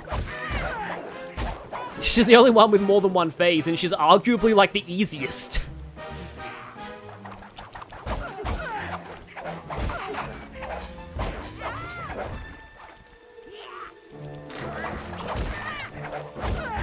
I wasn't hearing things. There really was a bottle in that cutscene. You've got a strong mind, Cooper. I never would have guessed. I think it says something that I've never actually heard the Contessa's defeat quote for, like, losing to her before. So, yeah. Things hadn't gone exactly to plan, but the Contessa was beaten and the Clockwork Eyes were finally mine. The Contessa was arrested and brought to trial for the crime she committed while working for Interpol. Their PR damage control went one step further by promoting Nila, the hero of Prague, to the rank of captain. Carmelita, still on the outs with Interpol, had to run with the rest of us. To my surprise and eternal delight, I got to help my favorite policewoman escape from the cops.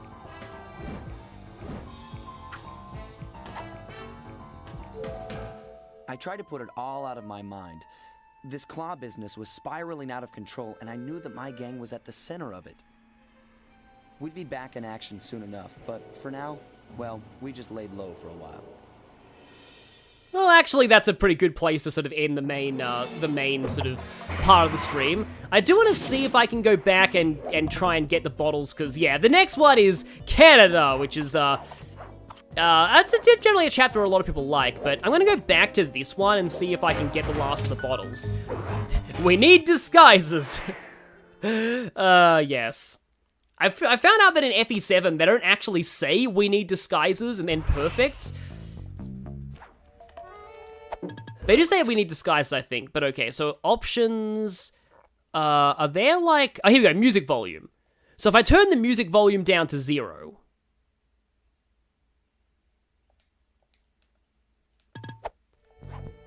Wait, hang on. Didn't actually, is this one of those games where you have to like actually do like save options or something? Some Asian gonna head out, yeah. There we go. So we're pretty much done. We have 2 bottles to go. So now, I think I actually know where they are in the 3rd episode more than I know where they are here. But I kind of like to get this one done. Ah, I can hear one already.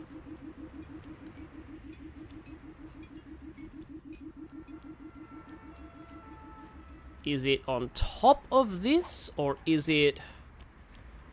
Can't be behind, because there's water there. Or is it somewhere lower down? Oh, there we go, it's right there. Okay, good. So now just one more.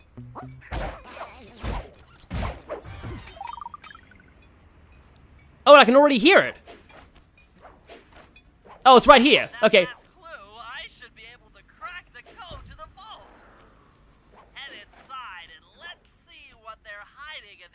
That was faster than I thought. Okay, so... Now the question is, where was the vault for this? I think I vaguely remember where it might have been. Yeah, okay, hi, yeah, Shadowblade, taking your leave. That's fine. Yep, see you. You've been, it's been good hanging out with you. Yeah, I love the slam attack too. So yeah, now, need to figure out where the... I want to say it's, like, somewhere in here? Or maybe not.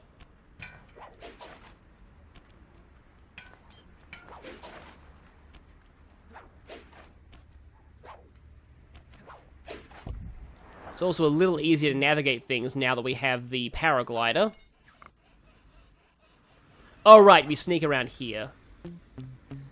I don't know if this is the vault. It might not be, but I want to say it maybe is.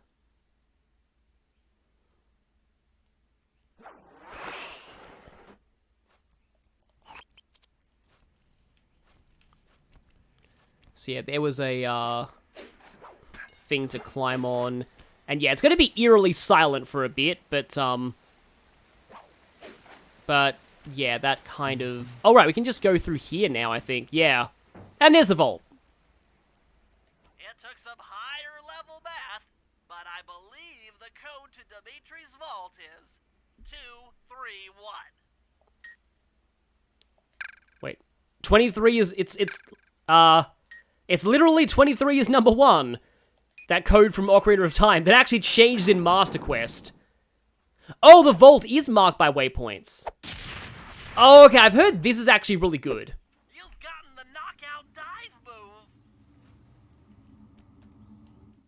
move. So yeah, knockout dive, here we go. Leap at enemies, leaving them stunned on the ground. Like, I've heard this can actually combo into the, like, into the instant takedown. But now I am just gonna leave. I guess I can... Yeah, like that. And then... Yeah, and then you can do that. Okay, yeah, so... Yeah, this would have been useful to have, like, earlier on, before we had to do a bunch of, like, sly combat stuff. And, yeah. Oh, we'll see literally 1, 2, 3 later, and I believe here we can actually go back to the episode menu, and then we've already done 2, so 3, we only need 1 more in 3, and I believe I heard that one bottle in the cutscene when Neela showed us that entrance to the, entrance to the lair.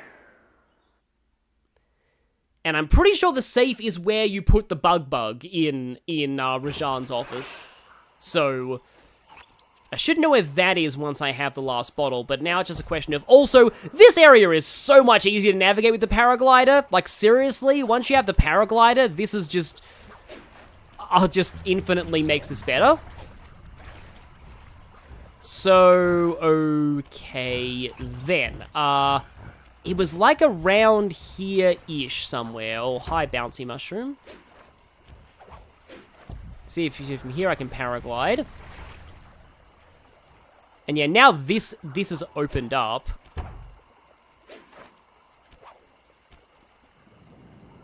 So I think it was like...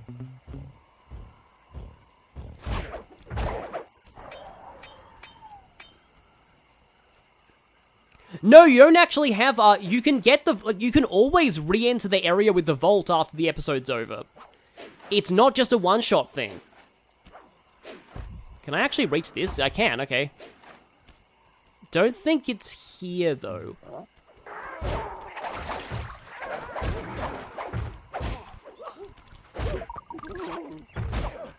Yeah, when they're stunned, you can do that. So that, I think, was the bugging the office. That wasn't quite the thing Neela let you do. Doesn't even cost very much meter to do this, too. Yeah, the knockout dive is definitely... I mean, it's loud, but it is very effective. So it's just a matter of... finding where that Neela entrance was. And oh yeah, I think yeah, you were Neroheart. You were the one who told me about Neroheart. You were the one who told me about the turn off the music tip. It actually made the Paris bottles a lot easier to get. So again, where is that place where Neela led us to? Don't think they want you to paraglide there, unfortunately. It's like somewhere... I don't think it's quite here. Near the waterfall. Okay, good to know. The waterfall's like further down here, I think. Might as well get some more money while I'm here, though.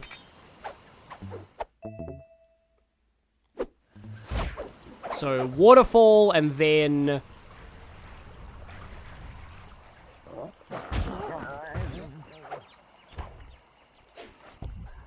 the waterfall... Yeah, the waterfall's over here. Okay, I think I have an idea of where we're going.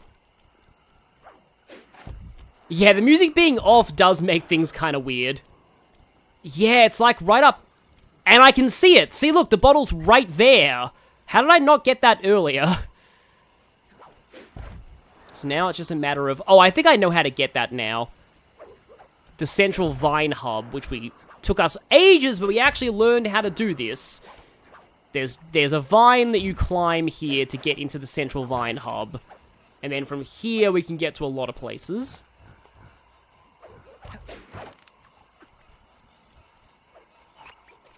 Central vine hub. I think it's down here?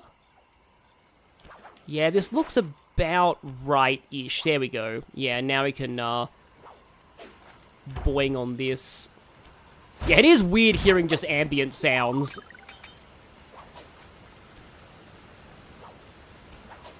Yeah, we should be getting close.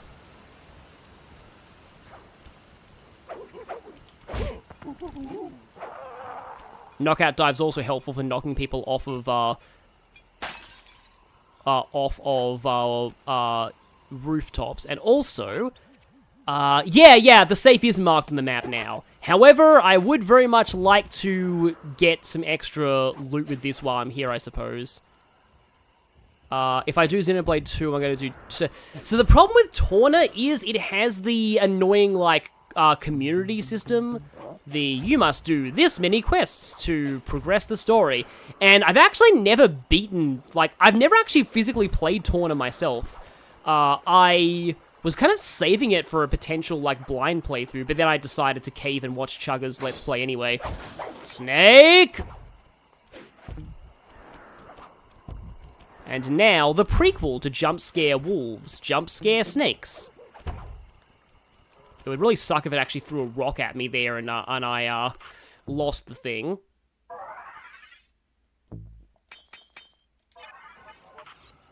Okay, so from here...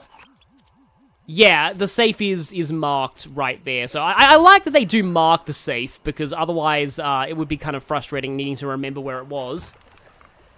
And then after that, I mean, I only have a few more to go in episode 5. I have a lot more to go in episode 4, though. Oh boy, somebody in the chat saying enough monkey business makes me think of, in like the Emoji Movie, there's a bit where there's like a bunch of monkey emojis, and it's like, oh, we're going to do business. What kind of business? Monkey business! And they clearly think that's a good joke, and one of the funniest things ever been said by humanity. When, not sadly, when they were wrong. Very, very wrong. The sad part is they were deluded into even thinking that they were making a good joke. That's way too many guards, but I can deal with this. Especially now that I have... Ow! Now that I have this.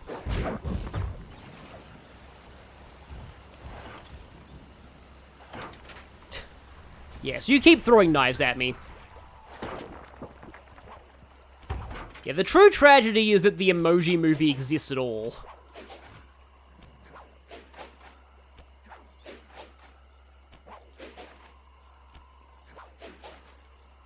Yeah, you can kind of do Xenoblade 1 and 2 in any order, but, like, they don't really connect until the very end of 2. I believe this is where the safe is.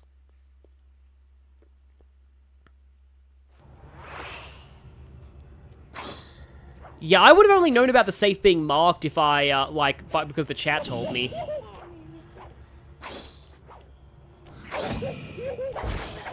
Yeah, I don't like it when... I don't... Oh, actually, Sanskrit is like a real Indian language, so that's kind of fitting. Okay, so 386.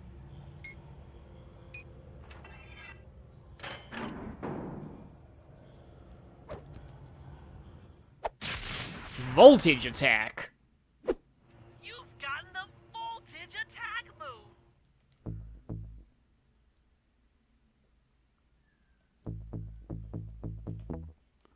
Electrify your cane. Shocking. So yeah, it's basically the equivalent of Murray's Fire Fist. I think it's only good for one attack and it's an instant kill, so it's okay. I kind of prefer like the knockout dive though. Yes, JD the BA, Patrick Stewart, did play a literal piece of crap in the Emoji Movie. I hope they paid him well.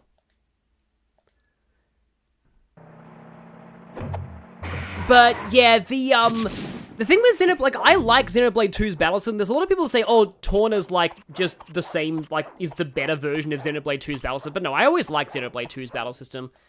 I'm gonna actually go for the episode 5 bottles first, because I have less of them to get. I believe I have 5 still, though. I might as well clean up all the chapters while I'm still here. I actually forget if this game has any, like, reward for 100% completion. But now I actually have to keep an ear out for the bottles.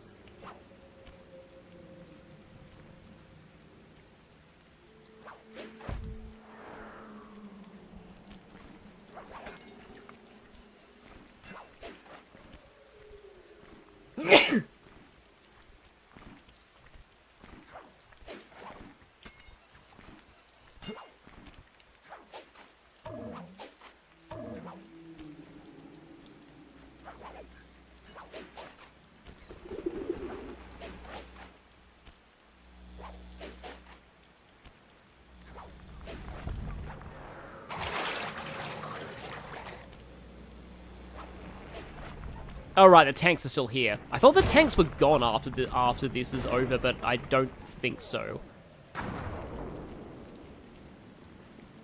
Did I hear it? Thought I heard something there.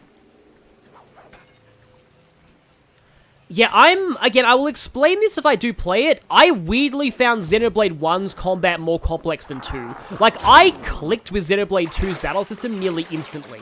I never understood why people found it hard to understand. Like, I pretty much figured it out immediately. While Xenoblade 1 has a lot of hidden moving parts, like, more than you'd think.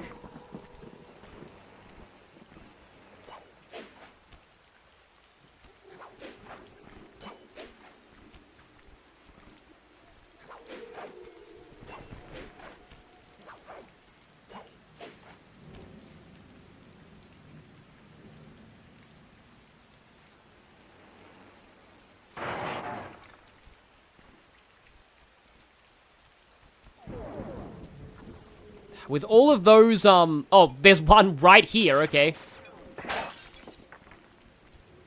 Okay, 2 more. I was closer than I thought, okay.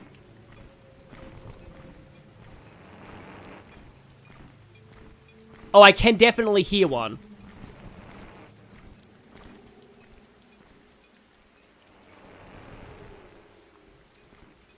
Okay. Oh, there we go. There's one there. Alright, a hooky thing. But how do I get to that hooky thing? Okay.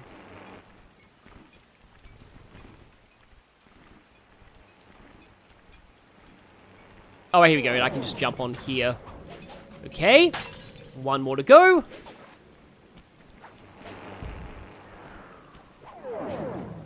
Yeah, I haven't... Ow, okay then.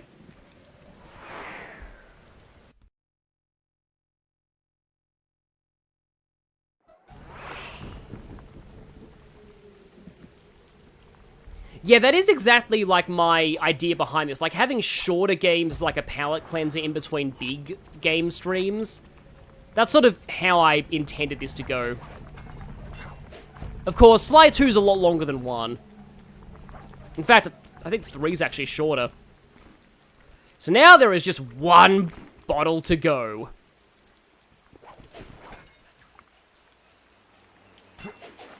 And where is it likely to be? Don't think I've really been around here that much.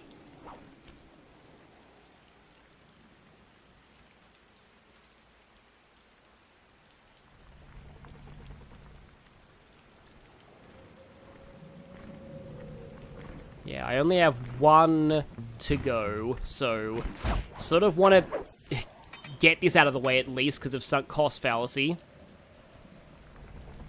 Yeah, even then it's still smaller than an RPG, exactly.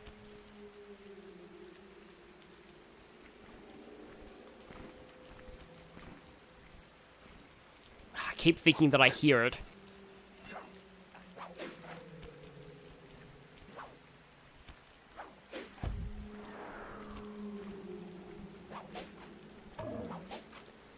Any blades that I'm hoping to pull?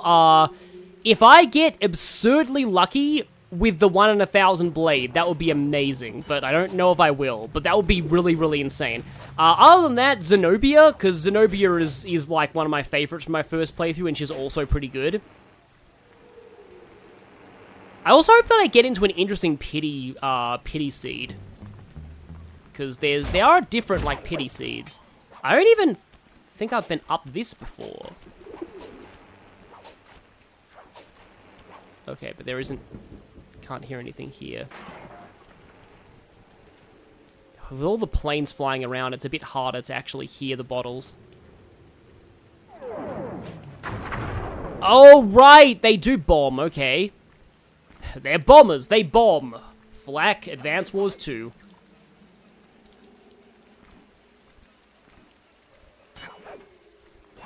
This area looks a little bit less familiar to me.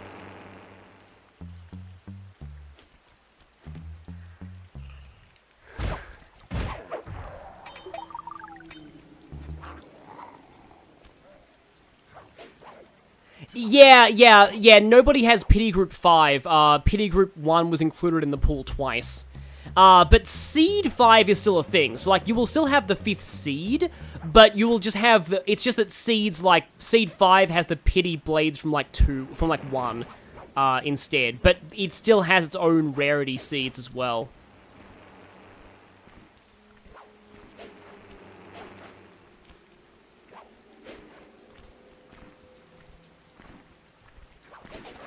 Yeah, this is a fairly big hub world. And I'm missing a lot more in the 4th one, so that one I might not do on camera.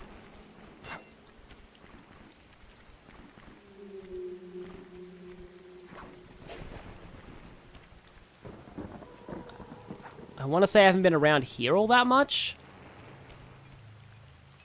Oh, there it is!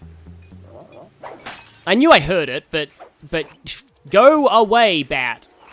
There you go. Ah, yes, I thought I could escape bats after Digital Devil Saga 2, but I sadly did not. Talfura, sorry for seeming like I'm pestering, asking a bunch of questions. No, you're not. What question did you ask recently? I think I'll need to actually go back in the chat for that, unless you can say again. Yeah, Veil was a blade I got pretty late in my first run. I think she's pretty rare on certain seeds, but she's very common in others. Like, she's one of the very seed-dependent blades. I'm not really a huge fan of her, though.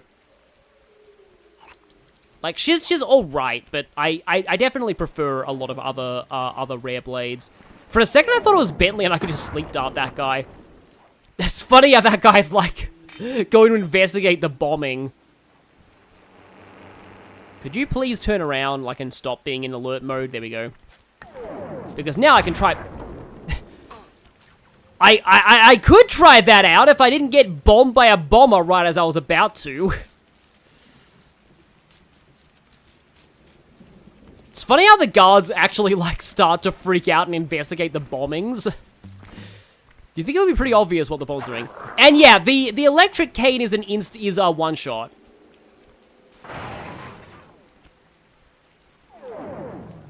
Did that bomber just crash into, like, a wall and die? Are the blades people or what? I am confusion? Oh, don't worry. When I stream Xenoblade 2, it'll all make sense. They kind of are people, basically. Oh, we have to do this again.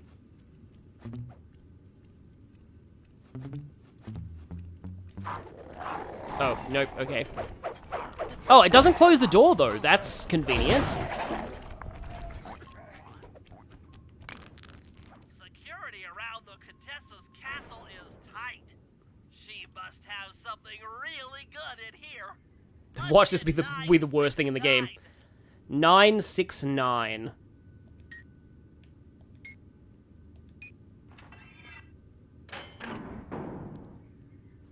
Oh, right.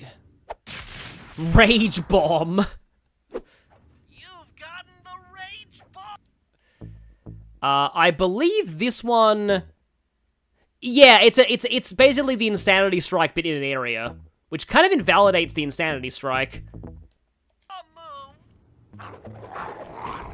Yeah, there we go. Hang on. There we go.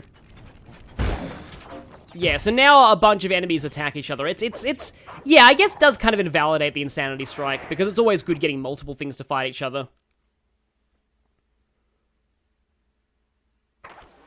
You wonder how many times a certain... Yeah, that's part of the reason why I didn't want to actually stream Xenoblade 2 earlier, because, like, yeah, it's hard to get out of, like, Oh, interesting.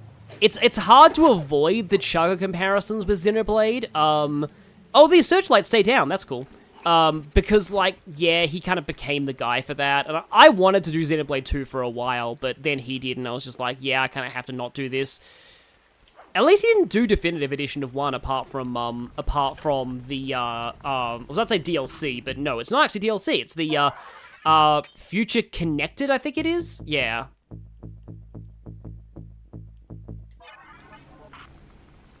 Okay, so with that, if we exit to episode menu... Yeah, Waltero, that's kinda how blades work in a sense.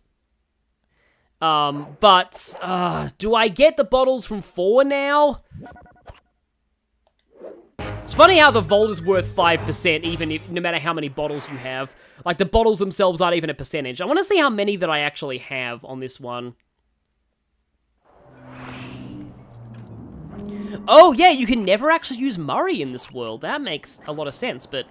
Oh, I have 9 left here. Okay. Yeah, I do wonder if maybe it's best if I don't do this on stream. There's kind of a lot of them.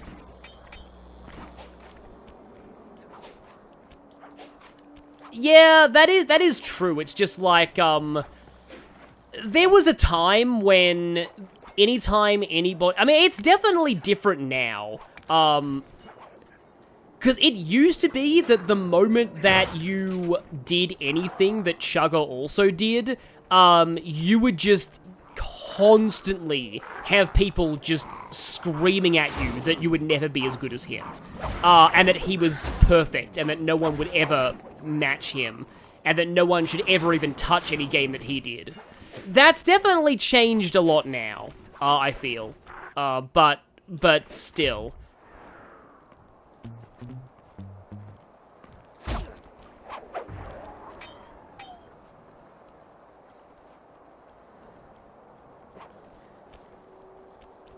Yeah, maybe I should actually do this one off camera, maybe. Yeah, I almost did Pokemon Coliseum, and then I cancelled it because I didn't want the comparisons, because he was Let's Playing it at the exact same time I planned to. That and aside from Black and White 2, I never liked his Pokemon Let's Plays. Like, I really didn't. It's one of the things that he's known for, but I actually thought they were always some of his weaker things, just because I just didn't like his approach to Pokemon. But anyway, you know what? Okay, so this is a bit of a weird note to end the stream on, but I think at this point I might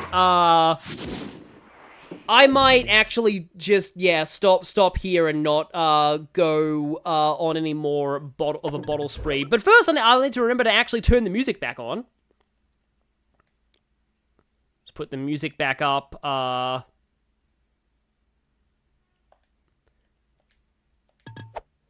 Yeah, music is back. That's good.